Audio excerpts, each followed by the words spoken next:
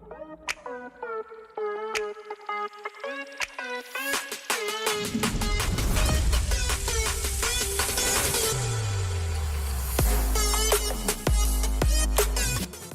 have we? Here before? As players. And as fans, some of us are returning major veterans. Others, Challenger Series contenders. Joined by both fresh. And returning faces looking to steal the glory. 4 countries. Stronger together. We fight to win. With the boy, once again. MCPS. power in Numbers.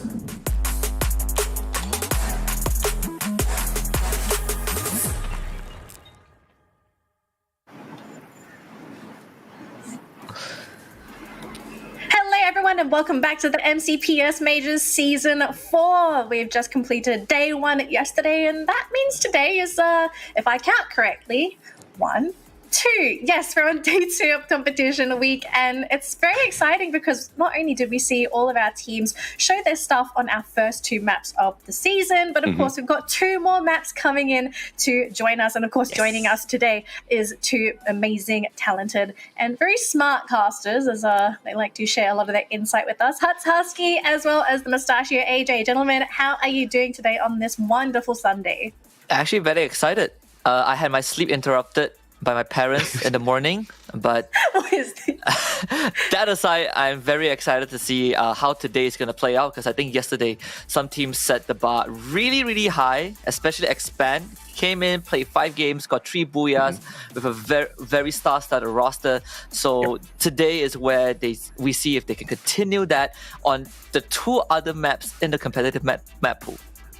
And what we saw yesterday was the team of Expand hitting that golden ratio, which we haven't talked about the whole of yesterday, but it's something that we have highlighted in the competitions of the past. Managing to kind of pull off one of the most perfect ratios of point for both placement as well as kills. They got 45 on placements, 47 on kills, and AV Radicals instead on that second spot. What they mostly focused was on the slays, right? Just purely based on the kill points, not really picking up a lot of placement points for themselves. And you see a little bit of that sort of a performance from the rest of the teams below as well. So Expand has really shown everybody else exactly what you need to do to conquer the overall leaderboard. But knowing is one thing, executing it out there on the battlefield is a whole other, right? So I'm just really excited overall to see them be able to conquer the rest. Yesterday was also a day where we wanted to see how well does the Geek Fam of all do.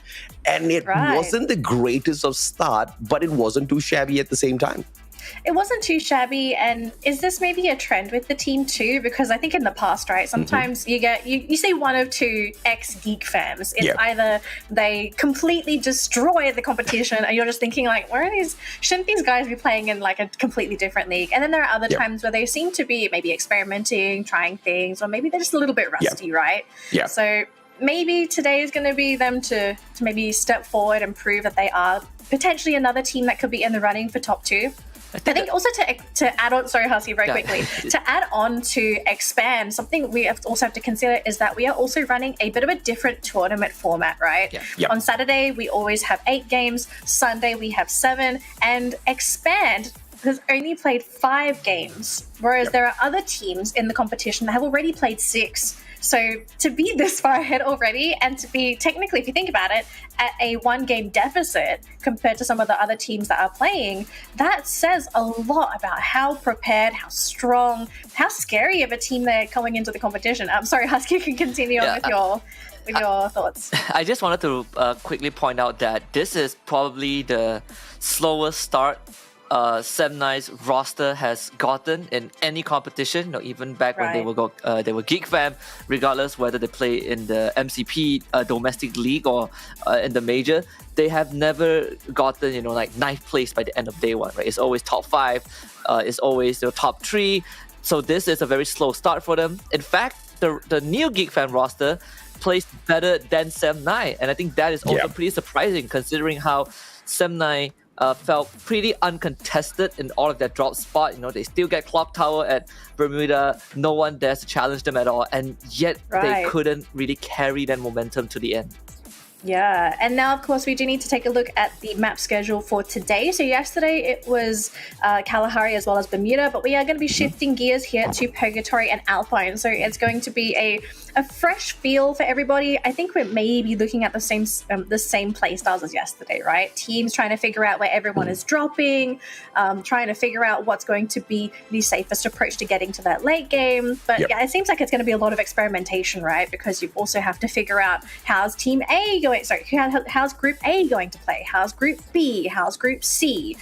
How do I have to change my play styles as I'm flipping through these groups? Yeah, and we expect Group A to do so much better than Group B and C because today they play 5 matches. Group B only has 4 opportunities. Group C, equal to Group A, has the 5 opportunities. But yesterday, Group A was one of those that played 6 games, right? So they still have that match advantage against Group C as well as Group B. So technically, they should be ranking the highest on the leaderboard by the time we are done and dusted by the day. Technically. If we don't see Group A up there, then we kind of know exactly which is the monstrous group to look out for.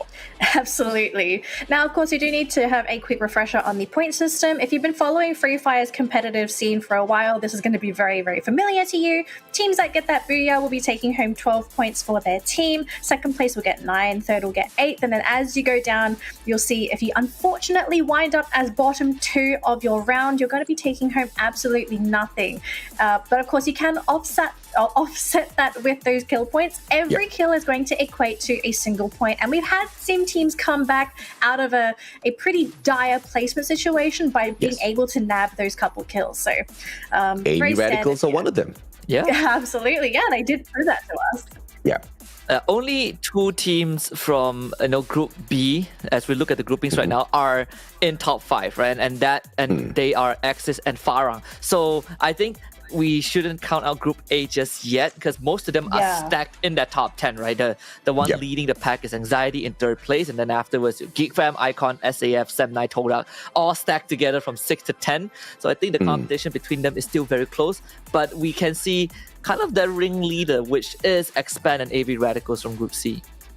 I think we also... Okay, hang on. I want your thoughts on Axis, right? Because we did see Axis kind of pop off yesterday, but then the team faded into the background after they switched groups. What are you guys feeling about Axis? Is this maybe just a case of the team having a really good day yesterday, or is this a team that we really need to look out for? I think they definitely struggle a bit more against Group C because I think the teams from Group C just have so much more firepower, right? It is incredibly hard because you have 2 teams, Expand and AV Radicals, who are so good at what they do. It seems like Axis can't really pull off the stunt that they are comfortable with against teams from Group C. Compared to what they did to Group A. You can't just run into the faces of GeekFam and challenge them. It doesn't work against Expand or AV Radical. So at the second half of day 1 was where we saw Axis kind of fizzle out into nothingness, but that isn't necessarily their fault, and I think it's just the teams from Group C are more prepared than Axis expected. Yeah, you hit the nail right on the head there, Husky. When they were going up against Group A, it wasn't a problem at all for them to pick up points, right? In fact, massive number of points. But Group C, they know exactly how to shuffle things around and force some of these big teams, especially like Axis, to kind of falter behind and pick up the points for themselves, especially teams like Expand, right? They've managed to time and time again prove themselves yesterday, although they had just 5 of those rounds. But this is exactly what they're all playing for. Absolutely. Now let's take a look at the overall standings from yesterday's games, just so we get an idea as to where everyone currently is. And as you can see, at the very top, we have Expand with 45 placement points, 47 kill points, and 92 total points. In second place, we have AV Radicals only sitting in 70 alongside Anxiety. So already you can see Expand, they've managed to accumulate a massive lead for themselves with their booyahs from yesterday, 3 of them in fact, which if you think about it, Expand got more than 50% of their games ended in booyahs. Yes, ma'am, 60%. Scary. I'm wondering how you sort of deal with this. Like, everyone's going to be looking at Expand after yesterday and thinking, right, this is the team to look out for, this is the team to beat, but how do you beat them, right? I think we all agree that they are very talented boys. They can aim, if anything. They have amazing strategies. They are very good at executing them as well. I mean, like, is there even a weakness outside of outplaying them. And let's be honest, guys, outplaying, it's just not a case of, or just do it. You know, there's a lot more to it. Yeah, there definitely is. I think the easiest way to look at it is like, how are these teams managing that mid to late game, right? I think when we started off day one, we talked about how SAF is a solid team. They definitely have a bit of change in how they approach that early game, where they play very slow, always the last team or close to being the last team to enter the circle to join other squads. But they handled that late game fairly well, right? They got one booyah, and that was on the very, very first game of day one. And they did it in a very convincing fashion. So if other teams can kind of replicate that, or find their own version of handling that late game with more composure, we would see more examples like Expand or SAF. Yeah. Now, just a quick reminder, sorry, AJ, we have a giveaway happening later today. So make sure you tune into the broadcast for when we do give out that code, because if you do claim them, you're going to be getting 2 Death's Eye weapon loot crates. And these are totally free. These are not limited by quantity. It is limited by time. So these codes do expire at the end of the day. So make sure you are here to claim them. And of course, you can share them with your friends and family. If someone cannot watch those games, you can still share them, share these codes with them, so that they also benefit from these goodies. Thank you so much, Garena, for making this happen, because of course they are the ones sponsoring all of these freebies for all of our amazing people watching this broadcast. Right, gentlemen, I think we do need to start talking about this first matchup, right? We are, I do believe, going into Purgatory first with groups A and B. And I know this has been a very spicy matchup yesterday when we had those 2 maps, but what differences does Purgatory bring here? Just the sheer size of that map, right? And the potential of some water battles, if you have not already practiced, run through a couple of open room scrims and, just gotten proficient at crossing that body of water and taking a couple of battles whilst you're on that body of water, you are going to be out of luck. If luck just has you fight that final fight down in the depths of Purgatory. All right, gentlemen, we're going to jump into this game in a second, but I want to hear your predictions before I jump out here. Who do you think is going to get this first booyah? Oh boy, this is actually a tough one on Purgatory. I think a team that doesn't mind playing the long game will have a better chance. So I think SAF has a good chance of getting the booyah in this map. I will never make a prediction this early, Danley. Bye-bye. We'll catch up with you a little bit later. That is like the most like it's like the most easy way to just push the responsibility to the side, Yeah, but okay. On a serious note, Axis Esports, they started off hot yesterday, right? And I expect them to once again perform against Group A. And regardless of the map, I think this is their place where they will be trying to pick off as many points as possible, because they found out that against Group C, it's just not going to happen. But on that note, Danny, I hope to hear your prediction a little bit later on as well. We're hopping into match number 1. Flight Path will be cutting through the mills all the way down to Crossroads, technically opening up the full map, Husky. And my eyes are on 7-9 right now. They like to drop to a central. That is their favorite spot, always uncontested. But Geek Fam decided that Lumber Mill is where they want to head towards. And this is one of the more populated times that we see Purgatory, especially on the southern side. Toda generally decides between Fire Brigade or Lumber Mill, but in this case, I think Fire Brigade is the only place that they can head to. So we can't expect some very early skirmishes happening on the southern side of the map. And the first one might just be between Geek Fam and No Escape Revolt. Yeah, No Escape Revolt, I don't know exactly what they're thinking. Probably didn't do their homework enough, because you gotta expect this squad right here at Mill, right? Taking a hot drop at Lumber Mill, just not a great idea at all. Geek Fam will pick up easy 4 points if they can catch the other players. But as you can see, Jim Quez is already on his way out to circle the perimeter before finding one of those zip lines to pull himself to safety. But he might just end up in the very carefully taken hands of Axis Esports, who are going to be very frantically looking for kills this time around as well. Slumber's going to be allowed to bleed out. Shah doesn't have much of a space to run away from Lumber Mill just yet. And the last thing that No Escape Revolt should be doing is revolting against Geek Fam for taking a hit against them. But the ones who are probably going to be in the most bit of the pickle here is Toda, stuck between the ex-Geek Fam and the current Sem9. And Toda actually got up to an okay day. They had some great moments. They ended up in 10th place, but we have seen what Todak is capable of.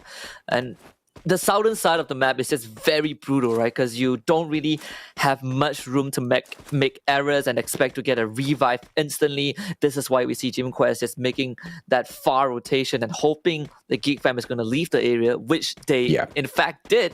Surprisingly enough, right? They didn't even bother to confirm the kill. But Dino's going to confirm this one onto your dope. No mercy at all. SAF getting caught right out in the open. That's a surprise. It's Freedom Cheese above and beyond anybody else going in for the attack. McRory, good nade that connects. Has got the Mac 10. Close quarters combat. Dino will pay the big price. Time turner play to perfection. But McRory with a misplay there. Jumping straight towards his opponent. M1887. This double barrel should be able to get the job done. And it does exactly that. McRory down on the ground. SAF got to struggle just a little bit. But McDo for the trade right at the back. Dino taken down. And I believe SAF are going to be in a little bit of trouble if Nafis and Asta circles around, but they decide to back away ever so slowly. So this engagement will come to an end. A friendly truce. I think Freedom Cheese is happy with that decision, right? They have 5 points already, and they found the revival point. So both their teammates can be easily brought back. Cannot really say the same for SAF, who unfortunately not only suffered that early loss, but also now lost access to that revival point. So they have to take that long way around the map.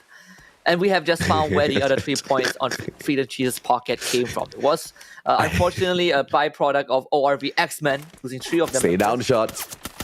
This guy. He was doing such a good job staying down. Okay, did he manage to get away? I think he did. He was doing such a good job staying down. The idea was there. Execution was there. And then halfway through, he just gave up. He's like, this is too slow. He stood up and then he gets tagged up.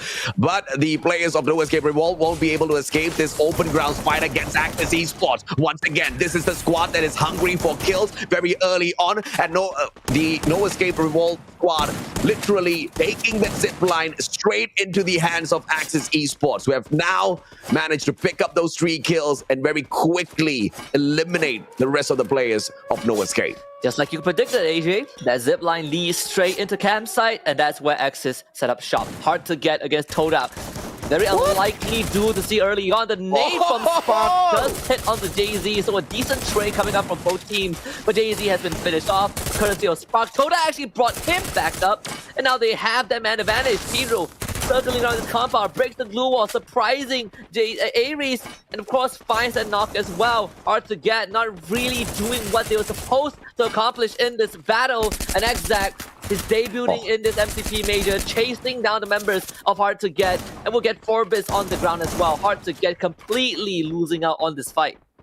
It's not really hard for Todak to get all of these points off of HQG themselves, but there is still a survivor out there on the battlefield who has managed to disengage. In fact, 2 of them, and the rest of the players are brought right back. Good play by Batman as he disengages and helps the rest of H2G survive this onslaught. But Geek Fam, Apis with the very early rotation as well as that flank gives that information away. AC80 starts tagging up Neptune and Yasta from the back, but Hazik's a little too far away to support them. But if he can cut off that right-hand side flank, the players of Axis Esports will be fully surrounded. Ice Grenade will help to just slow Apis down just a little bit. And as they move on for the shutdown, Flame, M1887 in hand. Grenade forces Apis to reposition. 2v1, too easy for Axis. The rest of the Geek Fam squad nowhere near to help out the team member. Very, very well done from Axis Esports, using the glue wall that Apis set up to their advantage. In fact, Geek Fam, they were not there to provide any backup, and Yasta will also be fed to the members of Axis Esports. And all this while, I was actually looking at where Raph is on the map. He's not completely involved in this. Not that it matters though. Yasta putting up a good fight, but it's just not enough. No confirmed kills, and Axis Esports still keeping the whole squad alive. Axis so lucky that they had the game of numbers against Yasta. Hakimi and Hazik want no part of this. They back away. Good decision coming through. Everybody's making good decisions all around in here today. Not really committing for that ego challenge. It's just way too early of the day to be doing that, especially at Purgatory. You have to focus on that map. You have to focus on the circle. You got to start traveling before it's a little bit too late, because there's a lot of ground to cover here. You take your time. You take your own sweet time, and that circle will punish you. Icon is just taking their sweet time, going for the rotation. Surprisingly, Icon finished 7th place, right? They did have a couple of good rounds. It kind of felt like it was overshadowed by just Expan's incredible performance, but credit where credit is due. I think Icon is doing better than what we expected for day one. 7-9 against Anxiety, what we want to see. Two teams who are not shy to take these kind of frontal fights, but if you are 7-9, you know that the target is going to be Chessman. This is not their first rodeo. They've done this before during the Challenger series, and they know how to shut down Anxiety. We see the Riptide Rhythm trying to expose Toby, but unfortunately that didn't really pay off. On the other hand, Farang finds himself in this scuffle as well. Anxiety being pincered by both sides.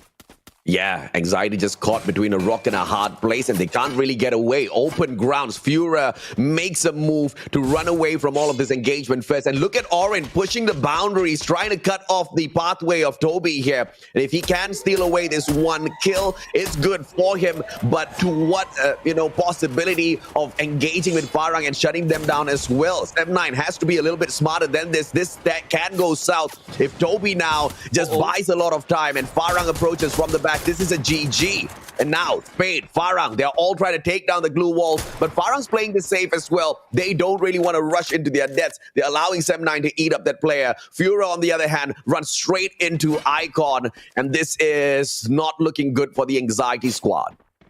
And I believe he is the only one alive, so Icon will get a very easy finisher. Only a matter of time before Fura gets finished off and Anxiety gets removed from this Game 1 lobby. A very unfortunate start, right? Against 7-9, have a decent chance, but as soon as Farang entered the conversation, I don't think there was any way for Anxiety to survive this at all. Oh, smart! Blue Wall just creating a bit of a fortress for himself. But again, Anxiety getting overpowered by Icon. And at that vulnerable state, anyone could take Anxiety, but Farang now were not happy that 7-9 didn't give them a free kill, so they're gonna take the fight straight to 7-9, who didn't really have much time to restock up their armory, and Farang are doing a very good job of picking off the stragglers from 7-9. Orin, the second one to go, and Man04, he's desperately trying to go for a revive, but those blue walls are quickly getting shattered, and Spade, he will just push this alongside Jembao. They finish off 7-9. See, decision making, right? You knew that there was a third party just waiting to steal kills off you, and it's just open ground battles. 7-9 should have disengaged, should have done exactly what Farang wanted to do early on in that engagement. They knew that there was another team across. What they did was back away into a compound, continued looting, knew that they were ready for yet another engagement, and then they flush out those players. 7-9, bad decisions lead to them making their way right back out there to the lobby to wait for Alpine instead, where they're going to try to pick up some good points for themselves. For the time being, Farang can use the side of this cliff as the perfect defensive spot and just look towards their left and right and not really worry about getting backstabbed. And so as luck would have it, nobody's behind them. Only Icon to worry about on the left, and the circle that's right there with them as it follows. And Farang's technically towards the center of it, so don't really need to move around. Although they don't have a defensive compound, that elevation of that hill will serve them really well. Best part is that Farang seemingly feels like they have control of most of the circle. Freedom Cheese, on the other hand, have found McRory hiding in the corner of this building. Wow. Gonna sniff him out and get a free kill for themselves. One of the better runs for the team, in fact. 6 kills so far, pretty much leading the kill leaderboard at this point of time. With 8 teams left, and Freedom Cheese are in a very, very comfortable spot. Extremely comfortable. I'm surprised to see this performance out of Freedom Cheese. They're popping off from the very start of the day. Let's see if they can continue that all the way into the circle, because hard to get the next challenger.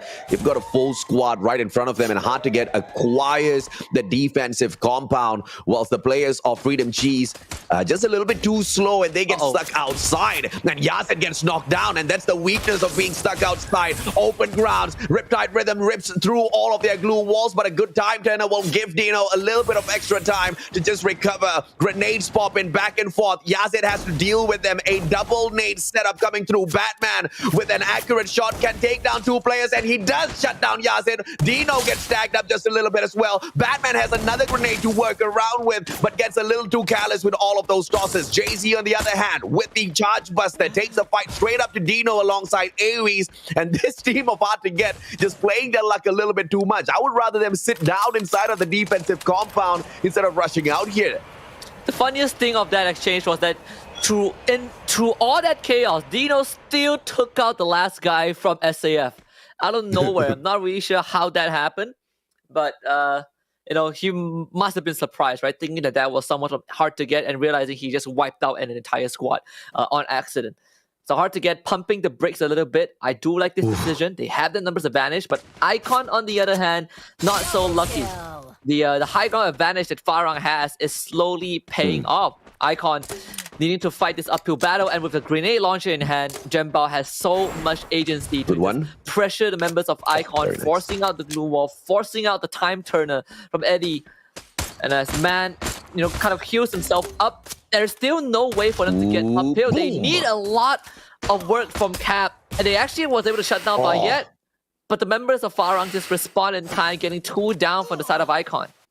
Yeah, Jembal just way too good. I love the ideation by Icon trying to flank around the right-hand side of Farang, take that backstab, but they put themselves in such a disadvantageous position. Whoever who made that shot call needs to get fired, because why would you put yourself on that lower ground? High ground advantage to Farang. They played to perfection, and one thing that Icon did not expect, of course, was the grenade launcher, but you have to expect the unexpected in these kind of battles. You have to assume that your opponent is more than capable of taking you down, and therefore you have to play every single bit of advantage. Rotating in the open towards H2G would have been a bad idea as well, so I understand where Icon is coming from, but just maintaining that high ground, playing with the glue walls instead would have served them up so much better instead of that low ground disadvantage. Axis Esports, we expected them to pop off 3 players with the snipers, and that's one of the metas you want to bring into Purgatory as well, to cover all of that distance. Long range engagement, absolutely important, Husky.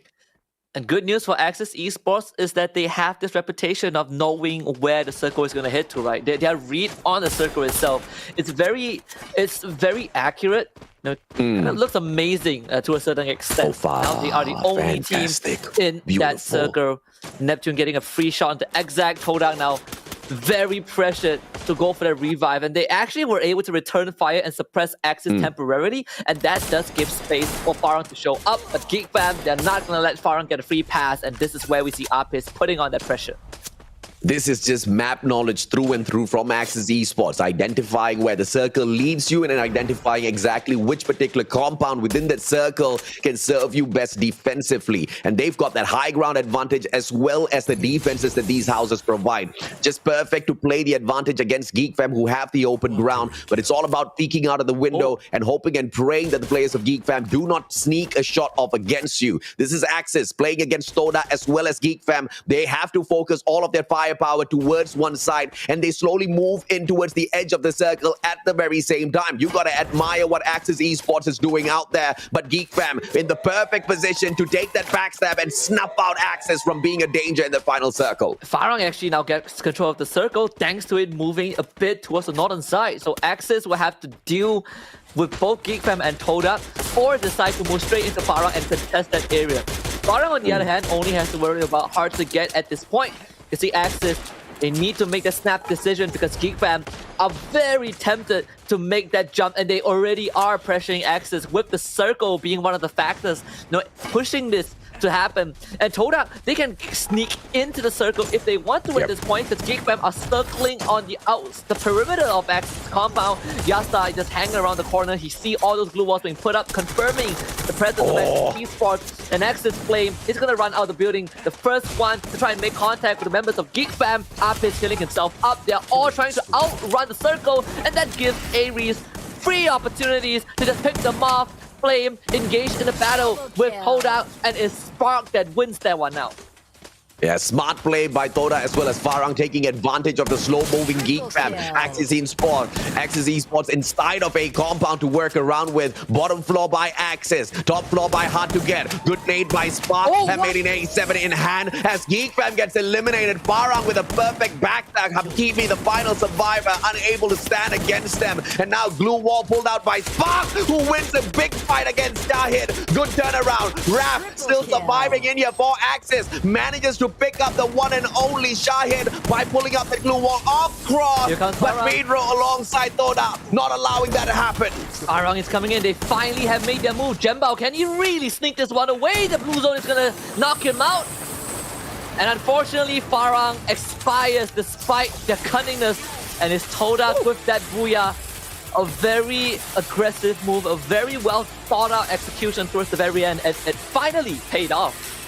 It finally did pay off, and it's all about the patience of playing that circle. Although Axis did have a good position initially, what they did not anticipate was that backstab by Geek Fam. Geek Fam playing a lot of risky maneuvers out there, preferring to hold on to the outside open grounds, and that of course proved to be such a huge disfavor to the team as they were caught in battle back-to-back between Farang, Toda, all chipping away at their HP, all chipping away at their players one after the other. But they did manage to catch up. But by the time they did, all chaos had ensued already. And Axis Esports, although they had a good fight, although they had a good defensive compound, a little bit too slow. And of course, luck played against them as well, Husky, being surrounded by so many of those good teams. Moving out of their compound proved to be such a difficult maneuver.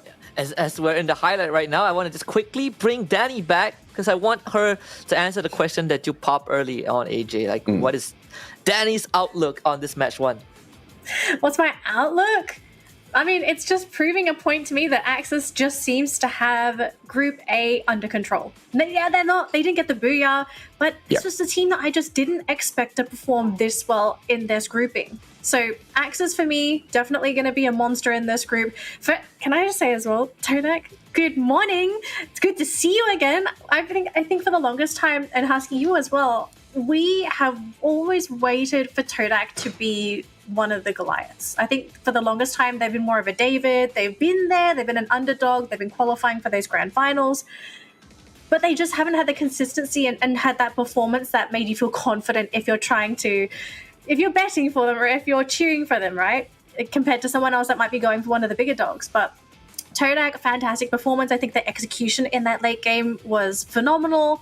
And I got to ask, what happened to Sem9? What happened? Just unlucky.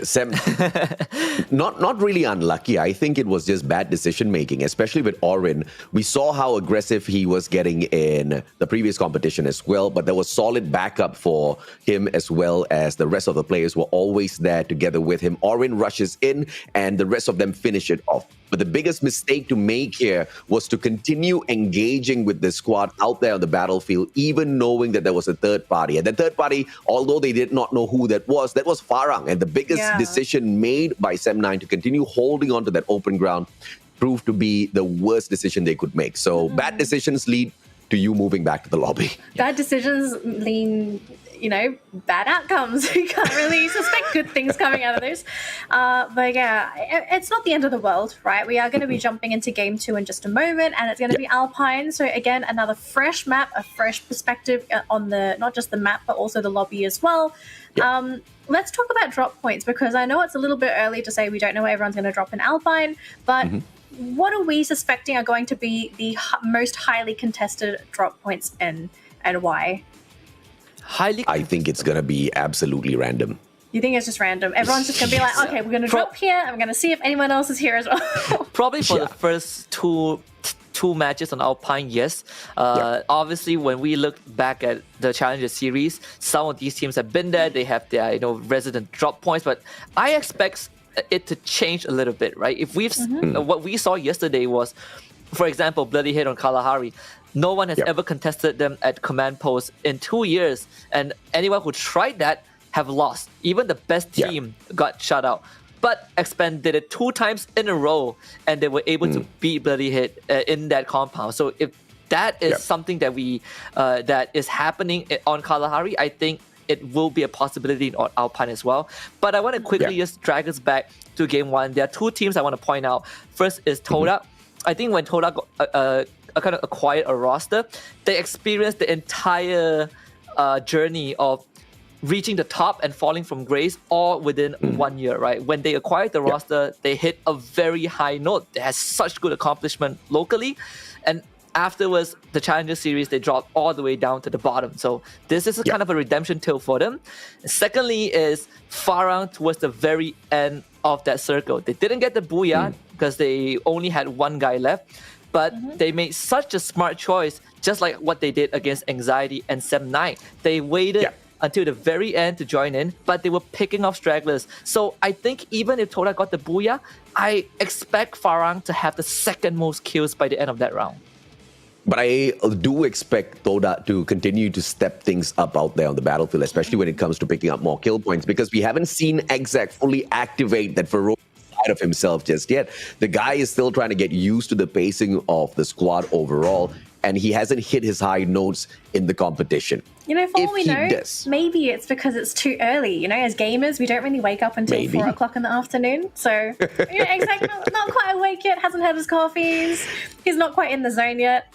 Maybe warmed up after this game. If they're not waking up in the morning, if they don't have that simple discipline, then they're not going to be winning up competitions, All right, let's take a look at the overall stats. I mean, these are pretty generic. We've got a lot of revives, though, 15. I think that has been towards the higher end of the spectrum for revives. I think so far the highest is 17, and I think the lowest I've seen was 7. So lots of revives, very passive play, really, if you think about it, right? Everyone's just scouting. If they go down, it's all right. Just get them revived, try and have as many people going into that final circle. Lots of rescues as well, but I think in particular, we're going to be seeing the MVP in just a second. Do we have any nominees before we see this? I think Spark stepped up big time, right? Because yesterday for Todak, it was all about Pedro. I think Spark did a fantastic job, but I'm fine with Jembao getting the MVP as well, because I think he did a phenomenal task. Almost 3,700 damage, but also just how the decision making from Farang as a team and individually, Jembao deciding to not make those aggressive moves when everyone else was kind of group hugging each other, having a mosh pit as the circle closes in. Jembao was just chilling in a corner, waiting for that final moment to get a couple more points before he expires. Yeah, and you look at the overall damage within the lobby itself, it was around 30,000+. This guy took 10% of that damage and he served it up all on his own, right? Through all of those perfect engagements. But I'm still waiting to see exactly who's going to match up to the ferocity of AV Radicals, who managed to secure 10,000+ damage overall as a squad yesterday. And that's like 1/3 of what we see in an overall match. So 4,008 by Todak, impressive, but not as impressive as AV Radicals. I want to see someone outshine them. I think someone will outshine them. I mean, we've got plenty of games to happen today, so plenty of opportunities for that to maybe happen. I'm really curious to see what kind of records we're going to be seeing at the end of the entire league stage, right? Like who's done the most damage, who's gotten the most headshots. I love seeing those stats because it gives you an insight into that player's general playstyle and impact on the team, right? Like how influential that person is. But I think the thing that I love seeing is a team that has relatively even stats across the board. You don't have that one person that's hogging all the damage. It's spread evenly across the team, and that just proves that the team is equally skilled. You're not having this one person carry their entire roster on their shoulders. But yes, congratulations here to Todak for getting the MVP for this round. Now, we are going to be jumping into our next game in just a second, but very quickly, let's just take a look at the overall standing to see how many points everyone took home from that round. And of course, Todak with that Booyah, they'll be taking home 22 points for the team. Farang in second place will be getting 17 points. Hard to Get's going to be getting much needed points here, 14. We haven't really seen Hard to Get really shine yesterday, so maybe this is going to be a comeback for the squad. Access Esports, very decent performance as well, also taking home 14. Freedom Cheese and Geek Fam in 5th and 6th with 13 and 9 points. And if we take a look at the other end of the bracket, we thought SAF was going to be a really big contender, but only 6 points this round. Yesterday, pretty disappointing performance after their Booyah, right? SAF sort of fell off the leaderboard, and of course, he did talk about Sem9. This team is just, I'm just gonna say it. I think they're just not awake yet. Gotta give them time. 4 o'clock. Yeah, but good on Freedom Cheese. I mean, yesterday, overall, they barely picked up much points for themselves. Just in a single round 13, I think this team is finally waking up, and I want to see more from them. We expected cheese strats out of them. Nothing of that sort, but as long as they continue climbing up the leaderboard, I'm going to be a happy man. But, you also asked as to, where can we expect some of that hot action on Alpine a little bit later on. Those hot drops at Forest Red as well as Rivermouth. Something that I'm definitely looking forward to in Alpine. But the biggest question is who's going to fall victim to those hot drops? Because if some of these big teams who are running for that number one spot, if they want to contend with Expand, they have to avoid all of that midsection part of this map and drop on the outskirts just to play a little for themselves as well. Yeah, actually, speaking of playstyle, maybe Husky, you can answer this. What do you feel has been the most successful playstyle for these teams, right? Like, there are all kinds of ways that you can play Free Fire. You can play King of the Hill, which is basically playing in the center of the map, basically killing a competition as they come in and gatekeep. Or is it better to maybe scout along the outskirts and catch those stragglers as they're coming in? I personally think that there is no best way to play it, but there is kind of the best way for specific teams, right? Depending on what the teams in general function individually and also as a unit. For example, Axis and Farang are very clear samples of teams that like to play King of the Hill, especially Axis. They always try to put themselves in the center of the circle, and Farang will always try to follow that. When we look at teams like SAF and Expand, it's the complete opposite. They like to play on the outskirts. They like to kind of snipe you off before they decide that, okay, we're going to make that final push into the safe zone and take control of it. So with that in mind, I think so far the more successful one has come from Expand, but that's also because that they are so good at what they do. Exactly. Axis and Farang, they had their own merits as well with what we saw from Axis and Farang just now in game 1. They were in the circle very early on, and they actually survived for pretty darn long before Toda came and spoiled the party. And so when we go to Alpine, I think teams that skirt around the perimeter a bit more might have a better chance of getting away with the booyah. AJ, did you want to add anything to that, or? I absolutely agree. Skirting around the perimeter is definitely the kind of method I would take in all of these matches because, the center of the map, everybody wants to get there, right? Those that kind of pick off kills as stragglers, like what Farang did in the previous round, is a little bit more effective. And if executed properly, you are going to find yourself climbing up the leaderboard overall. But Sem9, I'm looking forward to seeing exactly what they can do at Alpine after they've shown us already what they brought out at the Challengers series. It's all about consistency. That's one of the things that we highlight sometimes, and I want to see if that consistency is brought in by Sem9 even after a change of aura. All right, thank you so much, gentlemen. I'm going to jump out. Good luck, have fun to all of our participating teams. It is Alpine for teams in Group A and B. Thank you very much, Danny. We have 7 games today, one lesser than yesterday, but the teams, they get a fair share of contesting each other on their leaderboard. We've seen teams from Group C yesterday playing the least amount of games, but somehow taking the leaderboard by storm. And today, we're seeing Axis Esports step up. Farang had a good time. Freedom Cheese being one of the surprises. The question is, can they do the same on Alpine, AJ? I think that would be a statement that has to be proven time and time again for us to be convinced.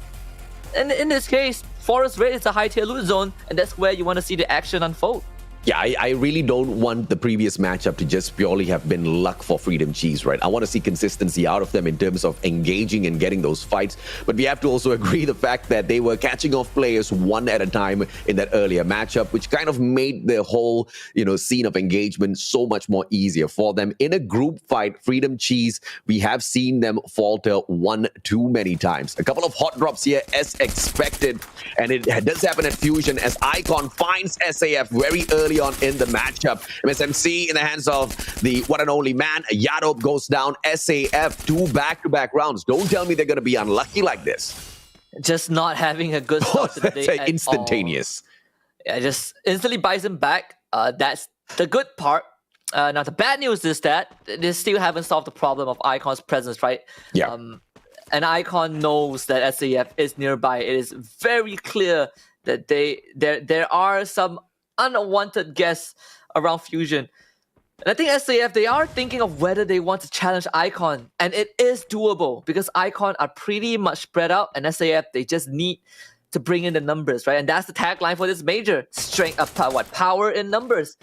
So if SAF can do that, I think there's a good chance that they get rid of Icon. So with that being said, SAF, let's see how they want to approach this. They brought back McRory.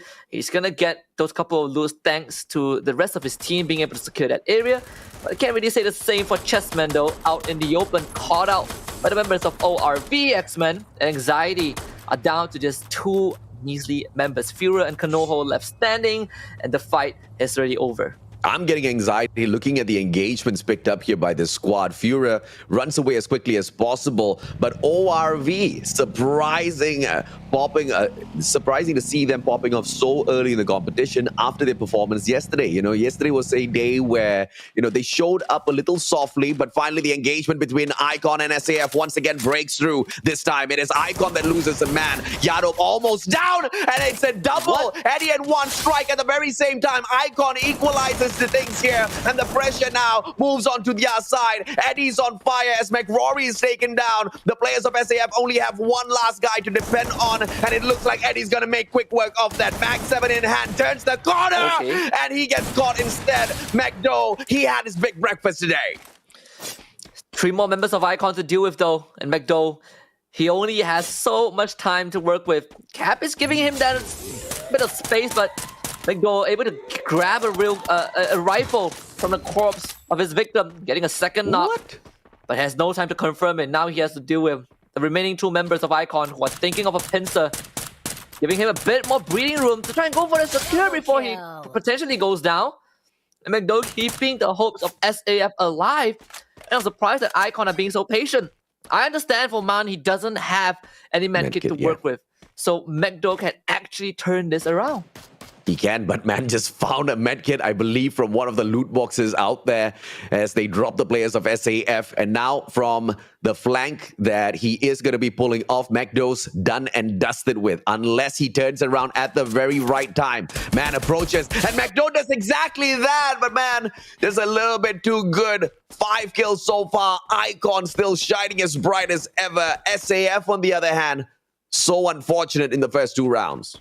As if nothing ever happened. Icon gets 5 points from 1 single team and brings back the fallen teammates. So a great start for Icon at Fusion. I mean, SAF just having a very, very bad morning so far. Well, afternoon, in fact. Best start of the day. They did have the tendency from day 1 where they kind of split up. They get picked up individually. That was not the case for both match 1 and 2, but even so, it really felt like that early handling of contesting at a compound was very sloppy from SAF. And Icon didn't really do much to win that, right? They were just winning 1 versus 1 and proving that they are better in the aim department. Icon, I mean, you had the better set of guns on your side. The one weapon that managed to do a number on all of the players of SAF, pretty much 3 out of 4, was the Mag 7. So it's a game of luck. It's a 50-50. If the gods of RNG are kind to you, the loot that you pick up at the very start of that matchup is going to be essential, right? And that's exactly what played against the players of SAF. In round number 1, they only managed to pick up 6. Round number 2, so much more worse. I believe just 2 points overall before getting taken down. Now, the day hasn't started off great for them, but Freedom Cheese, they traded out 1 life as they lost Nafis. Straight towards the revival point, they send out 1 player, whereas the rest of them are scrambling around looking for vehicles. I don't know if that's the best of ideas to be breaking up so early on, but we'll catch up with them a little bit later on. Geek Fam has got no escape revolt just beyond the horizon, and if Geek Fam wants to pick up easy points, this is one of those teams where they might be able to bet on doing exactly that. 4 kills back-to-back, but we see the tight grouping here by the players of No Escape. ORV, on the other hand, started off yesterday a little bit soft, and today in the first game they picked up absolutely nothing. So this is a big engagement. They cannot risk getting taken down again, Aske. No, definitely not. I mean, ORV is one of the teams that's kind of the second half of the leaderboard. 12th place, as it seems, right? Because they haven't really haven't been able to do too much. And against hard to get, there is a pretty good chance. The one gripe that I think we can all agree on for hard to get is that long range, no problem. A lot of confidence in these boys, but close quarter combat is where they really struggle. Yeah. And I think Forbis is kind of perceived to be the solution, right? Back when he was with SAF, that's the role that he takes on. But it really felt like he hasn't been given the chance to demonstrate. You know, he hasn't been given the room to show off his chops. And hopefully that opportunity comes soon enough, because if the problems of hard to get persist when it comes to CQCs, they are going to get outshined by majority of these teams as the major progresses. Jan has the perfect weapon to do a number on Batman. He just needs 2 back-to-back shots, potentially on that head. Batman's going to be down and out for the count, and the rest of H2G will be pressured. They are taking that backstab, which is perfect. Jan charges up that grenade, and if he gets this accurately against Forbis or JZ, it will turn the tide in this battle.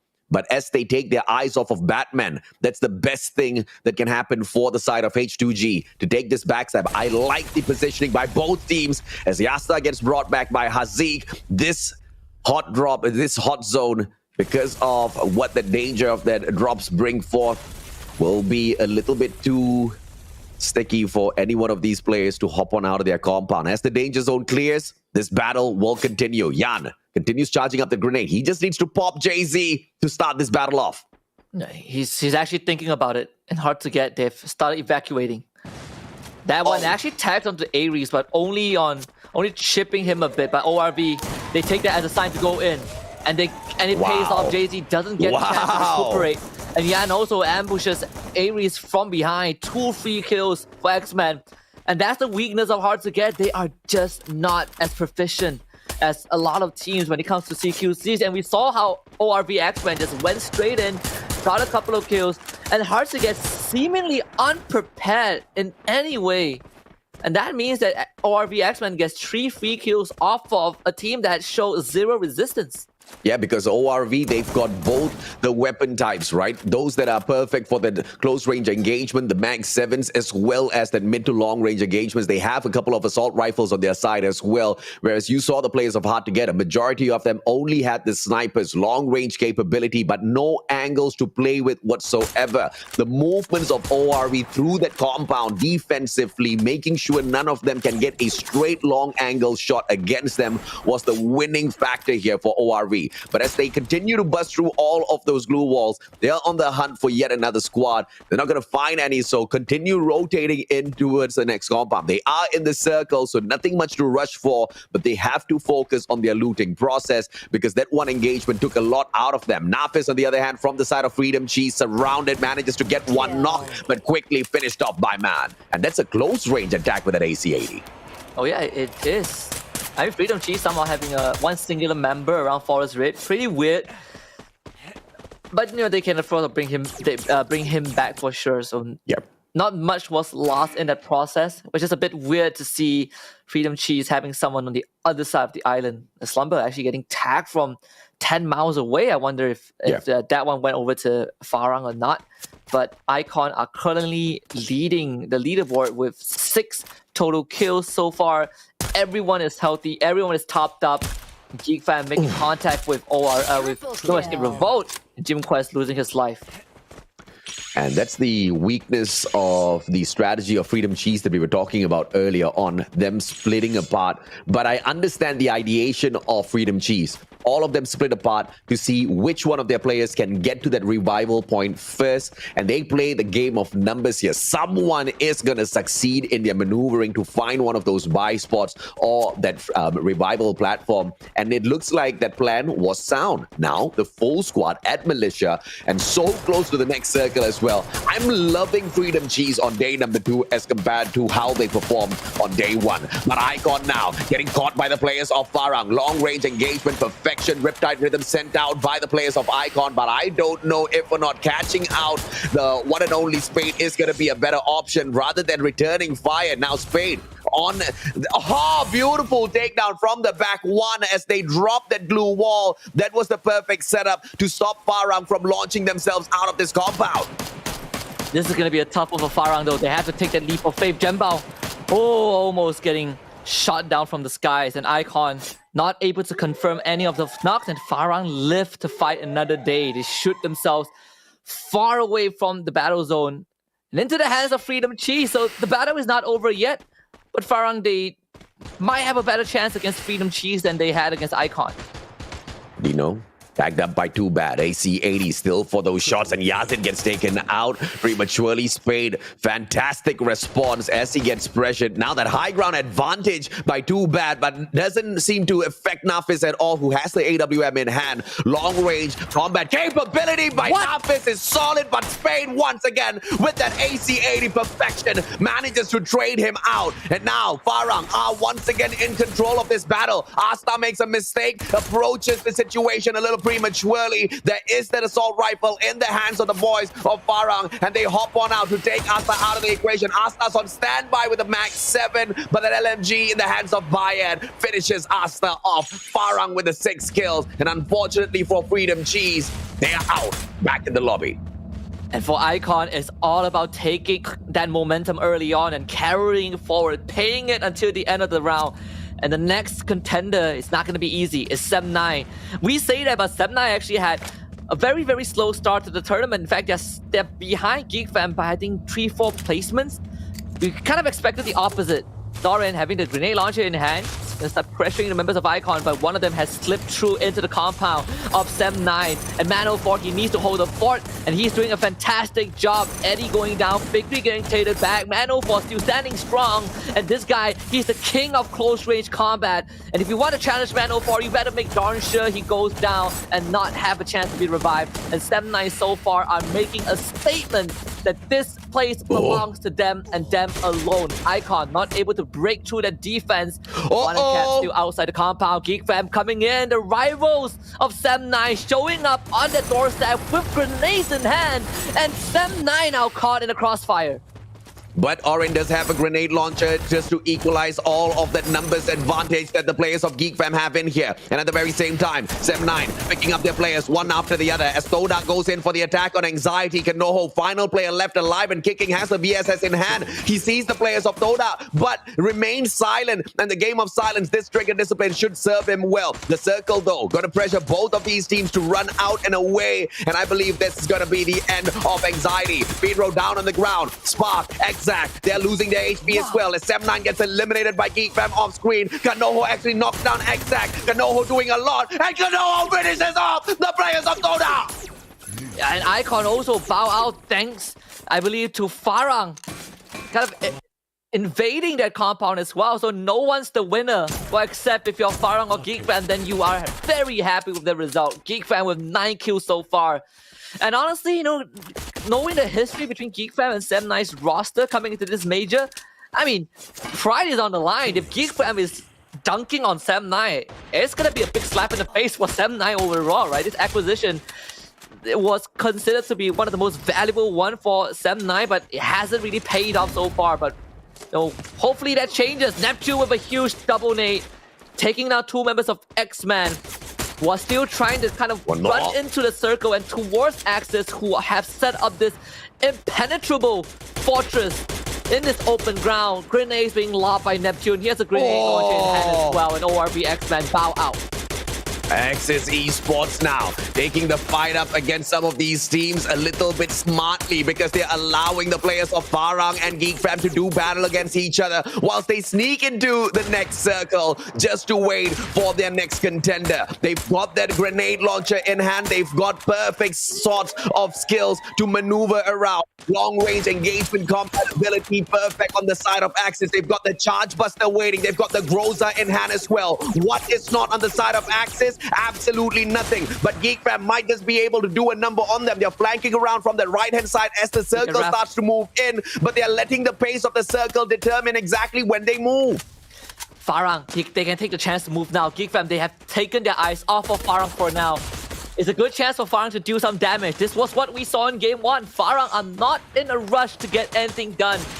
Axis, they had the circle in the beginning, but they are being really, really pressured by GeekFam, who are right on their doorstep. And look at Farang. They are taking their time. They are crossing the road. Gembao a good snipe. onto our pitch. Geek Fam being slowly brought to their feet. Axis and Farang come together to try and bring down Geek Fam and set up this grand finale. But Farang, they want more of the pie. The grenade launcher, the tag with the Dembao. He's on the ground, but Yasta is finished off. Axis against Farang becomes the main course to close out round number 2. Dembao picked back up and queue up by his teammates. Axis going for the final push. They've done this before. Can Farang hold on? Dembao in the front line. Shahid leading the charge. A pincer maneuver gone horribly wrong for Axis Esports as the charge the buster in the hand of Farang is just way too strong and Axis falls to their feet. Farang grabs the booyah.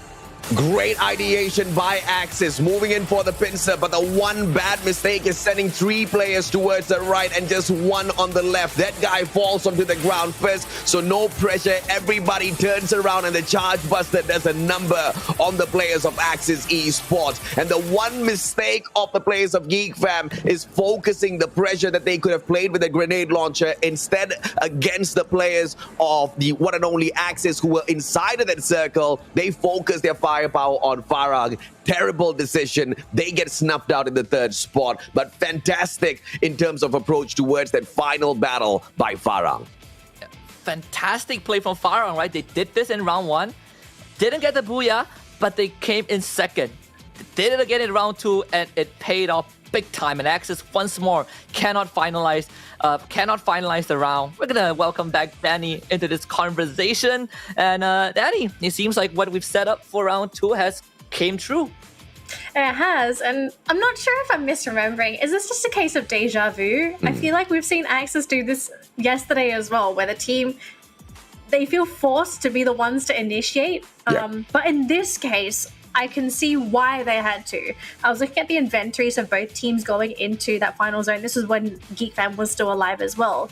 And because Axis were in such an open space, they had to use, I think, almost all of their glue walls to be able to fend off Geek Fam. So when it came to that last engagement, Axis had to go. Otherwise, they had. See that one glue wall? That was all they had. that was basically all they had to work with. So defender's advantage for Farang, and them having a couple glue walls in their back pocket really worked in their favor. So Farang, fantastic. They had the resources. They played amazingly. Axis, if they got the crucial shots during the initial rush, I think they would have won, but they just didn't get the shots. Yeah. Remember what happened yesterday between Axis and Todak? Almost the same thing, right? But in this case, I think Farang just did a fantastic job. When I was looking at the map the entire time, and Farang did not budge, they actually had the hardest time trying to move into the circle because there was that one freeway in the middle, and it's the most dangerous spot to cross in any form of battle royale. But thanks to Geek Fam feeling the pressure to move in, Farang just instantly, they put down, I believe, like 1 or 2 glue walls, and they all ran through. They crossed the hardest part of the map, and they just waited for Axis and Geek Fam to wear themselves out. Yeah.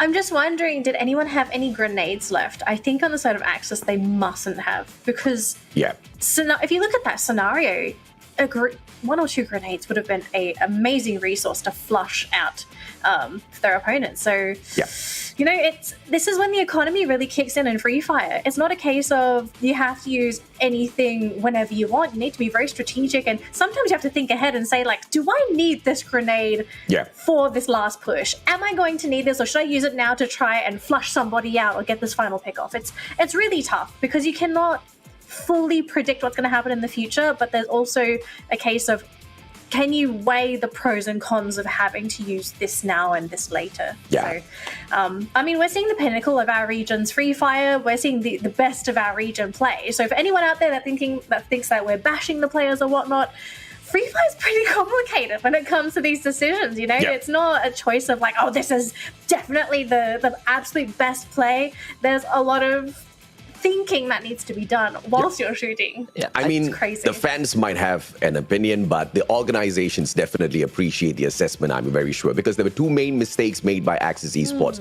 Number 1, wasting some of their lethals. They had the grenade launcher and they had a solid number of grenades on their side. They tossed it out, but those grenades barely got anything for them. And at the end of the day, I forgot the team that they were engaging with in that final circle before moving on to Farang as well as Geek Fam. But it was the gunfights that actually got them all of the kill points at the very end of the day. The grenades basically forced the teams to use some of their resources like the time turn and glue walls, but didn't really give them any kill points whatsoever. So I absolutely agree with that assessment. They could have used it much later. But the biggest weakness for Axis Esports in the final circle was they were the first ones there, but no initiative to take control of the biggest defensive boulder that you had in that final circle, which Farang just ran towards, right? And you see, what you saw on the screen should have been something that the players realized within the game. We are running out of resources. We are running out of glue walls. So you have to use your terrain to your advantage.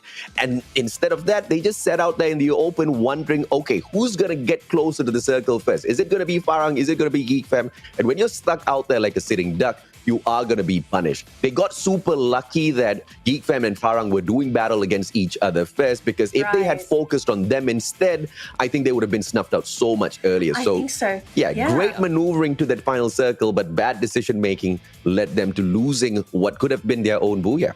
It's actually the same thing as game one, right? They were the first to get into the center before it moved towards Farang. And in that case, they were also pressured by two different teams. I believe it was Todak and it's Todak and Geek Fam, but Todak, Todak and Geek Fam as well, right? With hard to get on the other side, occupied by Farang. But with all that being said, I think regardless of whether Axis had utilities or not, it was never going to be an easy closure to that circle, simply because you are being pressured by two teams at once, right? I think Axis also felt compelled to make a decision at that point, especially when you have Geek Fam running straight at you. You have to commit to something, and I think Farang just made the smarter choice out of everyone else to take advantage of this chaos and kind of run away with free booyah. Yeah, I mean, if you think about it, it's a completely different ball game when you're playing out in the open and when you're playing with compounds, right? Like you've got walls, you've got windows, you've got staircases, like you've got things to hide behind. But when you're out in the open, it's completely different in terms of playstyles. But anyways, very quickly, we're going to take a look at Flank here, who is nominated as our MVP for the round. Does anyone contest our choice of MVP? I don't think anybody really stood out with their plays earlier except for Kanoho, because I think he is the MVP, although the team didn't really get a lot, but that was one of the best plays for me in the matchup, where the trigger discipline served him really well to eliminate 3 players as well as the whole squad of Toda before they got into the next circle. Yes, he got caught out. He was that final survivor, but it's those kind of plays that really get me excited as a shoutcaster, right? Because it's a trigger discipline that you don't really see available in each and every single player out there on the battlefield. But I wouldn't really contest this because, it was a fantastic play, but that's about it. Right. Husky? Definitely a more average round. Like, no one was kind of the superstar per se. We're not seeing something like crazy as a Pedro clutch, or an EXO hidden angle. But overall, I think that the first 2 rounds was more about decision making, right? And I think Farang definitely showed us that in both rounds. And I would, give it to them in round 1 as well. They didn't win it, but they certainly made it incredibly, they certainly made it farther than a lot of teams thought that they would have. All right, gentlemen, so we have concluded our first 2 games of the day, but we have one more. Which means we're going to be going for a reset here as we jump back into Purgatory. And I think most importantly with this, I love seeing the resets because now teams have a second chance going into this next map. They have knowledge, they have information, they are, and for anyone that got eliminated early, they have a chance to redo, if you think about it, kind of, maybe. they can give themselves a chance to maybe have a better round. And so this is where we maybe start seeing the adapters coming through, the teams that learn from their mistakes, the teams that really put a lot of their strategy in towards knowing where everyone likes to go. And I think this is where the coaches are going to start kicking in. I think you two always mention AJ and Husky, especially for teams that have the analysts. They can go back and see where teams dropped, what their general pathing is, and that's when they're going to have an advantage. I suppose that's probably the sort of point of view that I'm going with. But very quickly, let's just take a look at the current standings here for that round that just concluded. Farang taking home 25 points. I know Team Husky over here is very happy with this. He has been cheering for Farang since the very beginning. ORV X-Men in second place is going to be taking home 18 points, actually 8 points ahead of Geek Fam, who'll be taking home 17 from the round. Axis, yes, they came second, but they unfortunately were not able to keep up in the kills department. They did play a bit of a slower game this round and will be taking home 15 points. But again, this is still good news for this org because we know that this is where Axis have been mainly getting their points from this particular group, as I'm very sure they'll be shaking when it comes to Group C. But we'll talk about Group C a little bit later on. A bit of a surprise here, though. Icon have been keeping up with the competition. I'm surprised that Icon haven't consistently playing at least in the mid. I haven't been doing too terribly today. And look at these overall standings. Farang is going to be taking first place here with 102 points. Yes, expanded dropped, but that's because they're in Group C. We haven't seen them play yet. Access has also climbed. So this is basically the opportunity for teams in Group B. Get your points in and try and build that lead before Expand play. It's very early for me to say this, but I have a bit of concern regarding Semnai at this point. And this links back to a conversation that I think we had on the broadcast during the grand finals of the Challenger Series regarding Semnai as a team, right? We were comparing Semnai to Farang at back then when they were Geek Fam to Farang, where we talked about how this roster, they don't really have a coach or a coaching staff, but they were doing so well. You know, they did all the roles as players, they coached themselves, they planned our strategies, and it really shows how good they are individually. And Farang is keeping up because they have the support staff. And we also kind of pointed out that in the long run, Farang will eventually win, and then we are seeing the effects of that. Because Semnai right now, I don't think has a coaching staff, but Farang remains solid with that backbone support, and they're pulling ahead of Semnai little by little. Yeah. And you need that backbone support, right? You need someone, you need that third-party opinion, especially match after match, to tell you exactly what you should be adjusting, exactly what you shouldn't be doing in your following match. I mean, we are rambling on in here, but I don't think most of the boys are listening to the English broadcast. That's going to be a problem for them. But some of them do, thankfully. But in terms of strategy, you really need to figure it out. But for all of you guys, thank you very much for participating in the comment section and hitting that like as well as share. This is the code for you, the 2 Death's Eye weapon loot crate.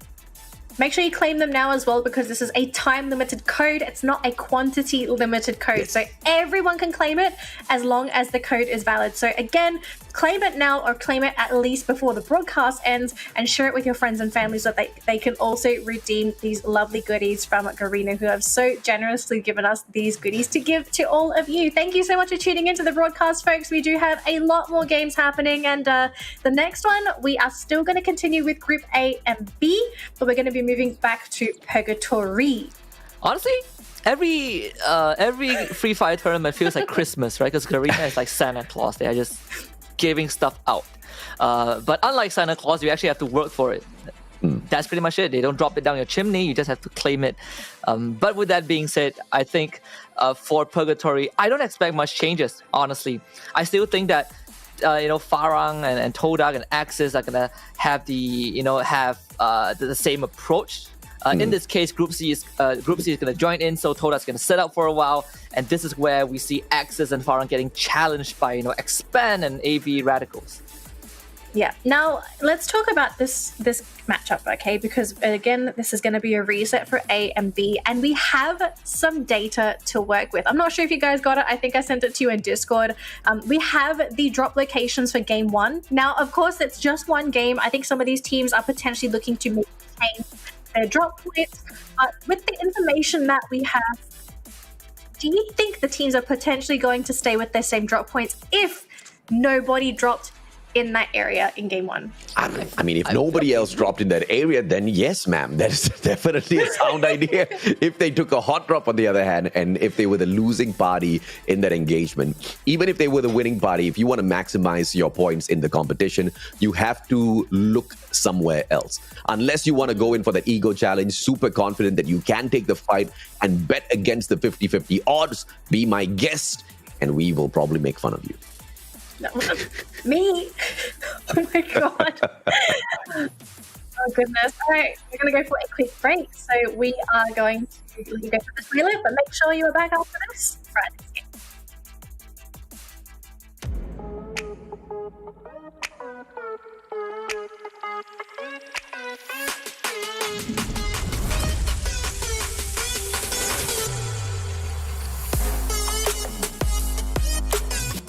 Very weak. Here before. As players.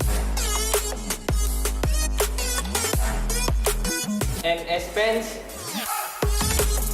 some of us are Returning major veteran. Others, Challenger Series contenders. Joined by both fresh. And returning faces looking to steal the glory. 4 countries. Stronger together. We fight to make.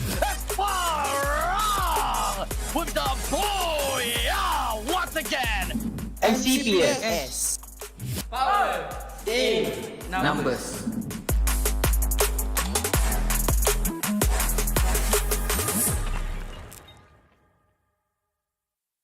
Gaming from Philippines. I would like to greet happy 5th anniversary Garena Free Fire. Hi Garena Free Fire, this is Faithin. I just want to greet you happy 5th anniversary. Happy 5th birthday Free Fire. Happy 5th anniversary Garena Free Fire. More buyat to come.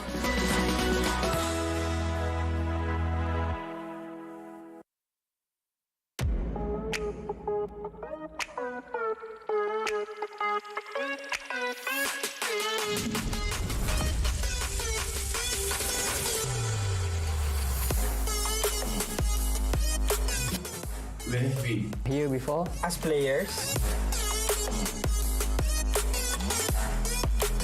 and as fans, some of us are Returning major veteran. Others, Challenger Series contenders. Joined by both fresh. And returning faces looking to steal the glory. 4 countries. Stronger together. We fight to make. Fire with the boy once again. MCPS. power in Numbers.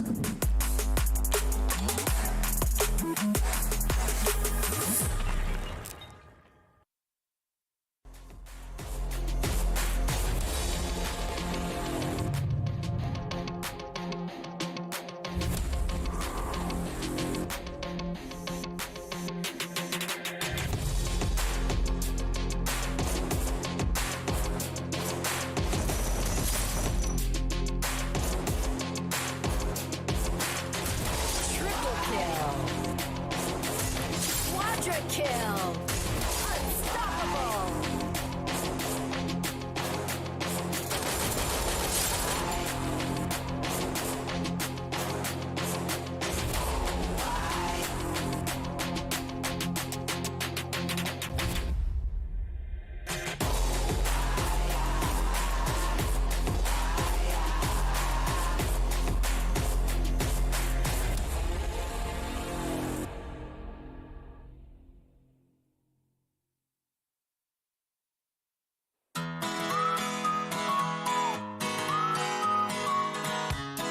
Happy 5th anniversary Free Fire. Congratulations.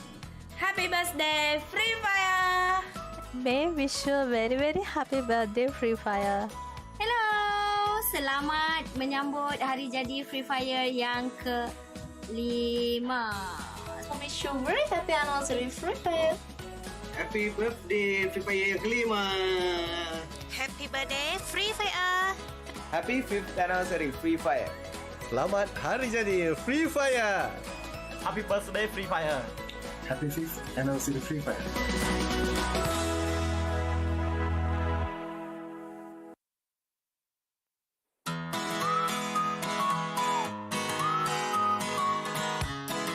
Hi, Garena Free Fire. Pepe here.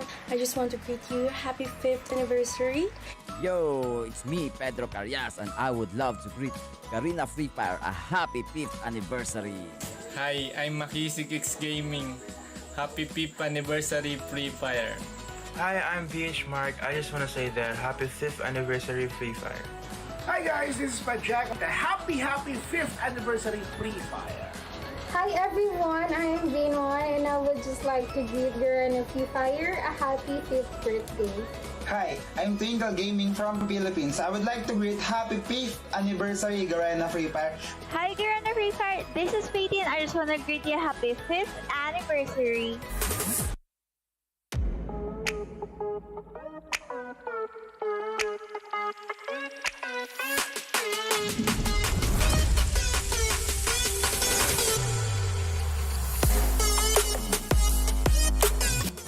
Where have we? Here before. As players. And as fans, some of us are Returning major veterans. Others, Challenger Series contenders. Joined by birth fresh. And returning faces looking to steal the glory. 4 countries. Stronger together. We fight to make. With the boy, once again. MCPS. power in Numbers.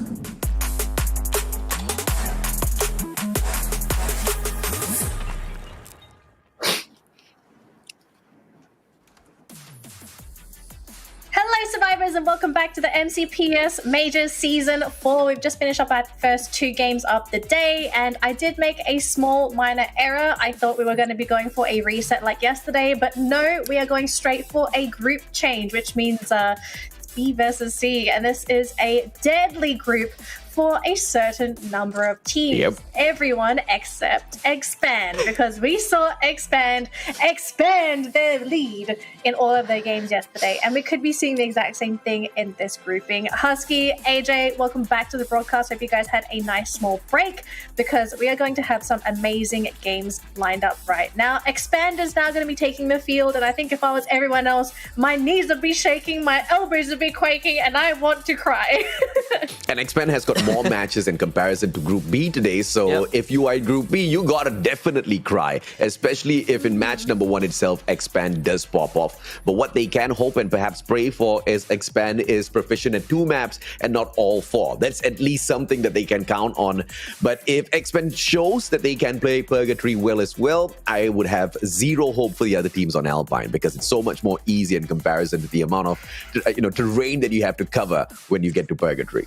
Yeah, I mean, you all are describing Expand like there are some like Dark Soul raid boss that is unkillable. Husky, but yesterday they I had agree. a 60% booyah rate. Look at who's on the Expand bandwagon now.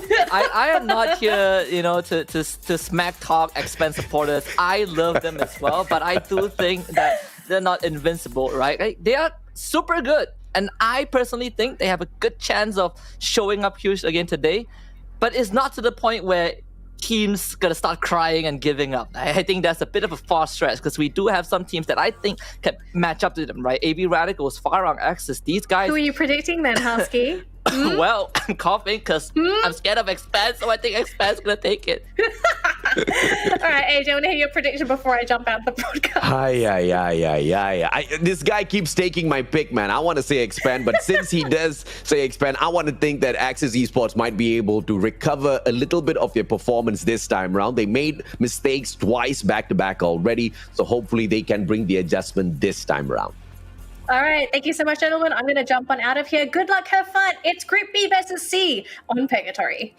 Let's see exactly what they've got this time around, ladies and gentlemen, boys and girls. I want to see the players of Group B chug out their most in here, and I believe that's exactly what we will be able to get out of this battle between all of them. And you see, you have bet on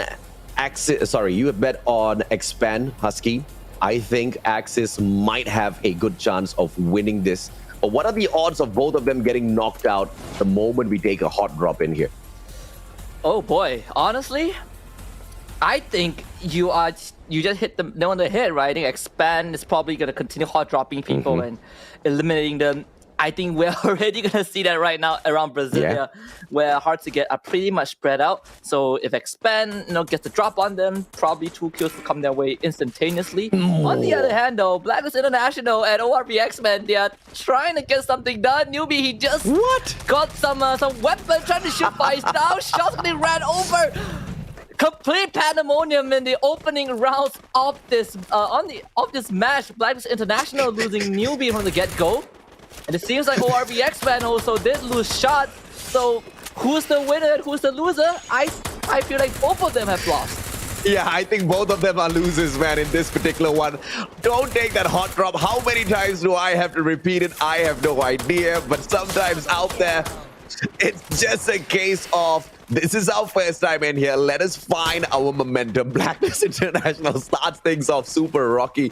Losing newbie, not something they anticipated, but Fires has done a good job to return fire and bring 2 points back to the players of Blacklist International. Mirol and Ashura, they hold the outside perimeter, allowing Jazli and Yan to back away a little bit, and Ashura actually catching hold of him, tags him up just a little bit. Now they know exactly where ORV moves onto. Fires, LMG in hand. Jazli wants to return fire, buys it. It's the SMG versus LMG. And Jazli says, no, thank you, sir. I'm out of here. I'm just surprised that no one started punching each other when we saw like what 5-6 guys running in the huddle. It's like they're trying to all get to the finishing line. Blacklist made it there first, so good for them. They finally take control of this compound. Like you said, AJ, they came out on top just barely. Fire still trying to fish for members of ORV, but that was the completely wrong angle. That's going to give him a good inkling of where Jazli might be. Ashura on the hunt and makes contact. Actually misses Jazli hiding behind the bed frame just for a while. They will pick up point number 3. You know, the performance of Farang today in comparison to what they were able to do yesterday in 6 rounds is quite phenomenal, man. 6 rounds yesterday, Farang only picked up 60 points. And from the 2 that they've participated in here today so far, 42 points, Husky. So I cannot wait to see them hop on back a little bit later on and get into some of these hot action, because we haven't spotted Farang out at all. And they are in this Group B, ready to take on Expand. Yesterday was a day of Expand. Today with Farang starting things off so hot, I have got a little bit more confidence in that brand now. Uh-oh. Not sure if that was intentional by Jans. What? Thank you, production. This is his face as his bike fell off the cliff. This is your face when you drop and you realize that you didn't get the gun. This is Blacklist International and ORV. Like, what? Probably ORV. more towards ORV. The Blacklist, I mean, they are the ones on the run. Unfortunately for Yan, he not only has very little resources to work with, he has also lost his only means of transportation. It's going to be a tough one, and Jay-Z not going to have a good time out in the open. When you go into Purgatory and you want to contest fishing huts later on, you have to always keep in mind that Farang might be there. They love these kind of spots.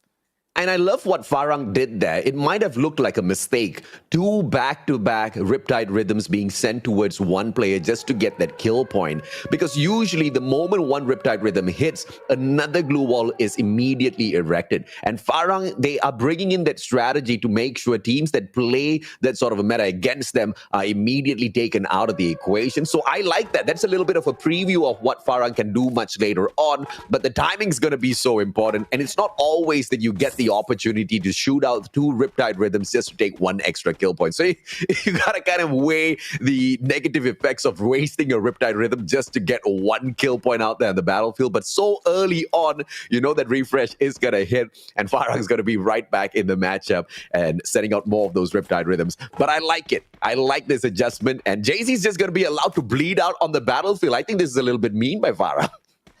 I kind of feel like it could be the case. We'll see what Farang shows us. You know, they're definitely feeling really good about themselves. You know, it's going to revolt though up against Blacklist International, who was able to catch a break early on, and Ashura finds a long-range snipe. It will be up against Shah close range, and Shah unfortunately getting pressured by 3 different members of Blacklist at the same time, and he is the frontier of the rest of No Escape Revolt. But where's his teammate though? They need to support him a bit. Once this glue wall goes down, Blacklist International can get the drop. Grenade comes out, Mirror gets the prize, and seems like No Escape Revolt able to return fire. Fire's last man standing. He gets 2 more down. Blacklist International has a chance in a 1 versus 1. Fire is wrapping around the corner, but realizes that it might not be the fight that he can win, and No Escape Revolt holds on with Slurpee being the final bastion of the team. Oh, big plays by Slurpee, managing to provide that suppressive fire. But Blacklist International, I feel like Fire is just a little bit smarter, backing away to revive Ashura and to pick Ashura up to make sure they've got the game of numbers to play against No Escape Revolt. But they've already allowed one guy to escape, and therefore we can expect No Escape to be back in the next circle. Outside of the zone, Slurpee makes a good headway to get into a compound where he can buy back a couple of his team members. But the unsuspecting ORE, these are the two people that were left surviving by Blacklist International. For them to engage now at Lumber Mill is just nothing short of epic, Husky. Yeah, well, Blacklist, honestly, that was probably one of the better rounds of Blacklist. Yan, you cheeky little fool. Doesn't get the kill though, the truck keeping... But he tagged him up. He did. Outside the circle. Let him... It's just phase one. He should be able to patch. The only reason he goes down will be that he has no medkits. If he doesn't have any medkits, then he deserves to go down. Well, I say that, but he has ran out of medkits. So yeah, but he had one that he has patched himself up with now, and Slurpee is going in to swim across the body of water, and I think Yan has done the damage already. Very smart plays from him, managing to tag up the player even though he was in the vehicle. But Freedom Cheese, let's see if or not this team can go back up to putting some points on the table. We talked about how round one of the day was solid for Freedom Cheese, very surprisingly solid after a little bit of non-performance from them yesterday. But game two, they showed us that so maybe round one was a little bit lucky. But Axis Esports going up against them. If Freedom Cheese can't shut them down, I'll believe in the brand once again. Nafis, Max 7, close range combat, but goes up against Neptune, who has got the Vector in hand. Switches it out to the Woodpecker, long range. I don't know what he's doing, but Neptune actually gets Yazid. What in the world is going on? Oh, they really thought that Axis would go for the car, but here they come, Axis. A full rush into this building, grenade onto the second floor. Yazid brought back up. The nade doesn't go off just yet. Doesn't really tag onto the members of Freedom Cheese, but Yazid, he's just gonna mow down the members of Freedom Cheese. Asa out in the perimeter of this building, but his back is turned. Shahid can attack. Oh, the sniper, Batman from afar, hard to get. Joins this fight. Freedom Cheese down to just Yazid, the lone survivor hiding in the attic of this building. The flame cuts down the members of Freedom Cheese. Yazid able to bring Nafis back up, but Axis Esports have taken control of the ground floor. And what is the answer from Freedom Cheese right now? Because I don't think they can go anywhere. And Axis Esports, they just made it to the attic. But they're coming one by one though. Yazid loses the challenge against Rap, the import from Indonesia. The new star of Axis Esports showing off what he's made of. And Axis Esports finish off the kills. 4 points for the team. You know, Raf is truly showing off his skills out there on the battlefield. It's the Max 7 against the M1887. M1887 does not have that auto pump out of that shotgun like you have on that Max 7. You really need to be accurate, but if you are accurate, you are absolutely deadly. And that's exactly what Raf is. Absolutely deadly out there on the battlefield. Best import so far. Best one to make the roster of Axis absolutely stacked. Bloody Head, on the other hand, this is their first match of the day, and it looks like the very first one that they spot out there on the battlefield is a player from the side of No Escape Revolt. Praise put down onto the ground. Bloody Head circling around the perimeter of this next circle, but if they continue down this path, they might come across the players of AV Radicals, and that's a radical mistake. Bloody Heads will not be able to sustain a fight against them, especially with the fact that they do not have a compound to work with here, just open grounds. Unless, if Mark gets this confirmed kill, then the ties might change. AV Radical's not really going off to a good start. The circle is going to close in, and you can see Ritus is holding the highest point of this hill, and they are already down by a single member. So Bloody Head can still take up this fight and do it properly. Tunnable! Completely taking his eyes off the ball. Gets punished by Kaloy from that low ground. Ritu responding in kind. They still have the high ground advantage. They can still set up all of these glue walls to keep themselves safe. And Wine also taking this chance to recuperate himself. But look at No Escape Revolt. They're thinking about interfering. Kala already knocked down, but it's not by AV Radicals. It's actually from the low ground. So Bloody Head ends up being pincered in the middle of this mountain by two different teams. Slumber, what are you doing? This is just an open battlefield for you, and Bloody Heads are just 3 points for you. And no, they actually back away from that engagement. No escape revolt. Not revolting against anyone. Finally, Slumber decides to take a couple of pot shots and manages to get one knock here on the behalf of Slurpee. Slumber gets taken down as Bloody Heads responds. It's just an absolute chaos here. No escape revolt with the decision making infuriating. But it's all right. They do manage to get one out of this engagement. And now together with their partners up top, AV Radicals, Bloody Heads is toast. Yeah, 100% toast. Slurpee secures that kill. And now the next step is to actually get out of this area, which has very little cover. And when you steal, the punishment is death. Well, only in Free Fire, not in real life. So do not take my word for that. Slurpee also doesn't have much to work with. AV Radicals should be able to close this off and get themselves up to 4 as well. Why? Getting the easy knockdown. But the good news is that No Escape Revolt still has someone left on the map. Wine yesterday, by the end of yesterday, was the best player in the competition, but has been quickly replaced by Spade from Farang today, who has overtaken his 15 kills in the competition with 21 of his own. Pedro right behind in that second spot. And obviously, just the stats from day number 1 doesn't mean that you are going to be staying at the top of the leaderboard all the time. And that's something that Xpan needs to remember as they make their way in towards the circle. Axis Esports, they've always found their placement points inside of the final circle, but what they haven't been able to find consistently after the first couple of rounds is the execution when it comes to that final circle engagement. Oh, Blacklist International doing a very, very good job so far. Yeah. Best run that they had, out of the entirety of yesterday's matches that they played. This is one of the solid ones. And now the next enemy ahead of them is going to be Axis. And so far, AJ, we have not seen Expand. They have been so quiet. We saw them hard dropping hard to get. Even then, there was no action. Now they show up. AV Radicals is around, and we do see glimmer of EWG. Manchai getting the drop onto Wine. A quick finisher with the frag grenade to give them the man advantage.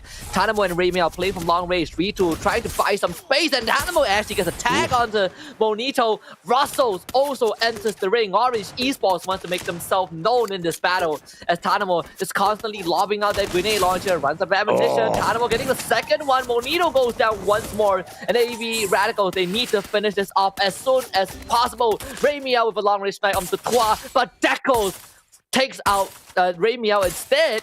Twa does drop, but AV Radicals are down just to Ramiel. Manchai from the back as he runs outside of the circle. This is the opportunity for Ramiel to at least pick up Ritus. He needs to decide, does he want to go for a kill point or does he want to pick up his brother who will not be able to return? AV Radicals, big mistake. They don't pick up their team member and they get punished by the players of Orange Esports off screen who took full advantage of that engagement. And now Eastern Wolfsgang in trouble as well. Earlier on, we saw that one engagement by the side of Expand as they took out a member of Farang. Farang looking for a little bit of revenge here as Fires drops Cobra. Too Fast gets taken out by Fires as well. Blacklist still doing a lot out there in the battlefield. A tough place for Expand to be in. Minimal cover against all this oppressive fire, not just from Blacklist International, but also from Farang as well. It is one of those rounds where Expand gets caught out in the open with their pants down and their hands up.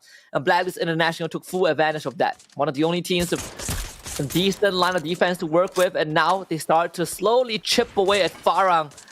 And maybe day 2 is where Blacklist really show that they are not just, a couple of names put together for this major. Yeah. And the one biggest difference here that I can see is D is not playing in the team. That might be, the secret here. You take the old fingers out, man. But D, I love you, brother. That might just be the secret. She's in here. 6 kills so far. You throw the Youngblood in. The Youngblood gives you all of those kills. And let's see what else this boy can do for the squad. The one and only Farang. Earlier on, they sacrificed Jembal to the players of Expand, who very quickly took that hit. And Axis Esports, we've seen this time and time again. Them getting into that final circle, but not managing to finish things off just yet towards the final parts of yesterday as well as the start of today. But this might just be their game. Hard to get, bringing in the grenade launcher to the mix. But Orange Esports staying very silent, and they finally strike. Spade taken down. Fire shuts down too bad. Farang in a lot of trouble. Everybody's aiming for their heads. Yeah, Blacklist running straight into Axis right now. Looking hard to get. They are kind of having a field day. This is the shooting gallery of hard to get, but they're getting forced out by the sheer pressure of players running towards them. Miro, he's gonna be the first point of contact. Farang already expired to the blue zone. Blacklist International with 12 kills. A big nade! And that's Batman getting the drop. And Ashura chips in to wipe out Axis Esports. Orange and hard to get. The last two contenders on the map. Seems like nothing can stop Blacklist International at this point. And honestly, when Blacklist International went for the overhaul and dropped Cobra and Cole, we thought it was a downgrade, and it certainly felt like it in Game 1. But maybe this roster is trying to prove something, that they can also meet expectations, and they are doing a darn good job at it. Orange Esports yesterday wasn't really a day that they showed up in the competition. Today is their opportunity to climb up that leaderboard overall. Ashura dropped. Orange Esports once again stepping up to the plate as Rosso shuts down Miro. Blacklist International getting toasted by the boys in the side of Orange. 4 kills in. Decos goes down, but Tom trades out Batman. Fantastic engagement. 3-way. Orange Esports still surviving with their final player. And from not showing up on day number 1, they secure their booyah. First one of day 2. Fantastic performance from Orange Esports. Not in the kill department for sure, but able to hold on until the very end. And this was a team that had no showing domestically, in that debut tournament for, 4 days out of 6? And they took 2 days to break into the grand finals. And in the grand finals, they also showed us a glimmer of hope. So definitely don't count them out in this major. But I think the spotlight was definitely stolen away by Blacklist to a certain extent because of how much Blacklist International has shown in this tournament, right? Definitely not a fluke on their side. They show that they have the capacity to fill in the boots of the initial Blacklist roster. Some of them now in Expand and some of them now not in this competition. But Mr. D and Cole have something to say about that. And also, welcome back, Danny. Yeah. Thank you. My goodness. I thought it was going to be Blacklist. I thought it was Blacklist final circle, honestly. You're going to be happy with fire. this, right? Yes. I mean, if I was Blacklist, I'd be incredibly happy. They went down with 16 kills? It was a lot of kills. I'm just going to say that. They had lots of kills. I thought they had the momentum going forward. They were being very aggressive, but they just got a little bit too carried away, it seemed. So they don't get the booyah, but I think, again, they're very happy with their performance, their best performance thus far. But if anything, you also need to be very happy for Orange, right? This is a team that has basically been hiding in the woodworks. We haven't really seen much of Orange, maybe a couple of glimmering moments, but not to the degree where they were able to finally get something big. And for them to get a booyah, this is going to be very motivating for the team, but I'm still a little bit worried here for Orange because...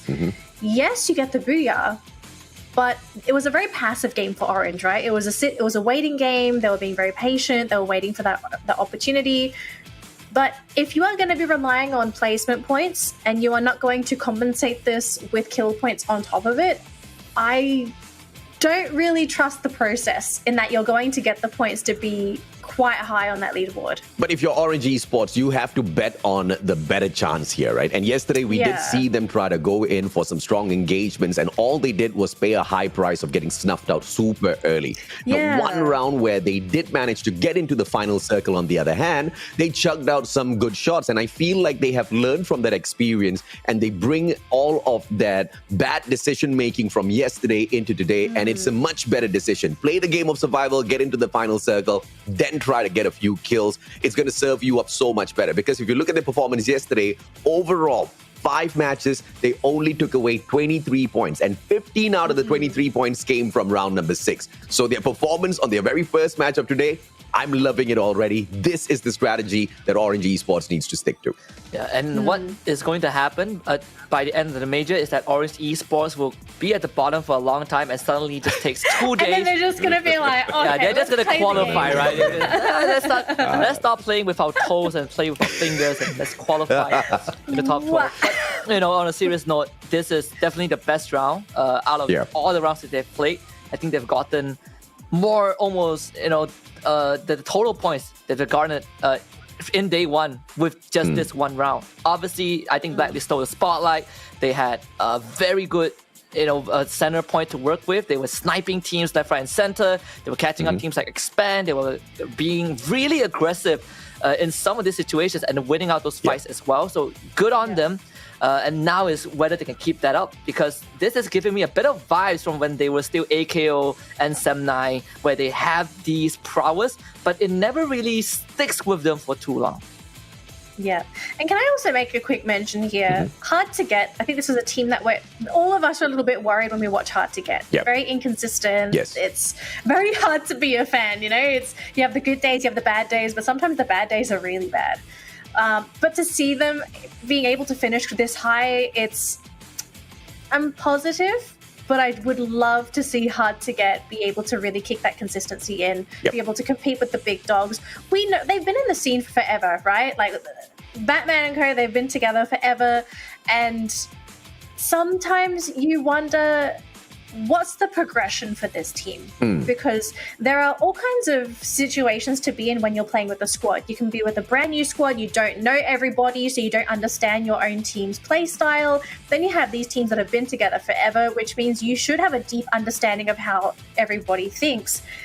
But if you're not able to sit towards the top of the bracket, then what's going to be the issue now? It's not a case of team understanding anymore. Is it maybe a tactical issue? Yes. Is it maybe a mechanical issue? No. Is there maybe some deep-rooted issues with the team that maybe somebody doesn't want to fix? Now, of course, this is all speculation. This is not facts, but Hard to Get needs to fix something because they haven't nailed that consistency.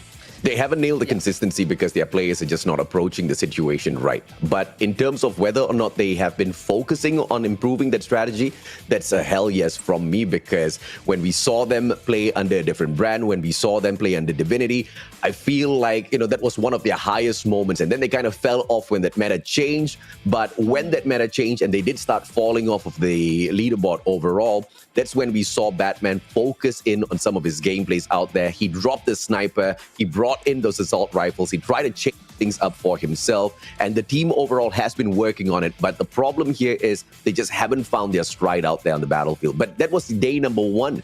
Their day two performance is so much more better. I mean, we have got the past two matches where they're already at 22 points, and they just needed 11 more to outdo the performance that they brought into day one. And I feel like Hard to Get is on the way there already. They just need to keep their heads down and focus on to getting into that final circle.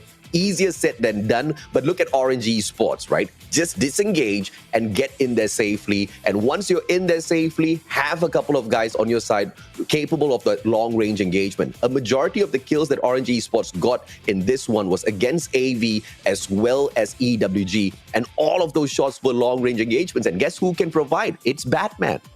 Yeah, it's Husky, do you want to add anything? It's kind of a war of attrition at the end of the day. When it comes down to Battle Royale, it's who has the most resources at the end and who makes the smarter decision, right? When you are pit against each other face to face, it comes down to resources that is available on the map. And I think for Hard to Get, a big part of what is allowing Batman to be a bit more comfortable with adapting to a more hands-on role is the addition of 4bits, because 4bits is very familiar with that playstyle. So I think that does catapult Hard to Get to a more comfortable spot overall as a team. Albeit they still have a lot to work on. I feel like they are like old technology getting left behind, and they're trying to upgrade that hardware, but they're getting there. They're getting there. Speaking of getting there, looks like Fies is going to be our nominated MVP for this round. This guy's got 9 kills to his name. We know Blacklist, they were on a killing spree in that round, and Fies being a major asset in that department, also being able to dish out 3,889 damage, almost 4,000 damage. Yeah, but I think Blacklist, let's shine the spotlight on Blacklist a little bit, because we haven't really spoken about this team just because we haven't seen much of them. Correct. They've been eliminated early yesterday. They haven't really had too many chances to make it into the late game at all. Let's break down this team a little bit. What do we feel are currently Blacklist's issues? Why are they not making it into these late games? So what got Blacklist to this result was 100% Fies, right? Because he was the last guy that clutched out the engagement, I believe, against ORV X-Men. Either that or No Escape Revolt, one of those teams. So he was one of the sole reason they stay alive for so long.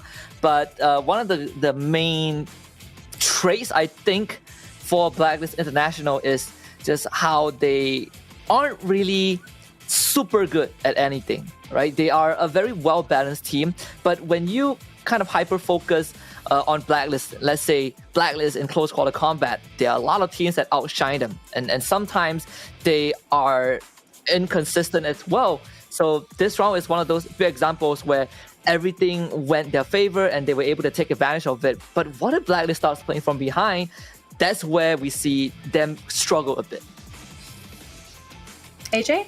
I think, once again, it's a factor of very, very stiff fingers, right? You got to believe in your young ones. And if you look at the lineup of Blacklist International, who's the youngest player there? It's going to be Fires. And it's not just purely about the age, it's how fast your reflexes are on a mobile game when you are a young kid. And Fires is just one of them who can chug out all of the performance for Blacklist International. If you want better performance, you got to make sure that your group is kind of young at the end of the day. I mean, no offense to the older players, but the Blacklist International squad actually has got the highest average age as compared to any of the other teams out there. So if they want to have a good winning run here, they better keep Fires on that main lineup and support him no matter what. As long as they can keep that being done, they are going to rise up to the top. I think their performance out of all the 5 matches that they took yesterday has been outshined by just this one round. Absolutely. Now let's take a look at the overall standings. We just saw the points just now. It was very top heavy in that previous round. We're not really going to be seeing too many changes. It's just one game. We still have one more to go before we see any substantial changes for the teams that were in Group C. Group B are just hopefully pushing themselves a little bit further on. Although in that previous round, not so much for everybody, right? We had, I think, let's face it, a terrible round for Expand. They bombed out pretty early, unfortunately, and they only had 1 kill under their belt. So this team is not going to be moving, which means that this is going to give the other competitors an opportunity to move ahead of Expand. So, gentlemen, just looking at the game that we've seen, it's only game 1. We're going to jump into Alpine in just a second here. Is this just a case of Expand being in the wrong place on the wrong time in that last round? No, ma'am. It's just other teams waking up on day number 2. Expand had a good run yesterday. It was a great debut for the brand. But on day 2, as you have seen, Farang's waking up, Blacklist is waking up. You know, even teams like ORV, who struggled yesterday, are slowly starting to climb that ladder up just a little bit by little bit. So if you're Expand, you better enjoy what you got yesterday.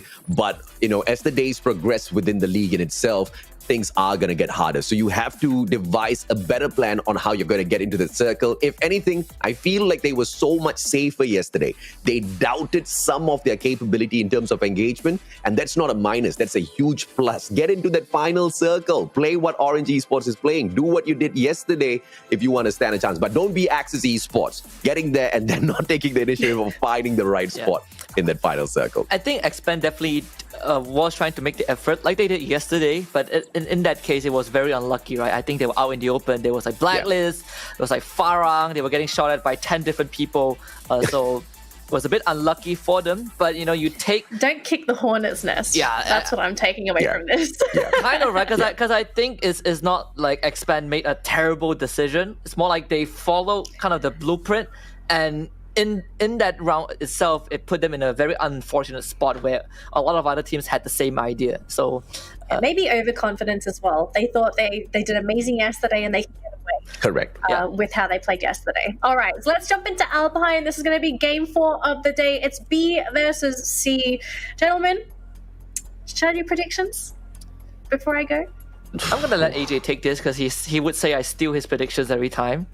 Fair enough. I'm definitely gonna throw Expand out there on the list yet again, but I feel like it is gonna go to Sem 9. I think they've been punished enough, and it is time for them to rise up to the top. This might just be that round.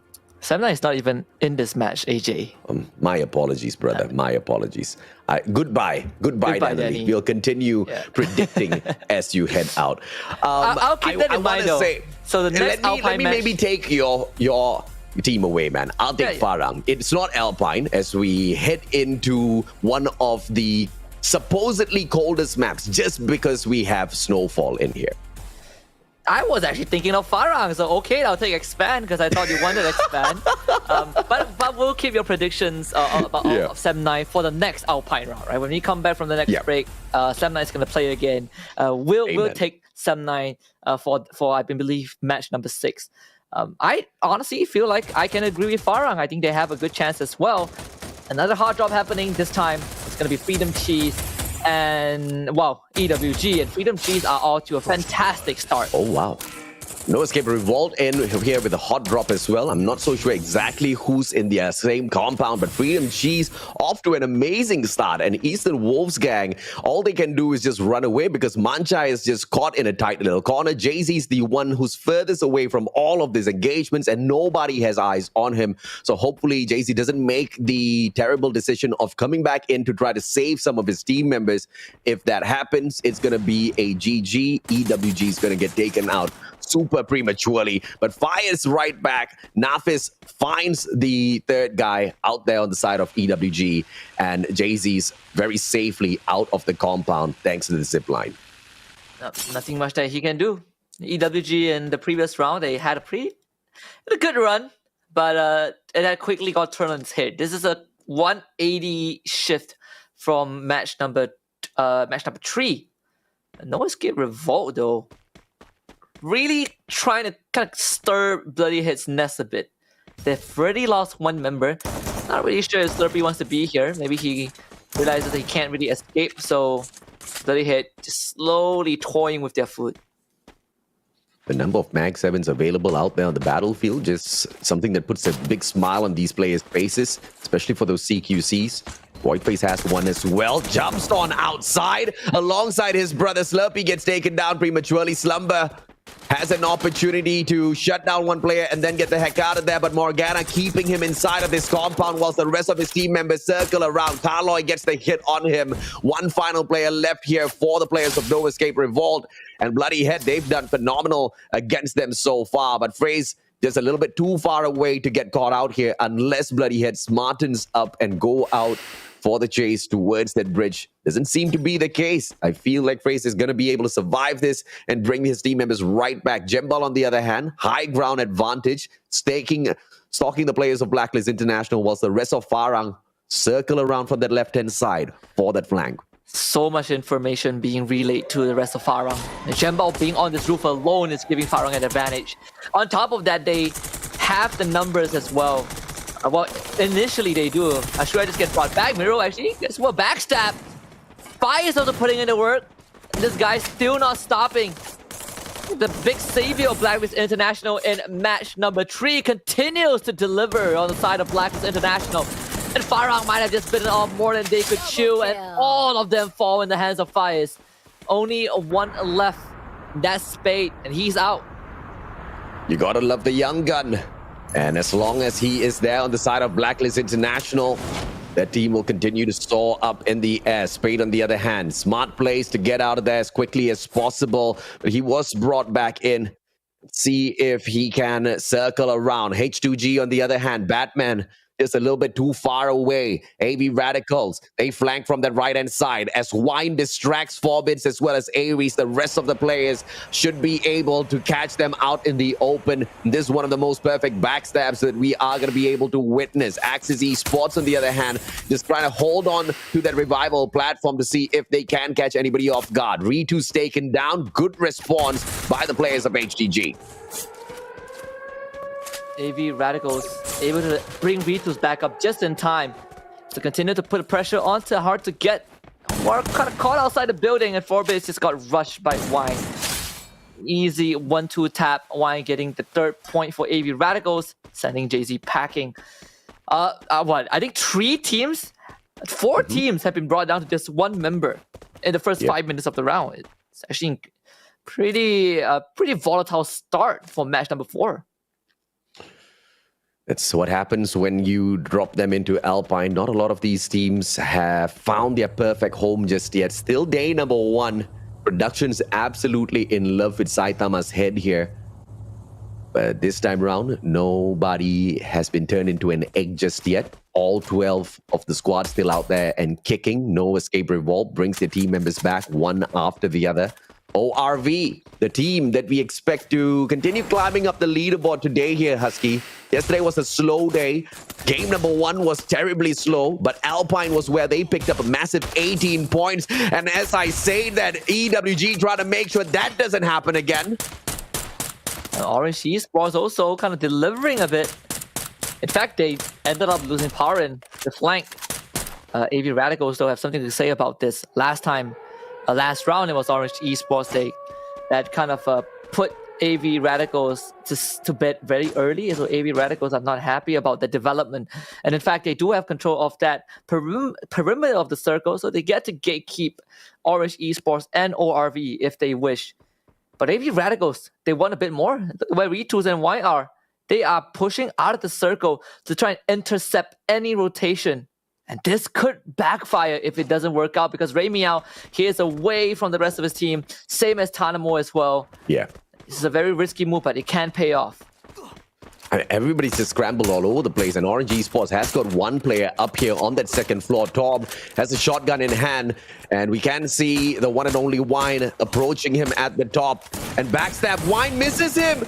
Shotgun, time turner pulled up. Wine, smart moves, has the M1887 to work around with, turns the circle and shuts down Tom. Ritus for the backup, and Wine got super lucky there. But at the very same time, Orange Esports, what in the world are you doing? I can 100% bet they did not expect anyone to push out of the circle, because it really feels like there's no purpose, right? Just wait for people to come to you. But no, AV Radicals, they went out to search for those kills. And again, it pays off, and it pays off big time. AV Radicals confirming 8 points so far, and they're still gunning for more. See what they can pull off here as AV Radicals now run straight towards the players of ORV. Jasly, that 1 kill point for them to secure. Ritus gets the job done. Flank trying to respawn outside of the circle. AC-80, great gun to have, but a battle outside of the circle, not the best of ideas, especially when you're down in numbers. But Flank has no option whatsoever. He is the sacrificial lamb to distract the players of AV Radicals when they send out the final survivor in the name of shots to bring the rest of the team members back. And he's trying to waste all of his resources away just to play the game of time, and he does that fantastically. His team member has managed to get away. Shots with a P90 was the one who, you know, stood the better chance in terms of that sort of an engagement, but the game of survival is what ORV wants to take advantage of this time round. Let's see if they can make it right back through in the next circle. Couple of crippled teams on the map. EWG is hard to get. ORV as well. But for the rest, they are very much comfortable where they are. Blacklist International did wipe out Expand in match number 3 in a very convincing manner, thanks to, you know, the location that they held at that point of time. But this is what I'm expecting to happen, right? In an even fight, how does Blacklist stand up to their adversaries? And if Blacklist is put on the back foot, can they recover? They did show it early on against Farang, but now the next test, it will be against Expand. 16 kills Blacklist picked up in the previous round. Faiz was your MVP. Let's see if he can step up for the team yet again as he takes that high ground. AWM in hand, too fast. Might make a mistake here if he tries to circle on around to catch up with the rest of the team members. And he does. And at that very moment, Faiz looks away. Lucky for the players of Expand. Now they're all together. Faiz still trying to spot one out. Roy makes that very careless hop across. Has got a lot of pressure to play with. But with that VSS, you won't be able to do much against the AWM. One shot is all it takes to knock you down. And Roy will potentially bleed out. This is all alone in that compound. This is a risky situation for the players of Expand to deal with. And Axis Esports, they are the saviors of Expand. They go in to engage with Blacklist instead. Yeah, a lot of teams want Blacklist head just because of what they did in match number 3. They wiped up Axis as well. Everyone wants a piece of Blacklist International, and everyone has a personal vendetta with the squad. Blacklist International, can they hold on against the onslaught of Axis? Neptune tagging Newbie with that grenade. And you can Expand. They're slowly coming in, and Miro gets caught out too fast, steals the kill away from Axis. And Shahid, he has no idea what has just hit them. They've not only alerted Blacklist, they've definitely drawn and expand. And Blacklist International, they're hightailing out of there. Ashura and Fires, they're taking the car, they're getting out of this. They're letting Axis and Expand duke it out. But Expand, they are here to not only pick up Blacklist, they are here to take anyone who wants to take Blacklist with them. 3 kills so far, too fast with a nade. The rebound, a bit off the mark. That Axis Esports has a bit of room to work with, but an ice grenade is whittling them down. Glue wall goes down, EXO rushes in with the CQC, and Axis Esports all fall. Axis down. Blacklist nowhere to be seen. One more player, he hops on in as he is brought right back. Good engagement and then a quick disengagement from the team of Blacklist. Axis, on the other hand, not as lucky as Expand. Just expanded their full ferocity on them after bagging almost nothing from that previous round. Just the 4 placement points and a single slay. Expand once more this time round, and they get exactly that. 6 kills in. They're looking for that final circle. Oh, beautiful shot by Jazly, tagging up Newbie, but no death just yet. Jazly knows exactly what he wants to attack, and the rest of the team on the side of ORE, flank, potentially making a huge mistake here, but he doesn't stop. He doesn't wait to see exactly who's going to shoot at him. It's just on a recon mission. Miro gets caught out. Jazly sprays him down. Blacklist in trouble once again. And unlike round 3, Blacklist will not make it too far in flank. Probably would find the last member of Blacklist at this point. Oh, he's just around the corner, newbies. You really think you can hide? It's a good attempt though, A for effort. But it was not enough. ORV picking up a free one, and Fires, the hero in last round, now kept alive. AV Radicals though, up against Expand. Lost Hanamo, 11 kills so far for this team, but it seems like it might come to an end. Cobra losing to Wine. A good blue wall, giving Wine some space to go for the revive. And Expand now, they need to keep themselves in the game. Exile was picked back up, but it's him and Roy to keep the hopes of Expand in this game. The biggest contender, AV Radicals, is going to show up huge. Exile going down, and it's all down to X-Roy. One of the most stable pillars of the team, now having to face off against 3 juggernauts of AV Radicals, and it is just not meant to be.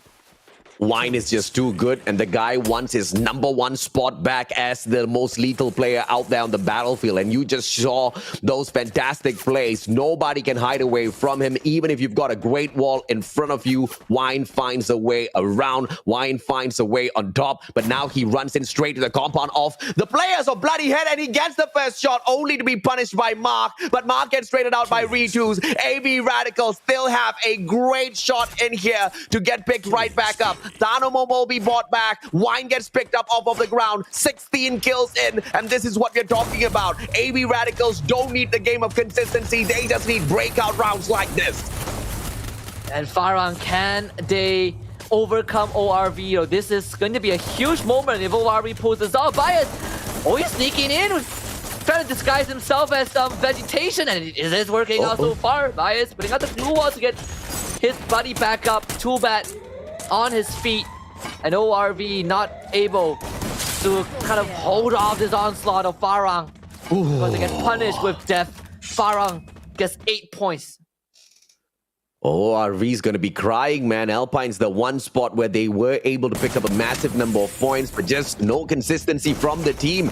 And AV, once again, with the run. Wine this time premature as he takes that first fight. Fires drops him, but Wine manages to trade out Newbie before getting taken down, and Thanamo puts that final bullet into Fires' chest, taking him out of the equation, and AV Radical still gonna make it to that next circle. Farang this time, catching the players of Bloody Head on that rotation. Whiteface has the Groza, but no match against Spade and his AC-80. Kaloy the final survivor though, outside of the circle. Spade tags him up, and the blue wall to be taken down. The circle doing damage as well. Bloody Heads don't really look like they've got much of an opportunity in here. Kaloy recovers, and he has got a grenade launcher in hand, but nobody to pop at a distance like this. And Farang continuing this incredible run, and with Expand out of the picture, Farang will feel really good about the situation. And maybe your prediction is going to come true. Kaloy actually expires in the blue zone, so Farang didn't get the kill. But it seems like we have another problem on our hands. It's AV Radicals. 22 kills so far, and yesterday they were the one who set the record for most kills in a single round and most points in a single match. And they are here to break it again. And I believe Danny asked the question, right? How high can we go? How tall is the limit? AV Radicals say the limit is what we set it. Absolutely. Yesterday, they ended the round with 21 kills, and now with 22 already in their hands, can they also secure the booyah? That's the only decider on whether or not they will be able to beat that record of the past. But Farang with 10 kills in hand so far. These players have gone through a lot at Alpine, constantly reviving, but now no escape revolt. This is that backstab, but Ritus quickly takes care of him. AV Radicals radically playing this matchup. Too bad down on the ground. Ritus with an AC 80 hit. Puts that player out of the equation very quickly. Farang, all their players on the ground, and AV Radicals on the edge. Quickly securing the booyah with 27 kills. The limit is only as high as you make it to be, and AV Radicals hitting I don't know, an astounding 39 points by the end of this round. Give them one more and it's going to be a 40. In the history of competitive Free Fire, no team has hit 40 points. I would round it off. AV Radicals hitting another high, not just domestically, and I think internationally no teams has done this before. So I'm speechless, but AV Radicals deserve every single win that they get from this point on. And also, Danny, I mean, I don't know what to make of this. Guys, I wanted to say at the beginning when we did predictions, I was like, is anyone going to remember AV Radicals? I mean, like, they're still... You can't come after the match and say that. Look, okay, here's the thing. When the game started, I didn't get to say anything, so it's fine. But 27 kills. That is over half the lobby. So, phenomenal start here. They just... AV Radicals, these guys are rad. We established them as a kill-heavy team, and clearly they are. They exceed in kills. But I think this is probably the biggest thing for AV Radicals, right? So it's a very kill-heavy team. We're likely to not really see them play very passive because it's just not in their blood. They're very bloodthirsty, but very momentum-heavy. They get the kills, they get that blood, they feel more confident going into those fights. And here's the thing. It seems pretty reckless to play like AV Radicals, but this is probably one of the best ways to build up your economy going into the late game, right? Because you're taking everyone else's loot, so you're taking everyone else's health kits, you're taking their walls, their grenades. You can maybe run around, try and grab that loot yourself, but to be able to slay 27 people, I mean, you'd probably be able to stock up enough resources for like, what, another 3 MCPSs? They have enough glue walls to play FFWS at this point, right? We're ready for we're ready for the next World Series. They won't even need a flight ticket. They could just use all the glue walls and just build a bridge. Get those glasses checked. I feel like the glasses is helping them. But jokes aside, this is giving me very fond memories of PXG Radicals because. Back in when they debuted on that for the very one season, they were such a kill-heavy team that they broke like what 500 points, I believe, at one point during the group stage. They didn't. It was during the second half, right? Right. Second half of the tournament. I think at the beginning they were a little bit. They were still very fresh, so I think they were still trying to figure out how to stand on their own 2 feet. But then after they did the group shuffle, I believe that was when the team just exploded. So I'm really happy to see that, elements of PXG Radicals, I mean, it's even in the name as well. So we've got some representation of this team. And I just love it. I love teams that play like this. Not only is it exciting and fun to watch, but it also changes how the game is going to be played for the other teams. Like, just being aware that there's a team out there that's going to play like AV Radicals, like, clearly you're going to have to approach the game differently. You can't just simply run around and think you're going to be safe. Yeah, but you never know exactly where is AV Radicals going to pop out from, and you never know exactly when is Wine going to strike, right? This guy was and that insane. That surprise factor is really what's going to make everyone have to think twice when they're playing in these games, right? So seeing AV Radicals in your lobby, like, what do you do to prepare for this? You wouldn't even know it's them until you see the booyah screen. I think that's the craziest part, right? The screen pops. No. I think if you end up in a gunfight with them, I think after a while you will feel it. you would just be like, oh no, this is PXG Radicals. Like this is them. They're non-stop. They're relentless. They aim 10 times better than us. Like, wow. I mean, but here's the thing, it's not every single game that you see AV Radicals hitting it this high, right? But, only when it is needed. Yeah, we saw yesterday, a final game of the day, they were popping off and then they just died in the middle of the pack because they got a little bit too excited, right? So that's like the disadvantage of their play style. I'm just trying to process. I stole the words from AJ's mouth. You oh, ma'am, you interrupted me and that's why I kept quiet. So... You want to continue? No, you go ahead. Go on. Oh, me? Oh, I thought Danny had more to say. But yeah, I think for AV Radicals, they do sometimes overheat, right? We have seen that just a bit of it yesterday. But overall, they are a very comfortable team to kind of ride off a momentum, right?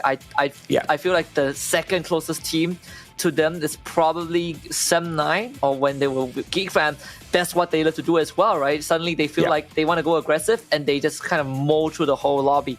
But never to this extent. I feel like even for Sem9, you can stop them. But for AV Radicals, it's a bit hard to stop. We saw what they did in the middle of the game, where instead of just waiting for teams to run into them, namely Orange Esports and I believe ORV X-Men, they went, No Escape Revolt in fact, they went out hunting for these guys outside of the circle and were able to pick up every single one of them. All right, so here's our overall stats for the match that we've just concluded. We had a lot of revives. That's 20 with 66 kills, and they had, 27 of them. Oh my goodness, 27. I don't think that is there any way we can go over 27? I think it's almost impossible now for anyone to break this record. I mean, you leave it to AV Ligers, right? It's AV Radicals, right? Yesterday, we thought that, 21 was massive, but they have just upped their own standard with 27 now for themselves. But the biggest weakness here of this squad is we've seen this in competitions of the past, perhaps not under the exact same name or the exact same roster, but performing well at the group stage versus what they can do with the grand finals is, worlds apart. And the biggest impact that, their play style is going to bring is they've got some breakout rounds. Yesterday at Bermuda, where they picked up their 21 kills, and now at Alpine, where they've picked up a massive 27, but no consistency at all in the other matches. So overall, that's going to hurt them at the end of the day. And if you don't bring in that consistency, you know what it is, Danny. They're not going to be able to cross that final line when it truly matters during the grand finals. Yep. Well, MVP is going to go here to Retooths with 10 kills to his name. I'm presuming he's the one that was able to snag up most of the kills for the team. So 31,000 damage, which, gentlemen, do you think this is quite low for 10 kills? Yes. Yeah, it does, right? Pretty low. But it's all right because he is just a very efficient player, be it whether he's stealing kills away or be it whether or not he's just getting that one-shot damage and he downs that player and he allows the rest of his team members to kind of work that meat in first before eliminating them. It doesn't really matter. At the end of the day, if you're picking up the kill points for your team, everybody's going to be smiling year to year, not really questioning exactly how much of damage you outputted in that match throughout. But not just him. I feel like Wine was just right behind him with the 9 slays. Yeah, I was going to say, I think Wine did a lot of the heavy lifting for the team, right? He was the one that really went in there and rushed in for the team. I mean, overall, you've got 11,000 damage. So I think across the board, maybe we can also presume it's pretty even, right? The entire team got involved. It wasn't just Wine. It wasn't just Retooth. Like, it was a whole team effort to play the way that they did. But as you can see, 27 kills. We might see a new record. It's a big ask, but it is possible. 15 assists. Guys, look at this ACS. 5,000 damage. Oh. That is an incredible ACS, off of one round.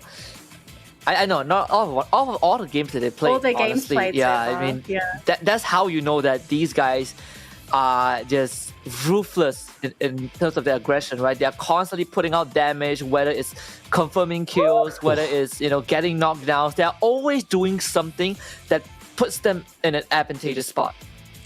I think we may have a new leaderboard leader, folks. We're just looking at the current standings here, but 39 points. It's a lot.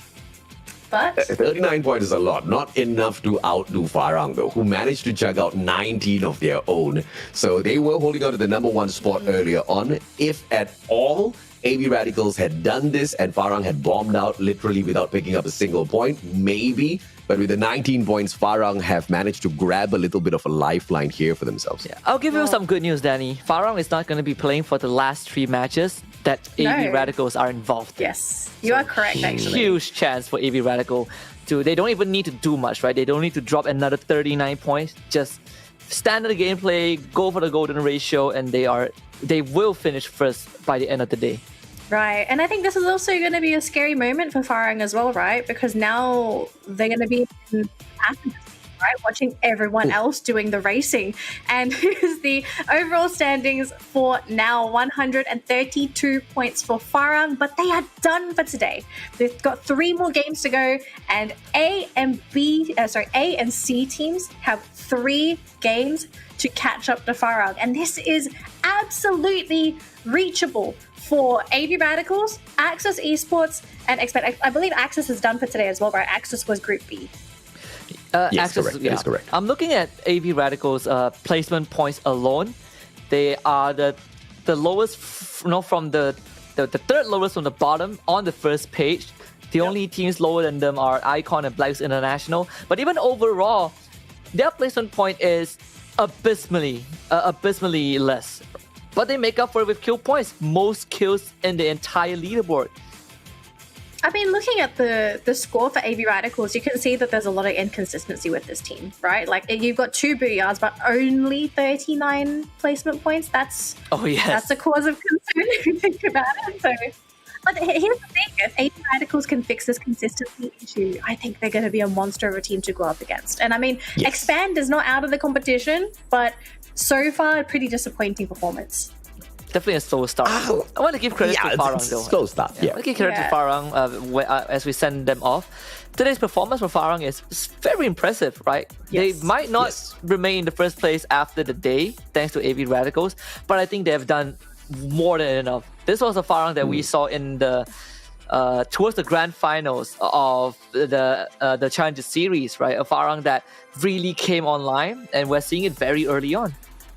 Absolutely. And of course, seeing on the screen, if you haven't noticed by now, we do have our giveaway code for today. If you haven't already, please redeem our giveaway code now. If you do claim it, you can get 2 Death's Eye weapon loot crates. These are absolutely free, courtesy of Garena. And this is a time-limited code. If you don't claim it soon or now, unfortunately, the code is going to expire and you will not be able to claim this or basically anything. So grab it now, share it with your friends as well. Anyone can claim the code. The only thing stopping you from claiming it is your fingers. If you're not going to press the claim button, sorry guys, I don't know what we can do for you. So grab the free stuff, and of course we are going to have more free giveaways later on in the show. Not today, but next week we are going to have some more extra goodies if you have already claimed today's reward. And again, thank you to everyone that's watching the broadcast. We do appreciate all of our wonderful survivors tuning into the show. Just a quick recap for what we have seen on the show so far. For our first 2 games on A versus B, Todak managed to get the first booyah on Purgatory, and then Farang was able to get their booyah on Alpine. For B and C, it was Orange Esports to claim the booyah on Purgatory, and AB Radicals to crush their game on Alpine for B versus C. All the teams in B are done for this week. You will not see them again until next week.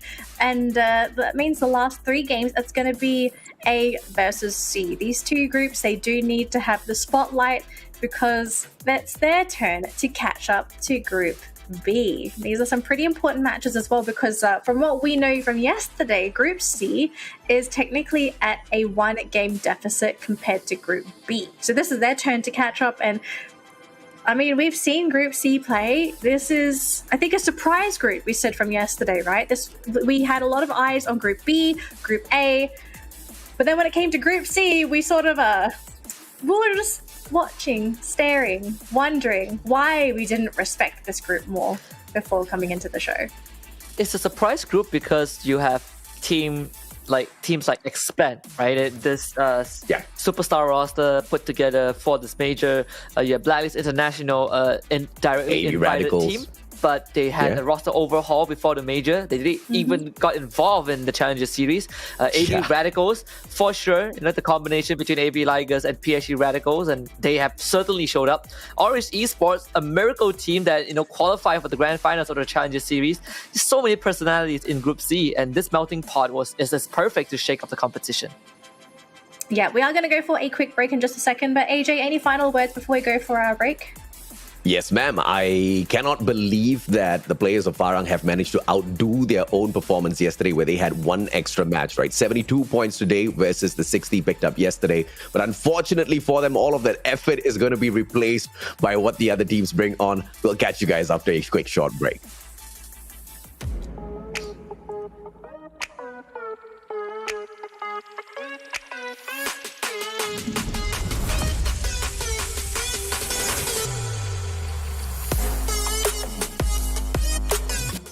Where have we? Here before? As players. And as fans, some of us are Returning major veterans. Others, Challenger Series contenders. Joined by both fresh. And returning faces looking to steal the glory. 4 countries. Stronger together. We fight to win. With the boy, once again. MCPS. Power in Numbers.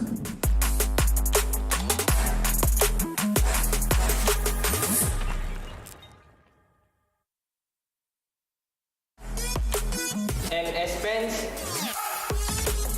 some of us are Returning major veterans. Others, Challenger Series contenders. Joined by both fresh. And returning faces looking to steal the glory. 4 countries. Stronger together. We fight to win. With the boy, once again. MCPS. power in Numbers.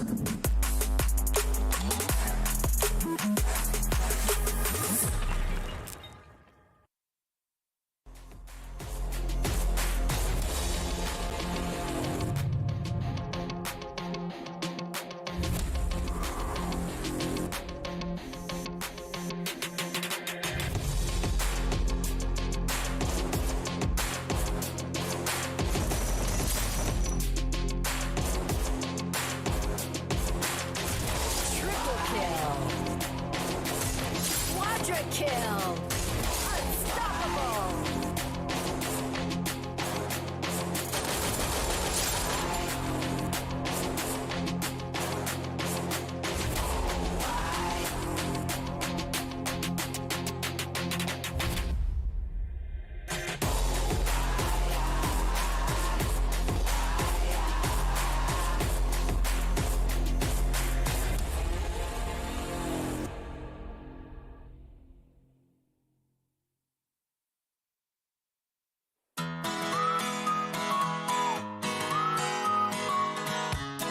Happy 5th anniversary Free Fire. Congratulations.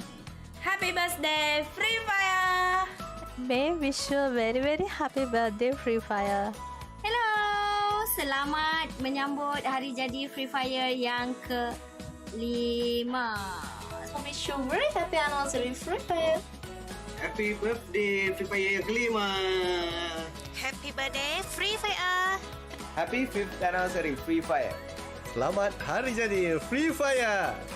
Happy birthday Free Fire. Happy 5th anniversary Free Fire.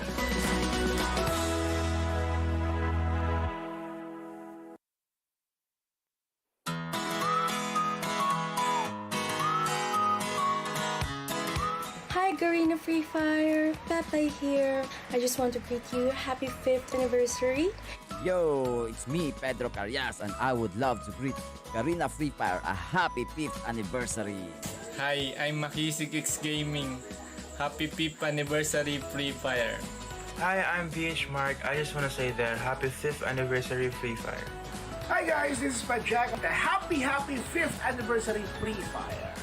Hi everyone, I am Binoy and I would just like to greet Garena Free Fire a happy 5th birthday. Hi, I'm Twinkle Gaming from Philippines. I would like to greet happy 5th anniversary Garena Free Fire. Hi, Garena Free Fire. This is Faithin. I just want to greet you happy 5th anniversary. Happy 5th birthday, Free Fire.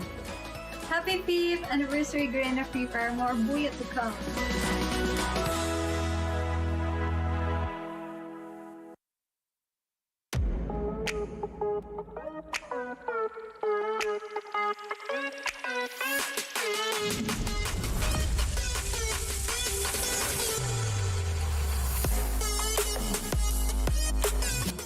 Where have we? Here before. As players. And as fans, some of us are returning major veterans. Others, Challenger Series content.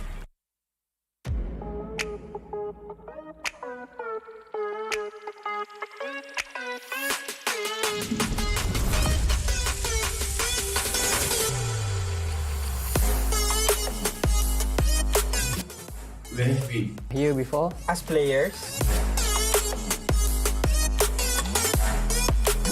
And as fans, some of us are returning major veterans. Others, Challenger Series contenders. Joined by both fresh. And returning faces looking to steal the glory. 4 countries. Stronger together. We fight to win.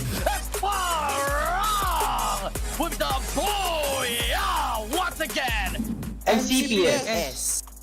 Power in numbers.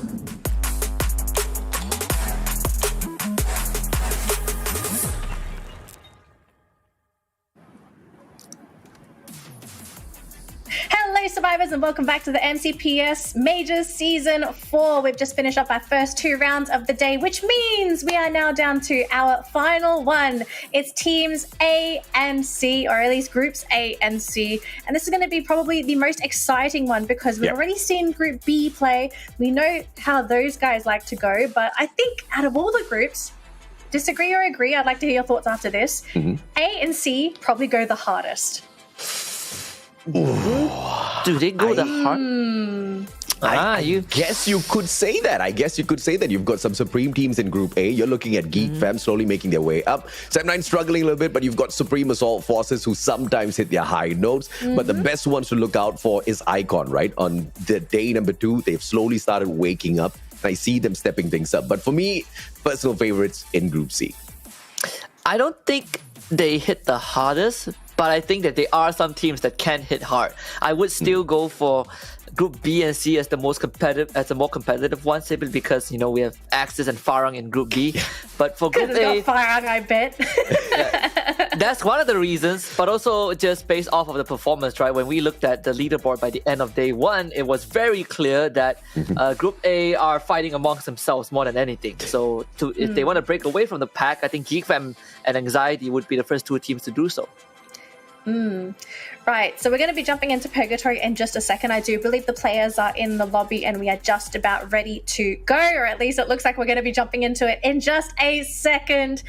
From what we saw yesterday, it was quite difficult to make the predictions outside of maybe Expand, right? Like Expand, we know this is going to be an insane team, but are we going to see the exact same Expand now? Well, hopefully, because today it's 2 different maps altogether and Expand hasn't really shown up all that too flashily, because when we saw them drop into Purgatory earlier on, a total of 5 points. And if you compare that to the performance of Expand yesterday, Husky, it's not too flashy at all.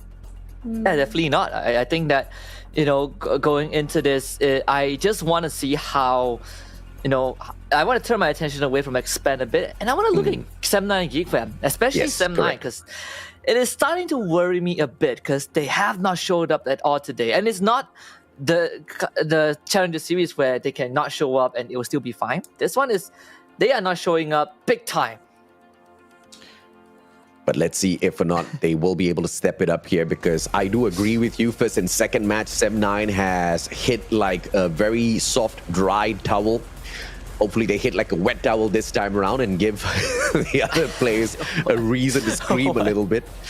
Ski launch as usual. The players of Bloody Heads, they take over, but I believe a hot drop on the way for Icon and Anxiety as they look to take over Forge. It is happening.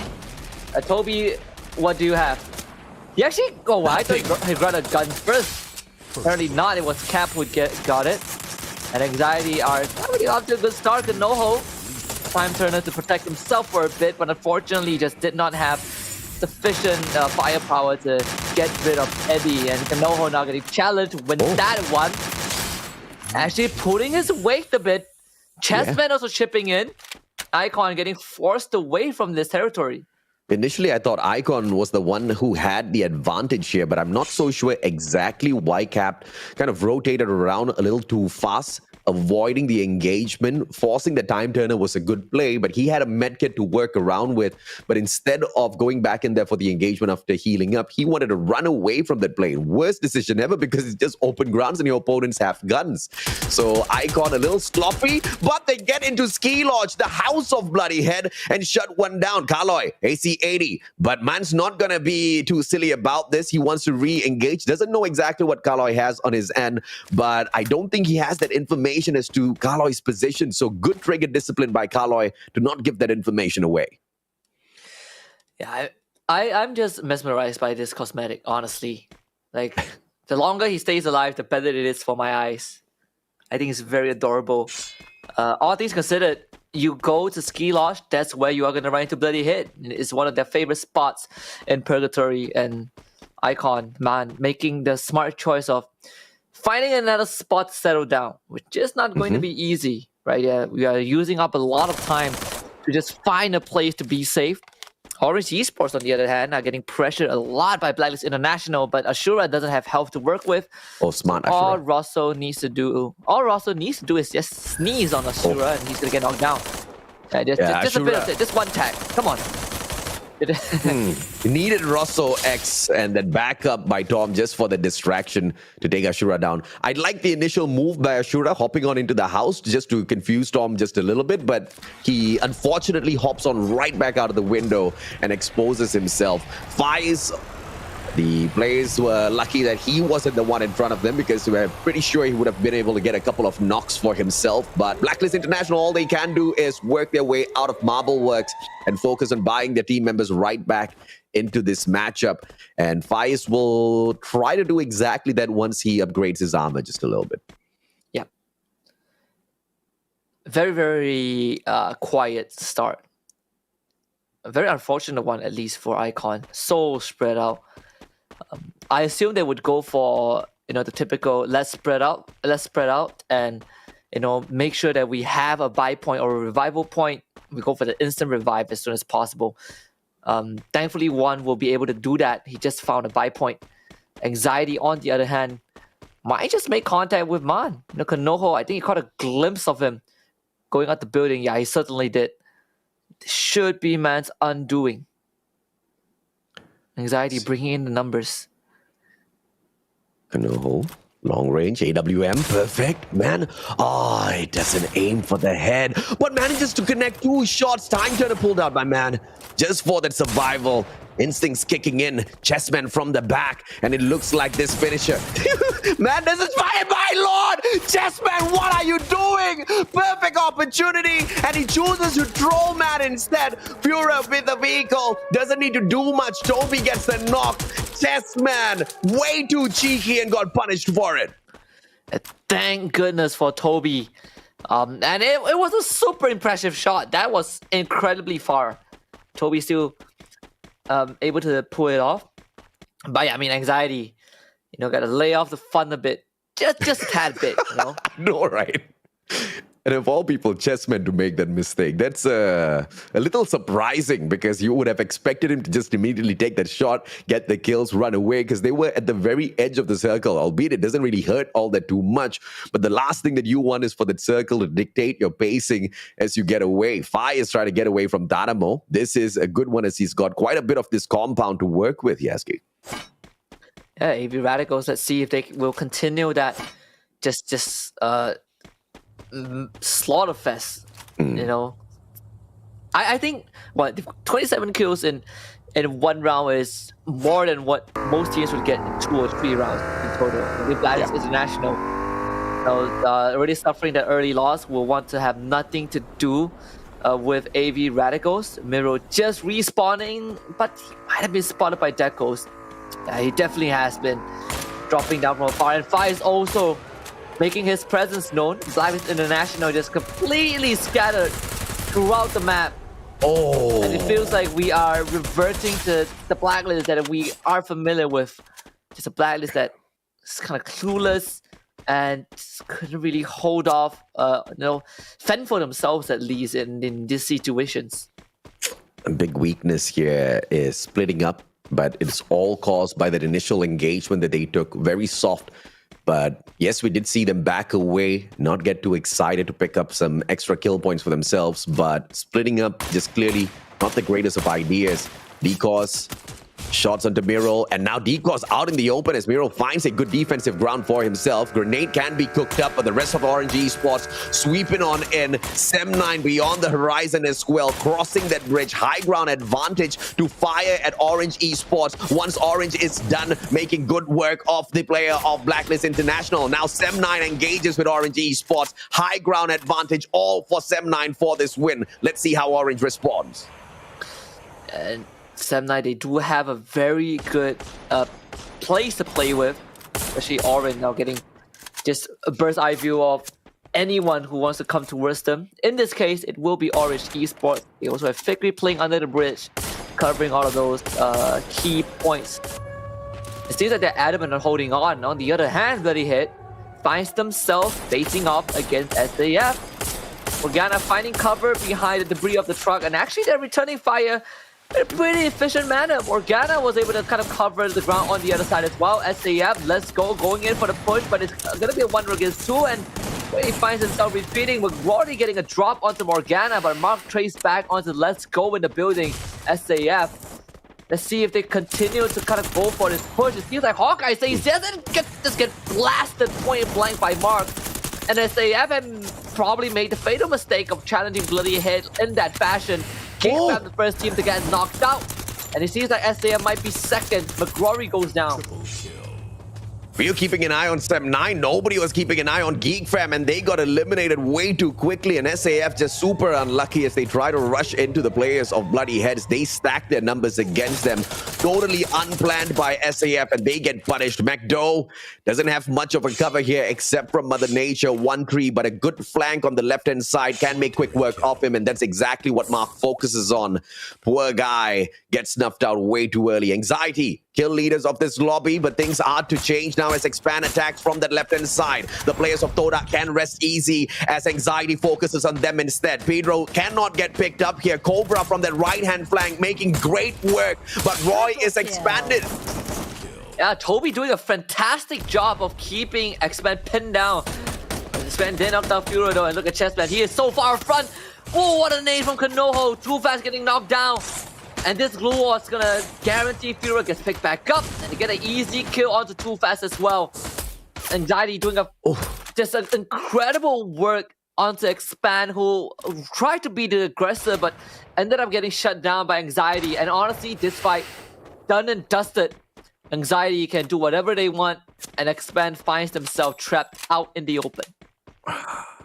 Expand, not their fault because there's no kill feed here, so they don't know who they're fighting. They don't know who they're shooting. They thought that they were attacking Anxiety with a good flank by Roy, but all they were doing is just splitting up their forces, attacking the players of Toda, leaving Anxiety with the opportunity to take those chip shots against them from that high ground. Axel now is hiding behind all of the foliage that this tree provides, pulling out a glue wall as well. But how long can he survive? Not for long, as all three players from the side of Anxiety focuses their firepower on shutting him down. But glue wall after glue wall, Axel's actually making it up on that hill.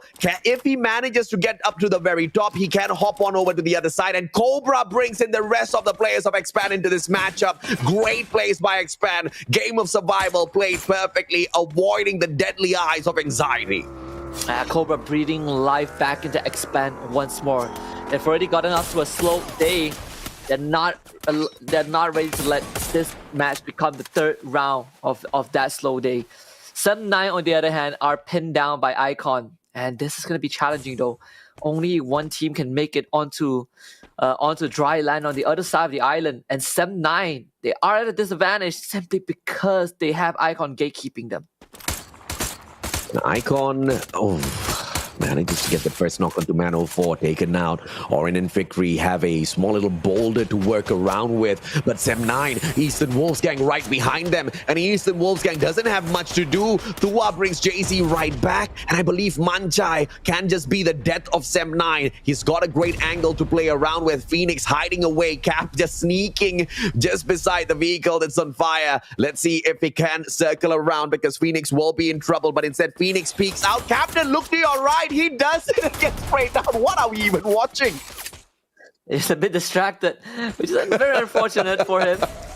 Sometimes you do have those moments, those brain fart moments. Oh, Manchai though, he knows this for sure. Oh, Orin, his back will turn and he gets saved. This guy is pretty lucky. Orin now shows up as well. Icon. They have AD and 1 hiding behind glue wall. Orin able to patch himself back up. And suddenly this has become a very even fight.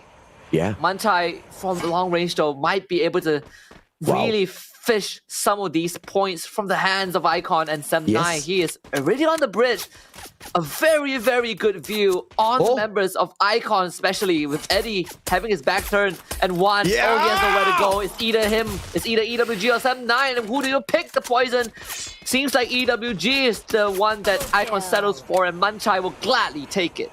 Fantastic distraction by Manchai, just breathing a little bit of more hope in the place of 7-9 as Orange shuts down Eddie. Icon, that was an unfortunate situation as they had a great chance to shut down 7-9, just dragging on time a little bit too long, and at the end of the day, punished. AV Radicals on the other hand, this is the next challenge for the players of Expand. Can they snuff out the inconsistent Radical players, wind down on the ground? When the MVP's down, you have to rage on. Too Fast shuts down Ramiel as well. Back-to-back kills. Expand. Can they continue focus in here? Because Wine gets picked right back up, and Thanamo with the grenade launcher goes to work with the rest of the players of Expand. Final player on for the survival. Axel's their hope. Tough one though. Thanamo kind of knows this. He feels something in the air. He feels, he can smell Axel's presence somewhere in the building. I mean, if he pulls off a 1 versus 4, I am going to lose my mind, but I don't think that is going to be happening anytime soon. Axel on the run, but all that footsteps he made has attracted this school of sharks called AV Radicals. Oh, they found him. Axel, can he at least get something done? Nope. AV Radicals with 7 points in the back. Bloody Head, on the other hand, up against Anxiety. Anxiety, Bloody Heads once again back in here with a full squad. Earlier on, we didn't see them get snuffed out just yet. Morgana, good nade, but the time turner response by Fury just to play the game of survival. Chessman backs away, but gets shut down by Mark. AWM long range, and now Bloody Head, they have got the players of Anxiety. Checkmate here, because long range engagement no longer possible. Chessman taken down once again. Bloody Head, Kaloy getting the job done. Fury out of the equation as well. Kanoho too far to make good work of that grenade launcher, and now as he displaces himself, he allows the rest of his team members to get taken down. Kanoho, if people rage on him, it's a GGWP, because this grenade launcher can equalize the whole squad of Bloody Heads, but it's all about the flank, and I believe Kaloy is already on ground. He just needs to execute this to perfection. Great blue walls pulled out. Kanoho now trapped, but the grenade launcher still making good work of all of them. He has 9 nades, AJ. This is very doable. Boom. That's 1. Nade number 2. Nade number 3. Oh, no! That was a bit off. It's fine, it's fine. Pulls out the shotgun, goes for the sight play. Oh no. Ends up getting none. Good attempt nonetheless.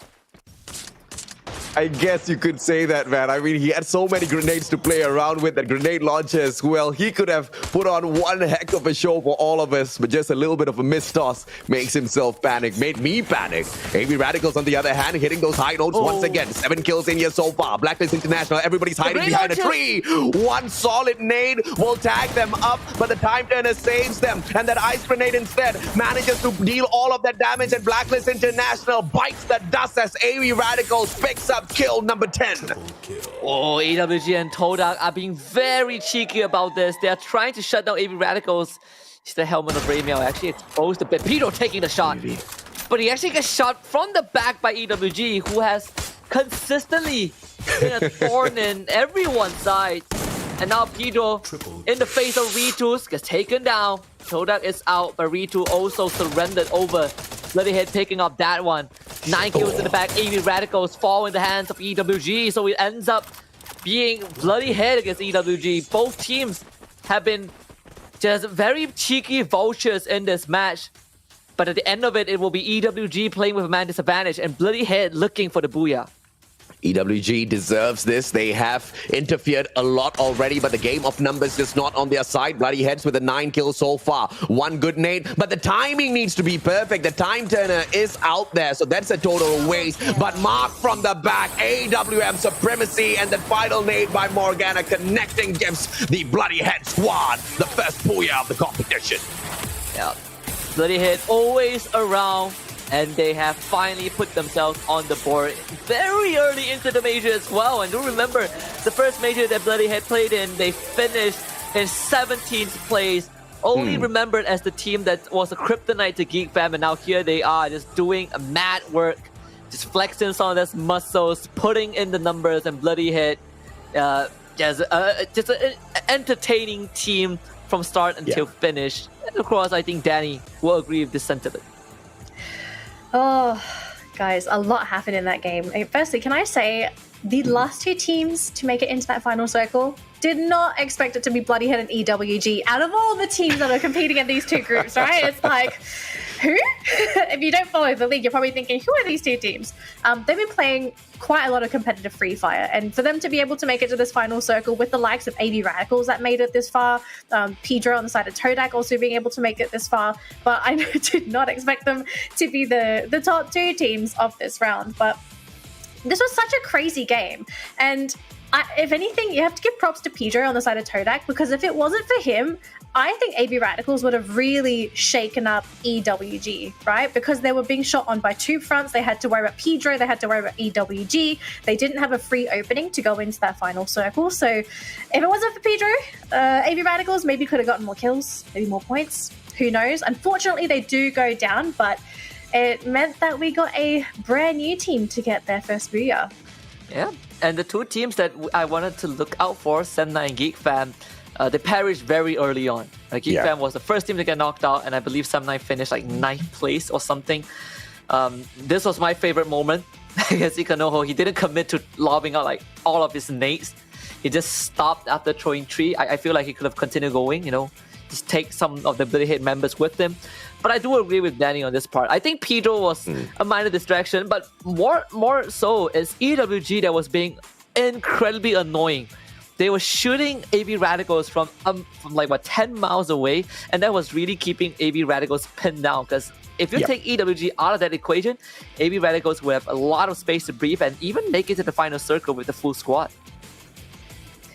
Yeah, it was a pretty tough final round, but nonetheless, it was a very exciting match, and we did get to see some not so spotlighted teams have a little bit of the spotlight. It's good to see some new names, new faces making it that far into the round. And we have 2 more games to go after this as well. So, gentlemen, we're coming into the final stretch for today and also for this weekend, right? This is our final 2 games before we conclude it for the week.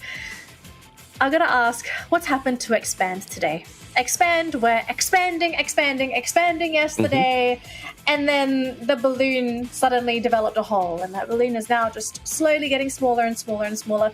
What really happened? Like, what's the difference between Expand from yesterday and today? Like, we saw them get punished previously today. Is it the same as what we saw in that round just now?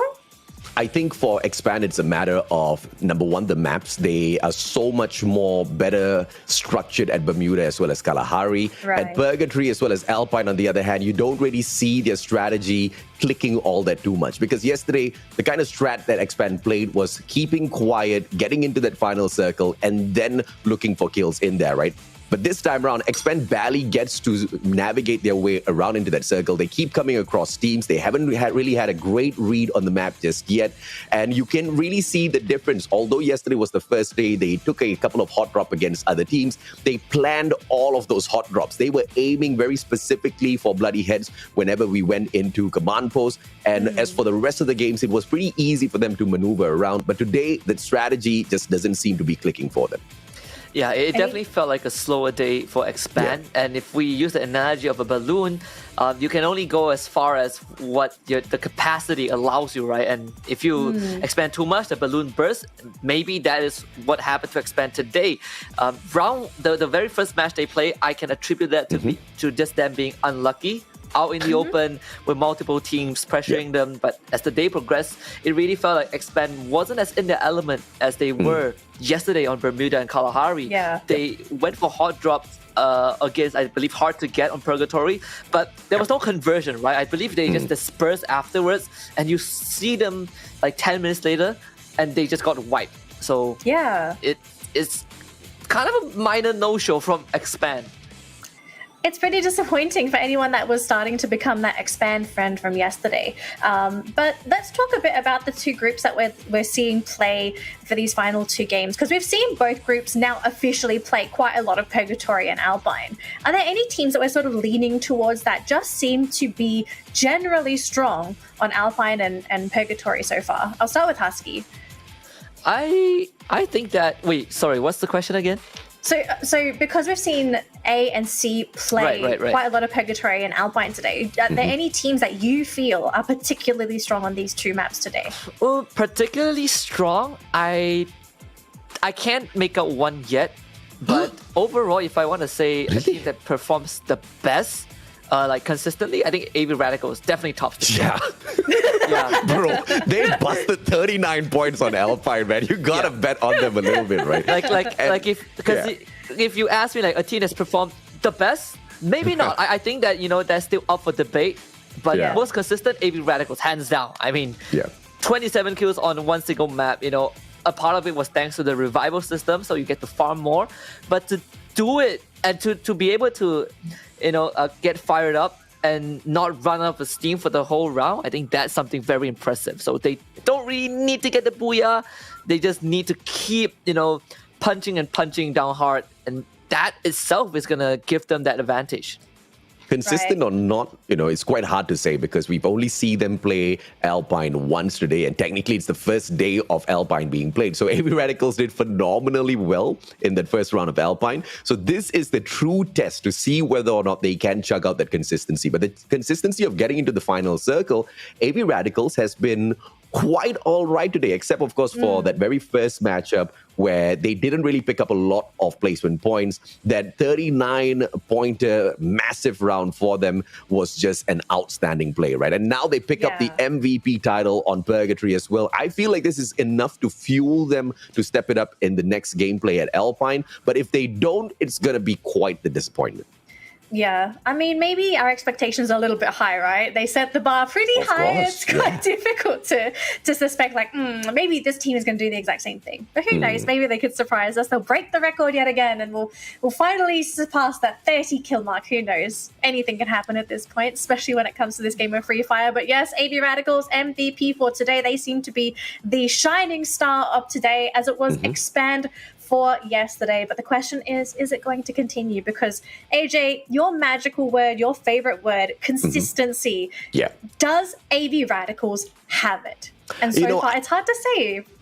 It's that's what I said, right? AB Radicals is that one team that doesn't need to be consistent because they've got these massive breakout rounds that just shoots them right up to the top. But the one guy that has been consistent is someone called Wine, because we saw him at the #1 spot overall, the biggest damage dealer, as well as the one with the most number of kills by the end of day 1. And he lost that title to Spade, but he has grabbed it right back with the 5 kills that he has slain, with the overall 30 kills, the most once again in the competition. AB Radicals might not be consistent in each and every single match, but they've got a very consistent player, and that's important if you want to pick up more kill points.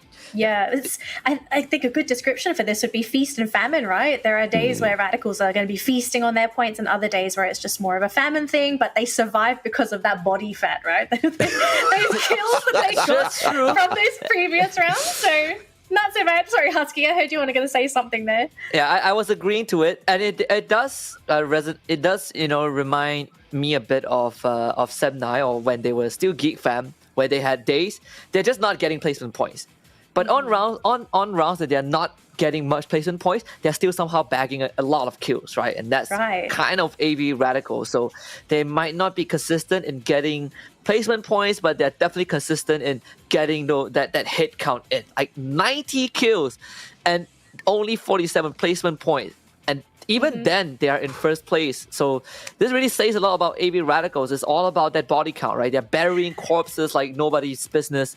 They can start a business. They can. If that's what Start you're a into, funeral sure.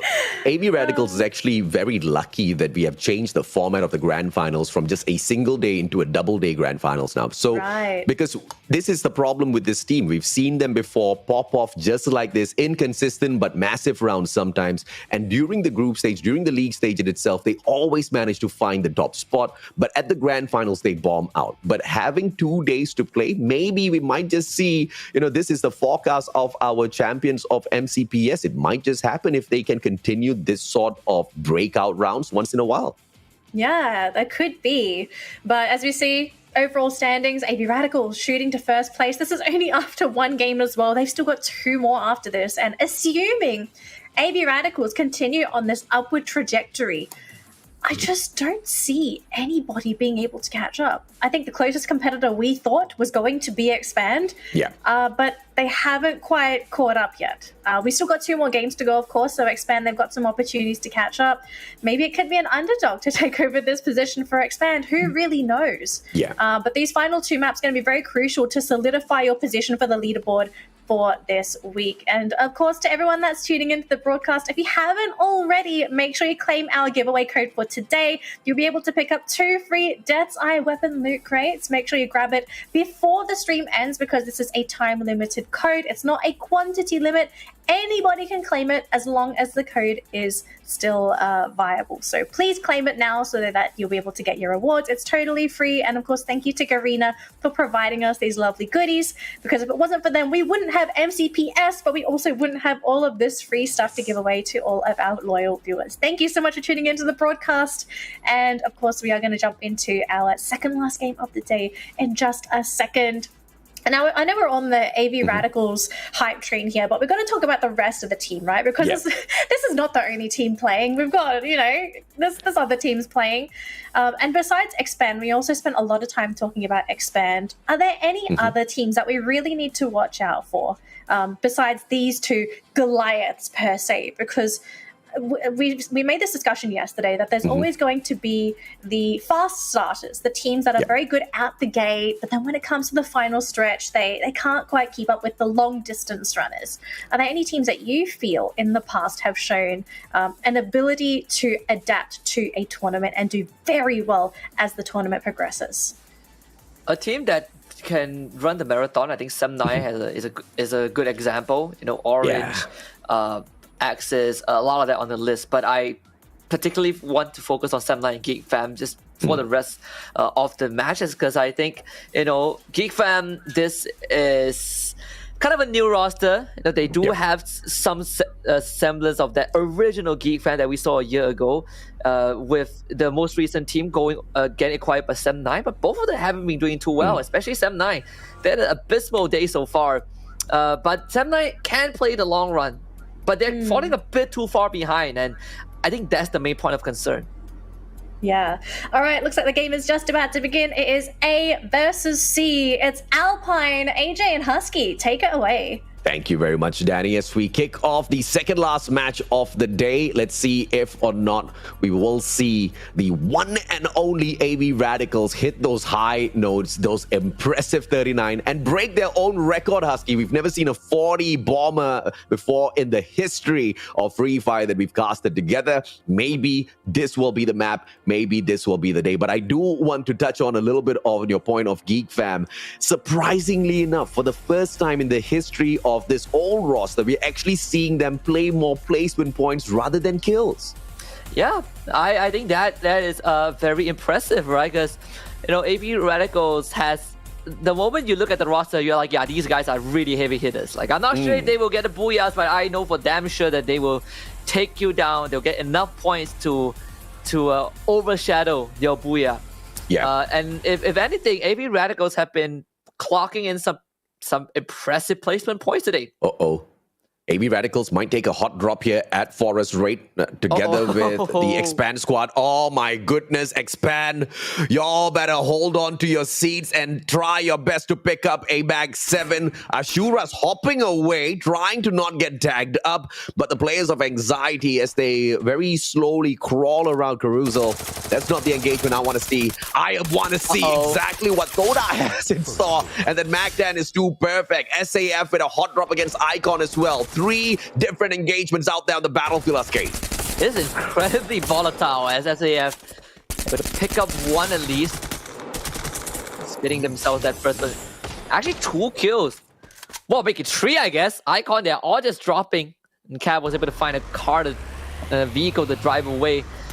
At least keep Icon in this game. As quickly as Icon got off to a good start today, they fell just as quick. Right, pretty quiet in the second half of the day so far. And SAF finally kind of revving that engine a bit because they were the complete opposite of Icon. The first 2 games, absolute disaster, not getting hot drop, but they somehow just dunk on themselves with you know, getting split up and just losing initial fights. But this is definitely a better start for them. AV Radicals, though, have already suffered a loss. And they instantly bought back.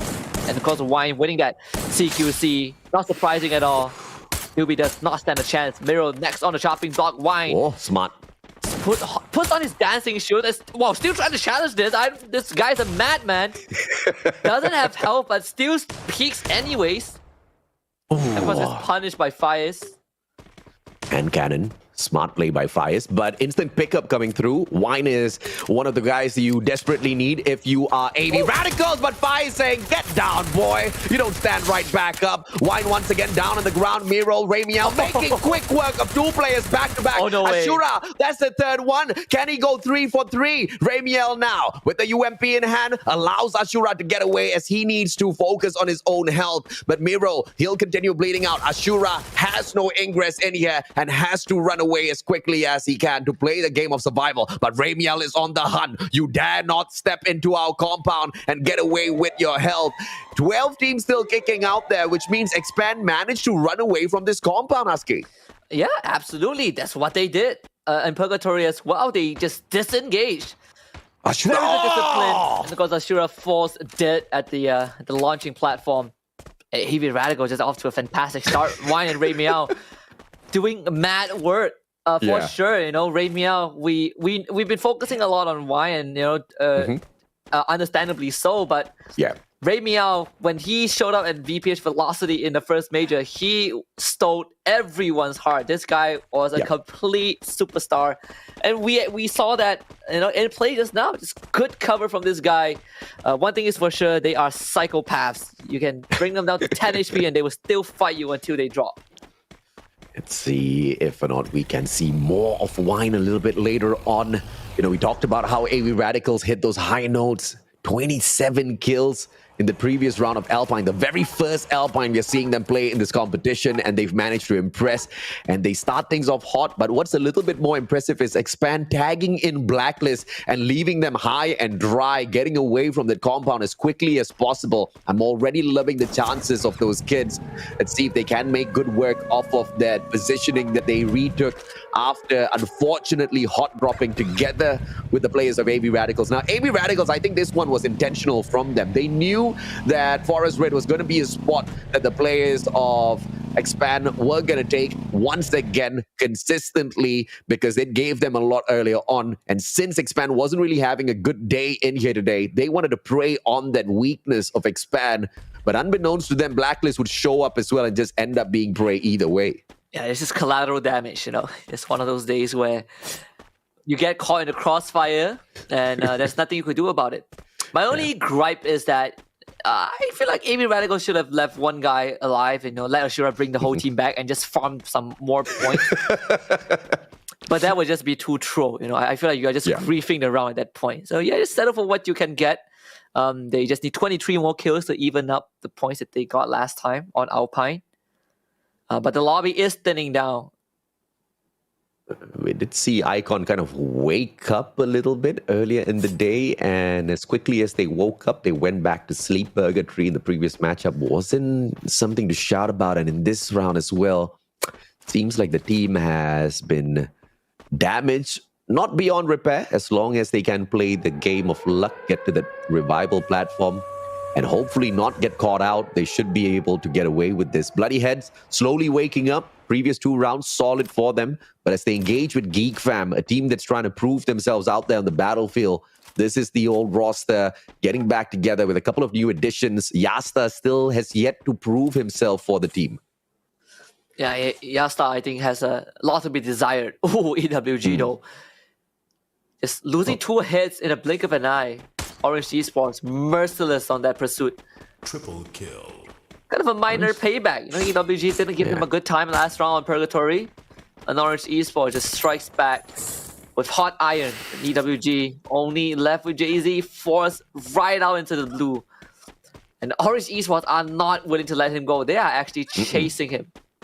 They don't care about tanking the blue zone. It's phase number 1. We just want the kill.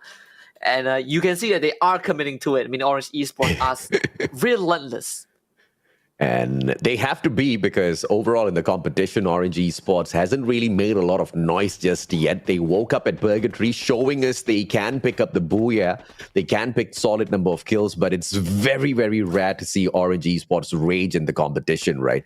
And apart from that one great showing at the Challenger Series, where they did finally wake up in the final 2 days of the group stage, and also show up a little well in the Challenger Series overall, but nothing much to shout about. The only impressive thing was they actually survived to make it through to the grand finals. But Bloody Heads, surprisingly enough, taking the fight very well against the players of Geek Fam. And I like this setup, the flank from the right-hand side, the left-hand side push as well. Bloody Heads covering great ground. Hakimi double barrel, turns around, but Karloy with the Max 7 punishes.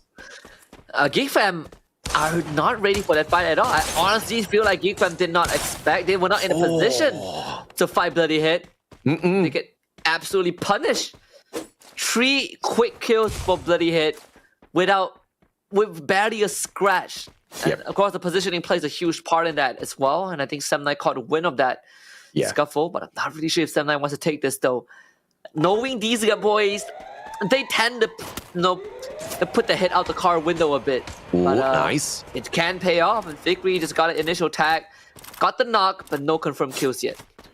I think at this point, the players of Bloody Head, they are no. Expand drops by to say, hey, Bloody Heads, let me help you out. Man04 needs to turn around, gets tagged up instantaneously. Orin almost dropped as well. X-Roy from the right-hand side. Sam9, bye-bye, out to the lobby you go. And that's what I call a slam dunk. Expand just came right in, sat on Sam9 and buried him. On the Aye. Bloody Head's very thankful, asking. Wonder what just Expand do though. I mean, I think they're gonna. Where did that come from? It was not from Expand, right? I don't think it was. I think they lost it accidentally. There is a revival point that Expand can think of contesting, but of course they do not have the numbers to fight Bloody Head right now. Anxiety, very silly with this move, splitting up. Oda, tight grouping on the other hand, but has no information on the positioning of Anxiety, so it's not something that they can make good work of. But Luck is going to be playing against Anxiety because the whole squad of Toda moving in towards that one player, Fura. No trigger discipline, literally drags them like a magnet towards himself by opening fire. Oh yeah, and now he is toast. Toda, they just sprung straight into action. You hear the engine roaring. And Fura, he only got himself to blame for that.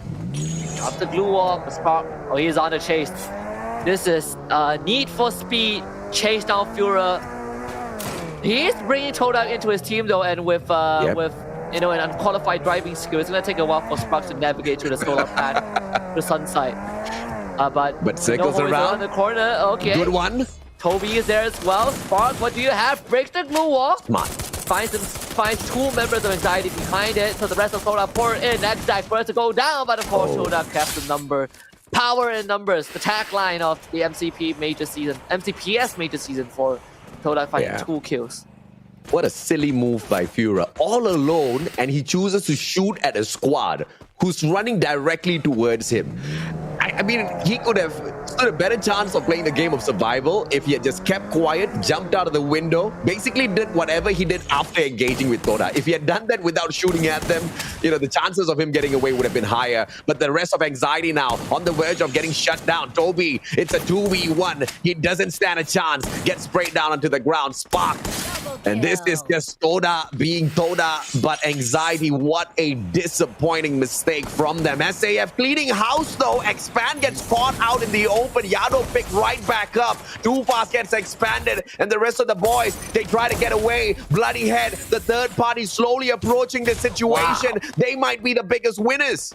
Nah, man, Expand had a chance, but Bloody Head had to snipe off Exo. It's Cobra now. My boy, can you do this? 1 versus 7 if they all converge onto him. But Bloody Head, they want a piece of the pie. Unless they get distracted by SAF, nice. It seems like that's the case. Ice Grenade throw now. Carloy getting an exchange of the Let's Go. Organa will be picked back up, no problem. It's Cobra hides in the shadows. McRory has just peeks out the corner, takes down Morgana. Blew up, put up by Carloy, but Carloy doesn't win the fight. SAF doing a fantastic job at stopping Bloody Head in their track, and while all of that was happening, Cobra was nowhere to be seen. And that's probably good news for all teams. SAF with 9 kills in the bag and looking for more. Let's go. Dropping low, but not down just yet. As SAF continues to try and fend off against Bloody Head.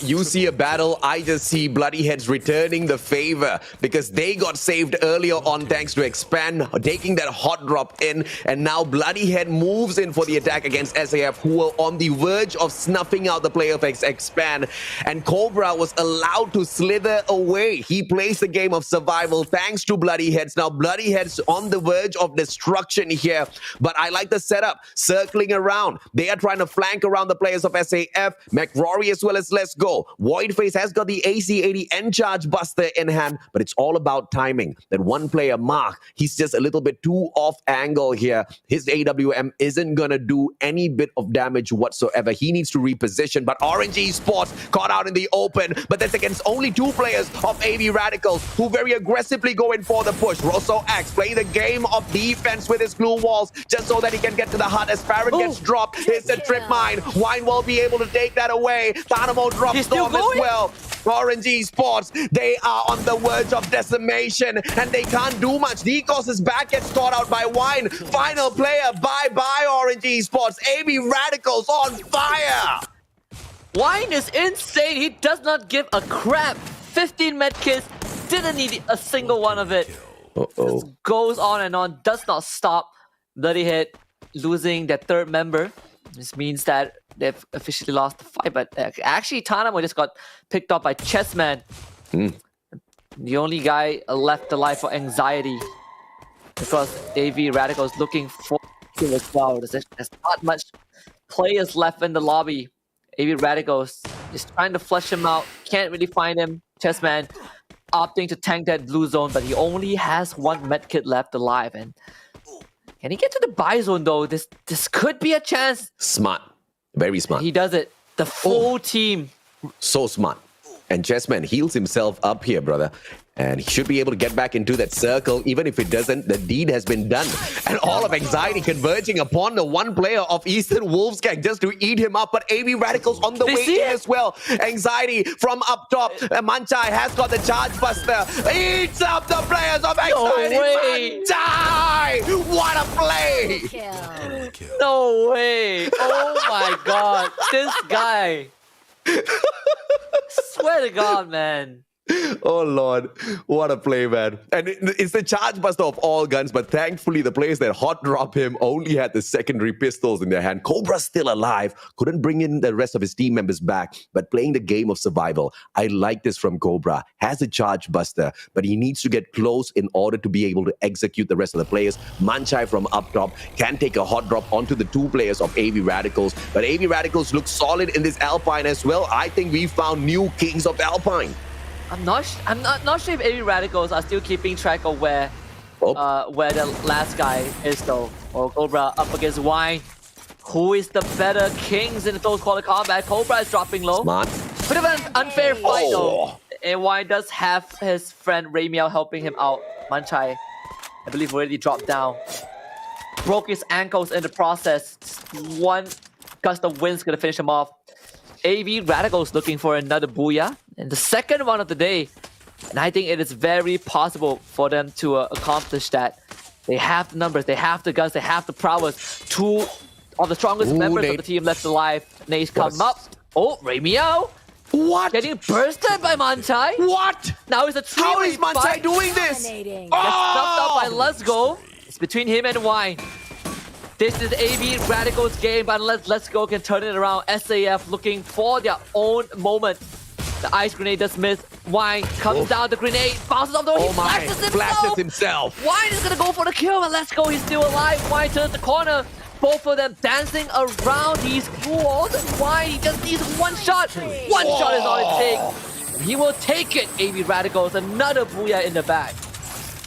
A very sloppy engagement by the player.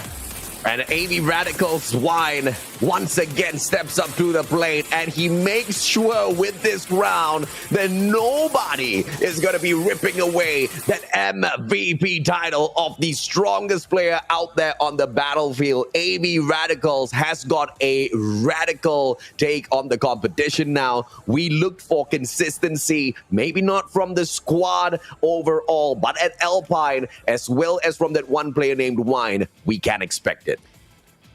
At this point, I'm convinced it's the glasses. Some X-ray vision, built into it. Probably from the future. But yeah, I mean, AV Radicals. Gives you future sight? That could be. I mean, I don't know. I want to hear it from Danny. Maybe she has a theory. I think it's the name, the best way to age is like wine. The older you get, the better you get. Oh boy, but wow, Wine is incredible. I don't know about you guys, but I would have to say he so far has to be the MVP of the tournament. You do not want to run into this guy. And I think and in the past, Cobra used to be the MVP. Do you think at this point, how would you compare the two? We saw Cobra go up against Wine, but in a 1v1, an equal 1v1, AJ Husky, is it Wine? Is it Cobra? Who do you think would actually win? I think Wine is just having a better day. Though that one was a bit unfair because he had Ramiel shooting Cobra as well. But I think in just a head-on 1v1, I feel like on a good day, Wine just looks incredible. I think it really depends on the gun that they had available to them at that point. And the Charge Buster, although amazing, you can't really chug out the kind of damage that the M1887 could provide in a battle like that. If at all Cobra had his favorite Mag 7, bye-bye Wine, he would have been toasted in there. I mean, not only himself, but his blood would have been spilled everywhere just like Wine. But Cobra, little unfortunate. He did try to dance around that time turner that he pulled out with the Charge Buster, but Wine outstepped him in terms of this place. Right. Now, a lot happened in that game, okay? So, firstly, we had the Forest Red shenanigans at the very beginning. Gentlemen, that was crazy. And I I had to go back through the previous games because I had to be 100% sure, okay? In the Group B and C matchup, Expand actually did drop into Forest Red by themselves. Correct. So this had to have been a conscious choice by AV Radicals to say, okay, we're going to hot drop Expand.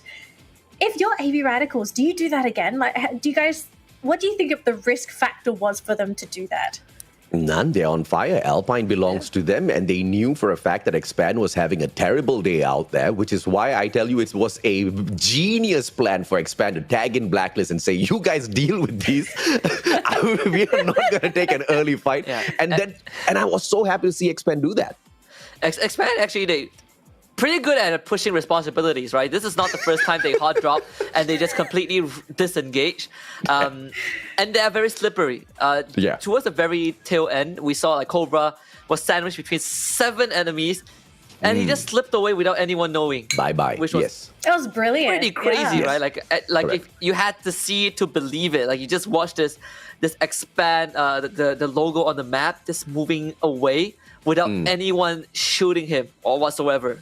Who was the team that was attacking Bloody Head, where Expand just took a hot drop against and like literally launched themselves straight into their compound and snuffed out? That was Sem9. Sem9 got dunked on.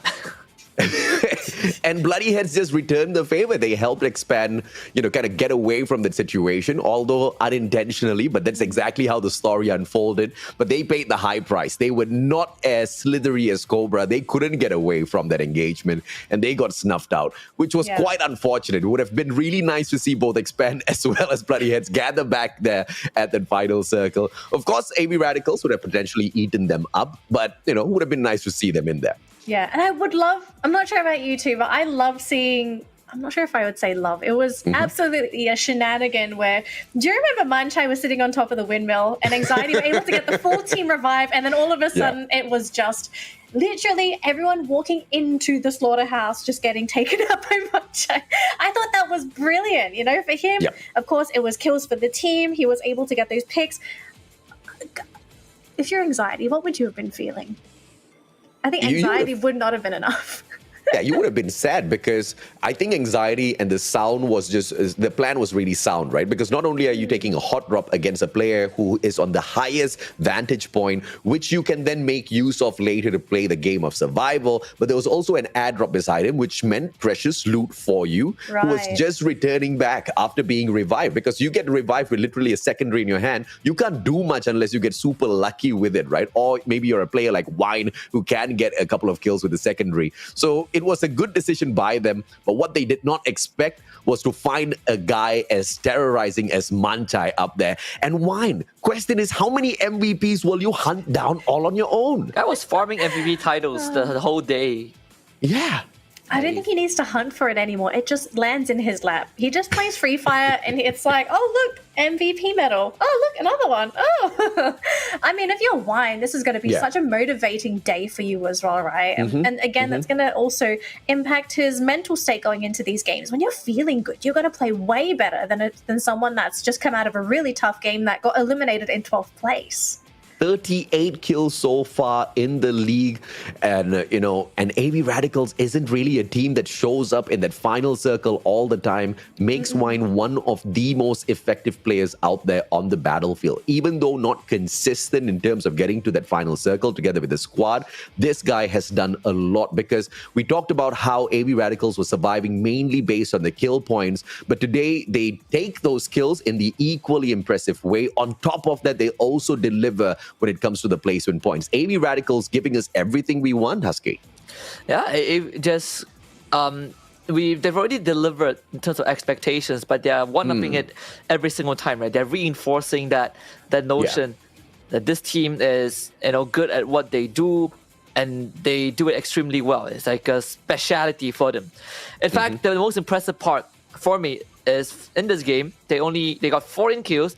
They only need to deal 5,400 damage. Very, very efficient kills, in fact. Efficient damage that they have been putting out. Yeah, and I think at this point you can say it's probably too early to say, but the $2,000, it's looking like it might be going into AB Radical's pocket. You know, first place from the group stages. Sorry, the league stage will be going to the first place. So I think that's basically eyes on the prize right now for AB Radicals. They know that they're going to make it to grand finals. I think that's, if you're in first place, that's a given. But $2,000 is going to be quite nice as well. Let's take a look at the standings to see how many points everyone was able to take home. 26 is going to go into the pockets of AB Radicals, as if this team needs any more points. They're looking pretty happy on that leaderboard. SAF, though, coming in second. This is a team that we just haven't really seen today at all, besides maybe this round.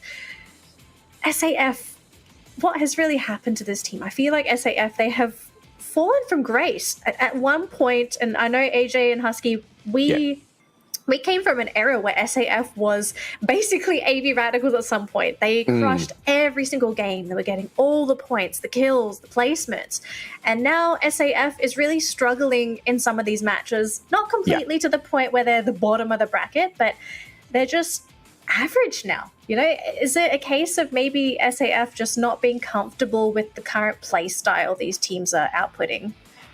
I think McRory has lost some of his glory because he was the biggest damage dealer on, this side of the team, right? But the biggest problem here is with the fact that even though those grenades got taken away and thrown right back into the matchup, he hasn't really made a big return. And, 9 points in all of the previous matches with 20 now, it's not great, but they have managed to recover just a little bit of their honor as well as the overall points on the leaderboard. Hopefully we can see more of this from them, because you are right, Danny. What we have seen SAF do in this round used to be such a consistent showing from them in the competitions of the past, almost every single round. So it's sad to see them down at the 10th spot, but it is what it is. When you let go of a little bit of that firepower in your hearts, others are going to overstep you and they're going to take the lead. But it's surprising to see Geek Fam still on the left-hand side of the leaderboard, even though today's performance hasn't really been that impressive. Right, Geek Fam has been doing pretty decent. They're not performing outstandingly, but they're performing consistently enough to be able to stay within the middle of the pack, right? They're not on the verge of elimination per se. Husky, I gotta question you here. Sem9, this team, 13th place, it's not looking too good. I mean, what's happened with Sem9? I was just about to get to that, right? Because at this point, towards the end of week 1, Sem9 would have had at least one booyah, but they had none. They're on the second page. If you ask me what's wrong with Sem9, I'm inclined to say that maybe in this major everyone stepped up, but Sem9 are kind of struggling with trying to figure out how to face up against some of these teams. And I think it kind of feels like familiar territory, right? A lot of these players have played with or against Sem9 at one point, mostly against Sem9. But the lack of the support staff is starting to really show rear its head. That could be one. And secondly, it's just every other team is stepping up their game and Sem9 couldn't keep up. I think it's a big possibility. Yeah, it could be. Now, just a final reminder to everybody, if you haven't already, please claim our giveaway code. It is on the bottom of the screen if you haven't already seen it. If you claim the code, you'll get 2 Death's Eye weapon loot crates. These are free to you from Garena. And of course, this code is going to expire at the end of today. Yes, I've said it. It's going to expire at the end of today. Claim it now. Make sure you get those free rewards. They are not coming back after today. So firstly, thank you to everyone that has claimed the code, and also to everyone that is watching the broadcast. We've been having so much fun today, and unfortunately, we are down to our final game of the day. We're going to be jumping back onto Purgatory here with teams A and C, groups A and C, and I'm curious to see what kind of grand finale we're going to be getting for our final game of the week, folks. I think we've got to celebrate somehow by throwing out our predictions into the wind.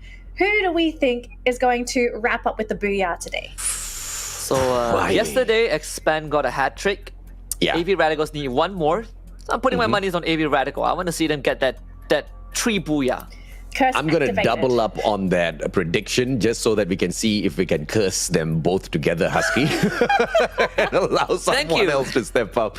But hey, AV Radicals has broken each and every single record set by the other teams, man. I thought Farang would have been able to chug out good enough performance to hold on the #1 spot. They got 72 points in the 4 matches, but AV Radicals, with one more game to go, already has 93 from the day, and they are not stopping at all. They've already outperformed Xpan's 92 points yesterday, which was quite massive. So AV Radicals is on fire, literally right now. Let's see if AV Radicals can do this. It's Group A and C. It's Purgatory. AJ, Husky, take it away.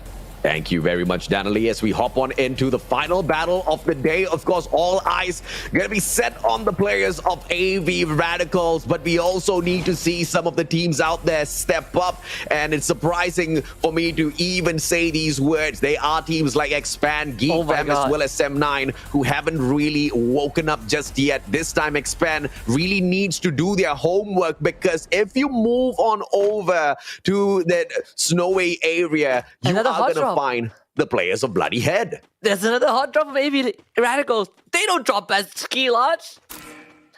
There's no way. Like the AV Radicals, they want the heads. They do. Unless AV Radicals are the kind of team that hunts for high tier loot zone. That could be one way to look at it, right? But yeah, good God, now they are at ski lodge. This time, I don't think Xpan. Well, actually, Xpan can still run away. But look at Tanamo and Ritus. They are so far up. They are making so much headway for the rest of the team.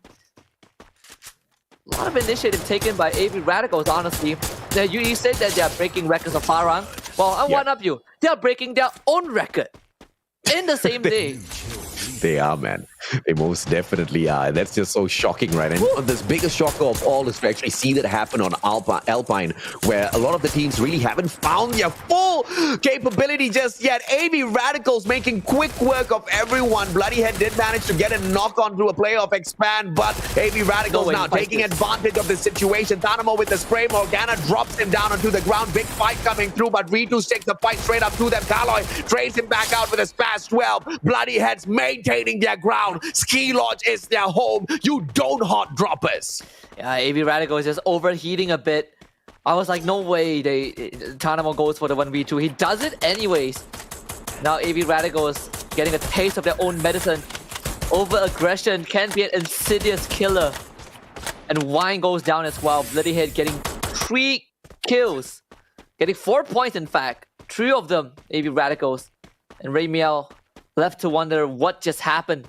And the worst part is that Skila is not the best part to hide. Doesn't have the best resources as well. So this will be a very slow start for the team.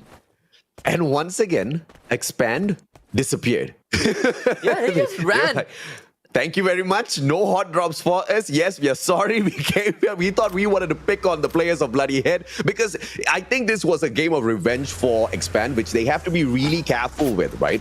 Because Bloody Heads, they have been aiming for the heads of Bloody Heads one too many times. And this time it nearly got turned on its head. And they're so lucky that it was AV Radicals that played the game of distraction, or else they would have been on the serving plate. Anxiety trying to at least get a couple of numbers on the board. Against Icon, is waiting for the time turner to expire. Man from behind was able to take down Kanoho in return. Fuhrer not able to get a clear shot. But Kanoho still breathing with Man hiding behind the glue wall. Fuhrer coming in for the cleanup of the time turner and just kind of bobbing and weaving. The Man doing a pretty good job at dancing around this all of these utilities. Try to come in for a swing, but Anxiety cleans him up for easy kills. Anxiety is a little bit twitchy out there. I mean, overall performance today hasn't really been anything to shout about.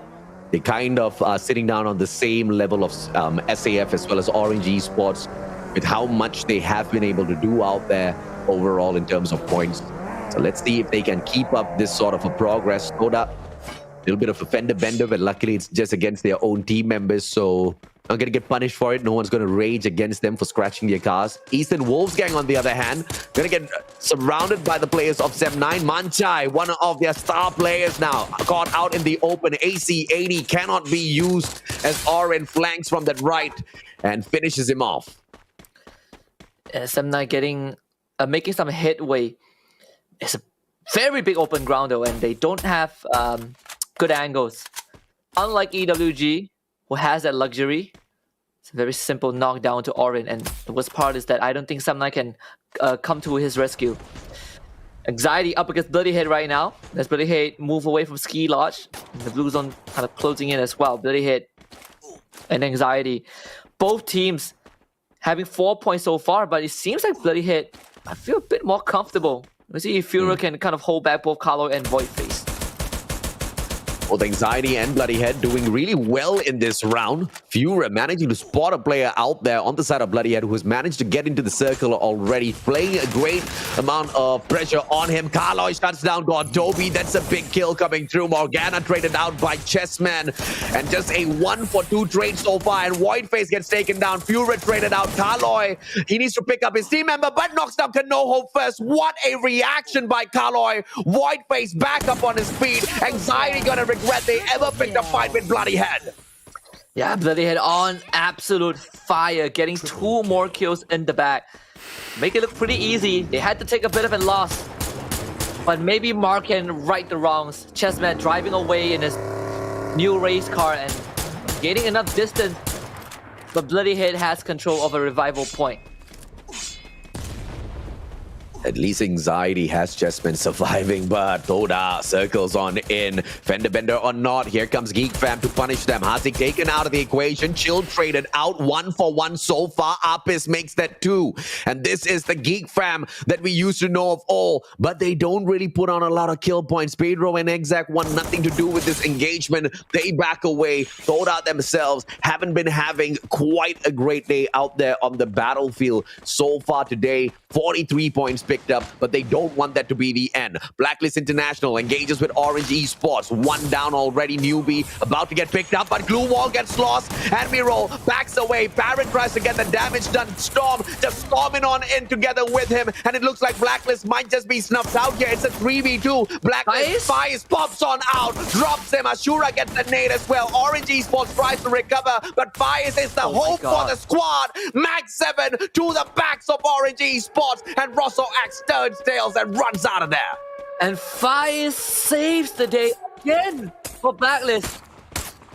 Of course, he's going to try and earn that last knockout onto Russell, who is out in the open. Blacklist International, 3-man strong. Oof. And of course, Faiz claims his head, wiping the entirety of Orange Esports. Man, what a player that, that has been showing off the entire day. The wonder kid of Blacklist International, 16 years old.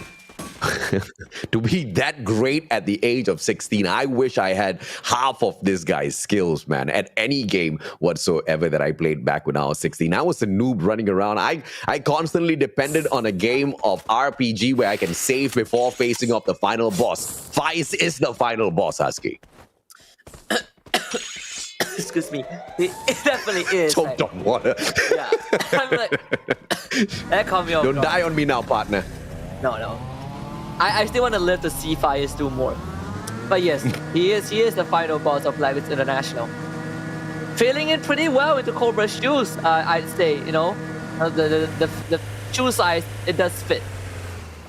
But what is for certain is that Bloody Head is having a fantastic round so far. Expand is chasing down Toda, and it looks like Bloody Heads are doing the exact same thing from the other side. Toda has nowhere to run.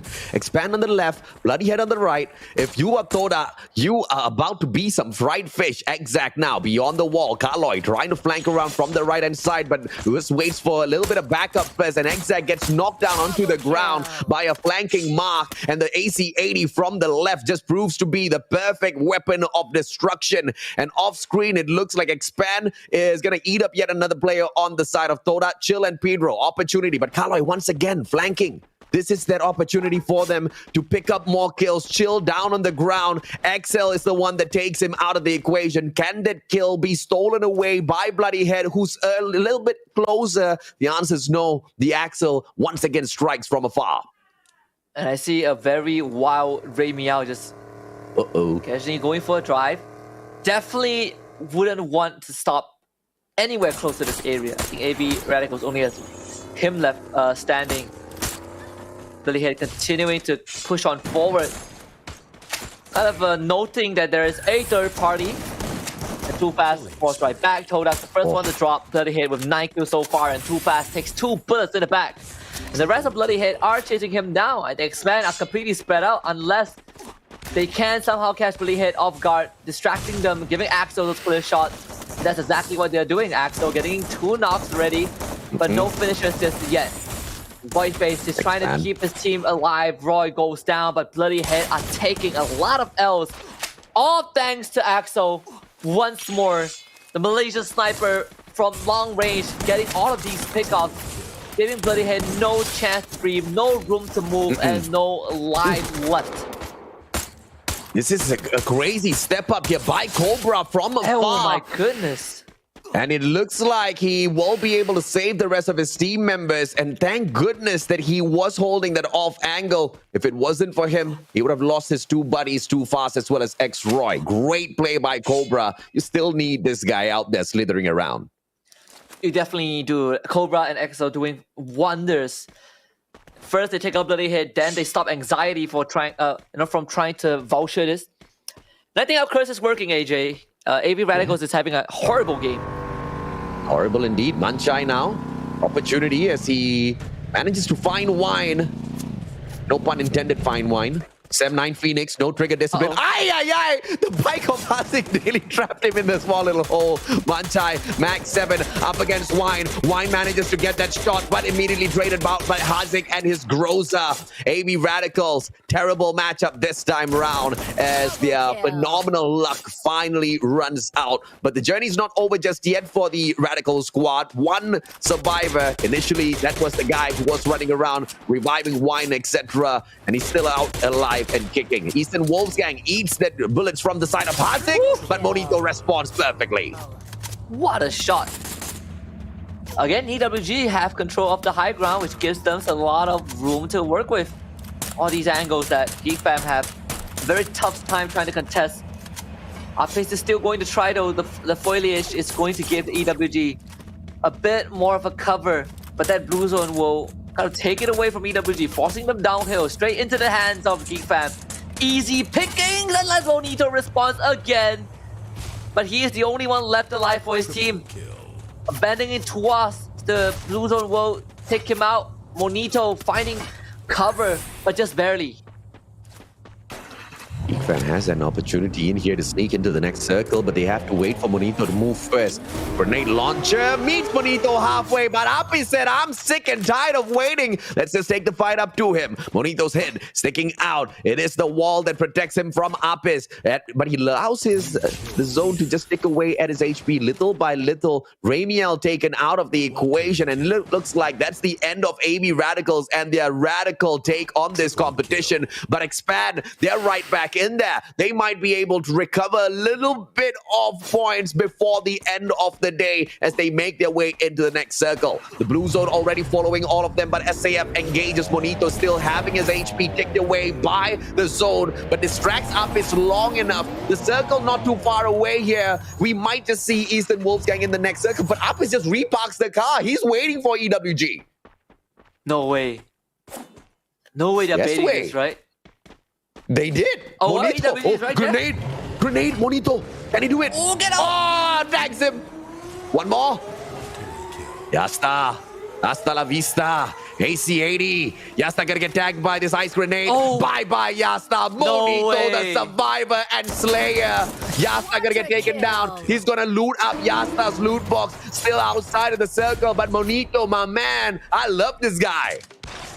Well, guess what? The rest of GeekFam are gonna get revived anyways. Axel getting tagged, brought down to his knees by the grenade launcher as they are finally showing themselves in Animal's this game. still there. It was a very quiet game.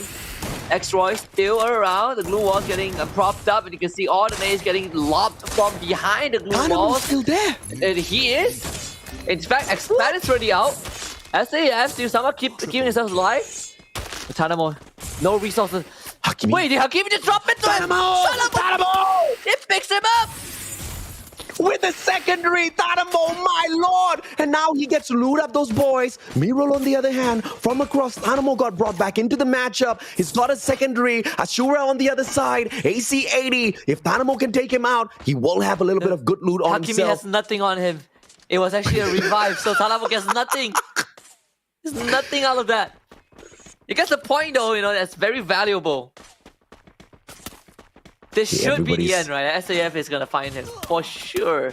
No, we don't know, man. I thought AV was already out, but Tanamo's surviving up to the 5th spot in here, and he's keeping quiet. He stays silent. Miro finds him. AV Radicals out in the 4th spot, but they've done it, man. They've picked up more than 100 points on day 2. AV Radicals still makes history for themselves. And now it's all down to the final 3 teams. SAF looking for their second booyah. As the second booyah, I believe, of the entire leagues. Blacks International looking for the second booyah of the day. And it's going to be a very tense moment. SAF, they turn the corner. And Miro waiting for an opportunity to flank. Let's go, has the charge buster in hand, and the dope is just gonna no-scope all of these members of Blacklist International. Fires, he's hiding behind the shack, but his gun barrel revealed, spotted by Hawkeye. Bro, Monito's still alive. He is. Everyone is just playing hide and seek. Honestly, Monito did that in the last round. If he wins this one, then he deserves it. Oh, he's making his move. He's hiding in the compound. No one knows that though. They're certainly not Blacklist nor SAF. They're so busy with each other. Monito's just staying silent. He's just waiting for them to finish each other off. I mean, hopefully for him, they thin the numbers down. Maybe leave them in a 1v1v1 challenge. And Monito has an AC-80 long-range combat. The only problem here is the open ground's going to be an issue for him. Monito shooting up into the air. Takes out the UAV up ahead. And no information for the rest of them. Smart plays by Monito. But now they know there's somebody else out there on the battlefield. Problem is, they don't see him. Yeah, they don't see him. That's the thing.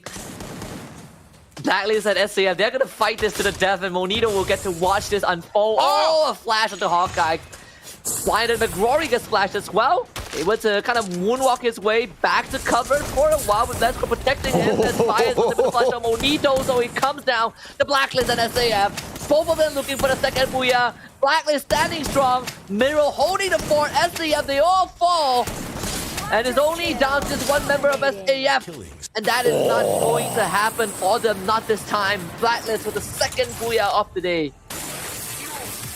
Blacklist International waking up, Mr. D. The sidelines, brother. Kita dah tua-tua dah, kita coaching je lah. Rest of them managing to lead the team up to the top. And there's no wonder as to why Fires dons that white Blacklist jersey, and the rest of them are in black. He is their MVP. He's the one that leads them on the forefront. But Danny, what do you think of that fantastic survival gameplay by Monito? Yeah, and I think our host is rejoicing. Today's a good day for her, honestly. Yesterday she was like, yeah, Blacklist has a chance, and we were just dunking on her. We were like, no, Blacklist, nah, they can't do it. Today they show up, 2 huge booyahs, really flipping the script around a bit. Yep. And from the previous matchup and all of the previous games, they got a total of 44 points. One of the better teams out there today, but not the best. The best, obviously, hands down, AV Radicals exceeding 100 points picked up, followed by Farang on that 72. But we saw spectacular survival gameplay coming through by the players of AV Radicals as well. They survived a little too long, if you ask me, because initially with that hot drop against Expand as well as Bloody Head, they should have been punished, if you ask me asking. They certainly should have been. But we're gonna bring Danny back in. It's a good day for her. I think she deserves to celebrate Blacklist International, even if maybe today's the only day.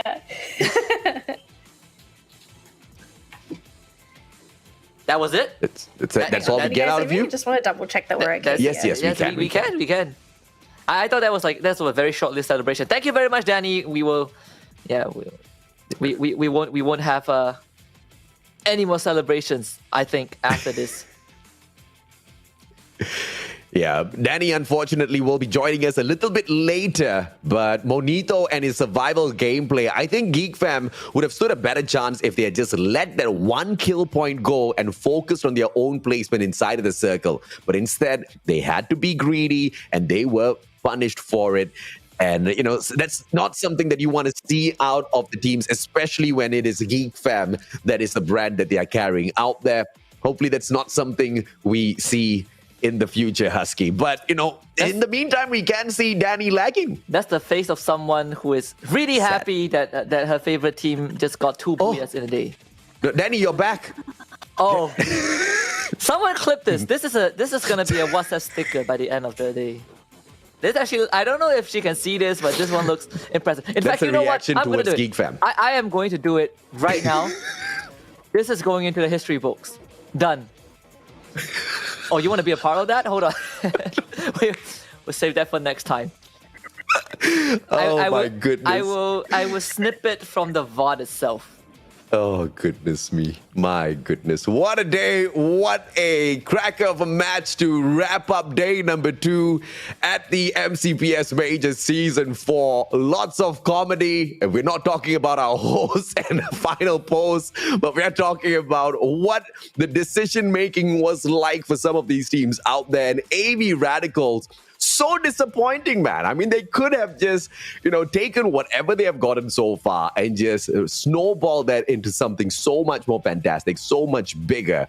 But instead, we just see 3 back-to-back solid rounds for them. But at the very least, they do build a little bit of legacy for themselves. 39 points at Alpine. Shocking. And all of the stats that we have in front of us, no matter how much impressive it is, I have to say, the revival system isn't being abused anymore because of the firepower that these teams have to deal with out there on the battlefield, Husky. Yeah, definitely not as, I wouldn't say prevalent. I don't think that's the right term, but it's more like people still go for the revival, but we're not seeing those huge turnaround potential, right? It's getting punished a bit more often. If we look at the Challenger Series, everyone is just reviving left, right, and center, and that becomes a factor for a team to win. I think that still remains the fact in MCPS Major, but it is punished more because all of these teams are just on the ball. Right? We saw AV Radicals reviving their whole team. Doesn't matter because they don't have space to work around thanks to other squads taking up those spots. We talk about efficiency. 6 kills, 1,707 damage. Ashura, he believes in, you know, the efficiency of his shots with the shotgun in that final circle. Definitely went to town with the players in there. And he definitely deserves the MVP title because of how he managed to finish off the rest of them. A little bit disappointed to not see Faiz rise up to the occasion in that final circle. He definitely had the angles, but he was the one dealing out the massive amount of damage for Ashura to finish off the other players. Oh yeah, he was. He was in the front line, and even though he got knocked, he has basically done a lot of that heavy lifting, right? Yeah. A lot of that dirty work, and the rest of Blacklist just came in. They reaped the rewards, but overall, it was a team effort, and it's a good day to be a Blacklist fan. We started off the league looking at Blacklist roster, and we were like, yeah, well, it's Blacklist International, but is it? But it's not the Blacklist that we know. It's not the Blacklist that picked up Baby Argon and went on to kind of dominate the league for a full solid year. This is a roster that had its moments, but they were never at the top, and we did have a bit of that doubt. Today definitely threw a bit of that doubt out the window. It's shaken a bit of those questions. But now we just want to see it carry forward into the rest of the league stage. Because if not, I think we're just going to revert back to, well, it's a one-hit wonder. Yeah, and you know, we look for consistency most definitely, and you know, it's not too hard for us to ask of it for some of the teams out there, but Blacklist International, they have been struggling from the get-go here, but a little bit of adjustments brought in. Faiz managed to pop off today. They started off great, and it's an even better ending for this team. It's solid because not only do they play those placement points very, very well for themselves, also picking up 15 total kills in this round for 27 massive points, just bump bump their position up the leaderboard just a little bit more. Pando EWG behind them. And for me, this is just all out Monito. If he did not play those placement points for the team, we would have been seeing them somewhere around that 7th or 8th spot, which would have been a little bit disappointing overall for a team that's slowly trying to claw back their way in. And we talked about how we used to see SAF hit those high notes, and we are finally starting to see a little bit of consistency from them.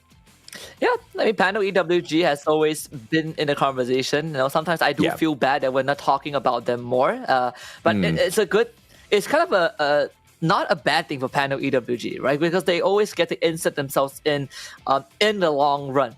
There's nothing that they do that's way too flashy that instantly catches our attention. But when you look at the numbers, you're like, well, these guys are still there and they're doing pretty darn well. But of course, what we expected by the end of the day was AV Radicals taking the first place, and they are leading by a sizable amount of points, and not just in kills this time. They have caught up in placement points, and scrap the golden ratio thing. I think the placement points that they've gotten, in comparison to the kills, is definitely a bit imbalanced. But compared to everyone else, that is the placement points that we want to see by the end of day 2.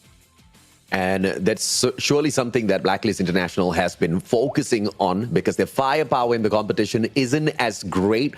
But you can see a similar kind of tactic being played by Geek Fam, not really focusing on the kills anymore. They don't have the kind of firepower they used to drop into the competition. So to answer Danny's initial question at the start of the day on whether or not we're going to see flashy plays, them going out on a limb, splitting up, play a little bit of strategy, I believe not. Geek Fam barely can keep up with their own pacing from circle to circle.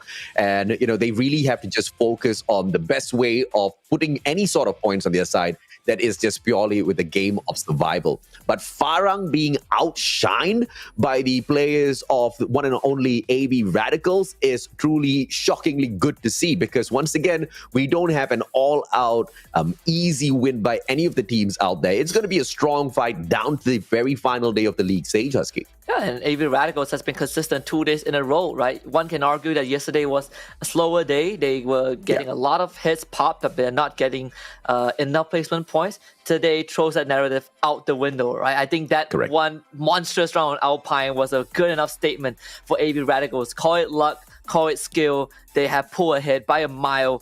And if they can keep this up, I think it's fair to say that AV Radicals will be a team that we see in the grand finals. And now it's a matter of whether they can end up qualifying for the grand finals in first place. Qualifying for the grand finals, that's a guarantee. I'm sure this team will be able to get there.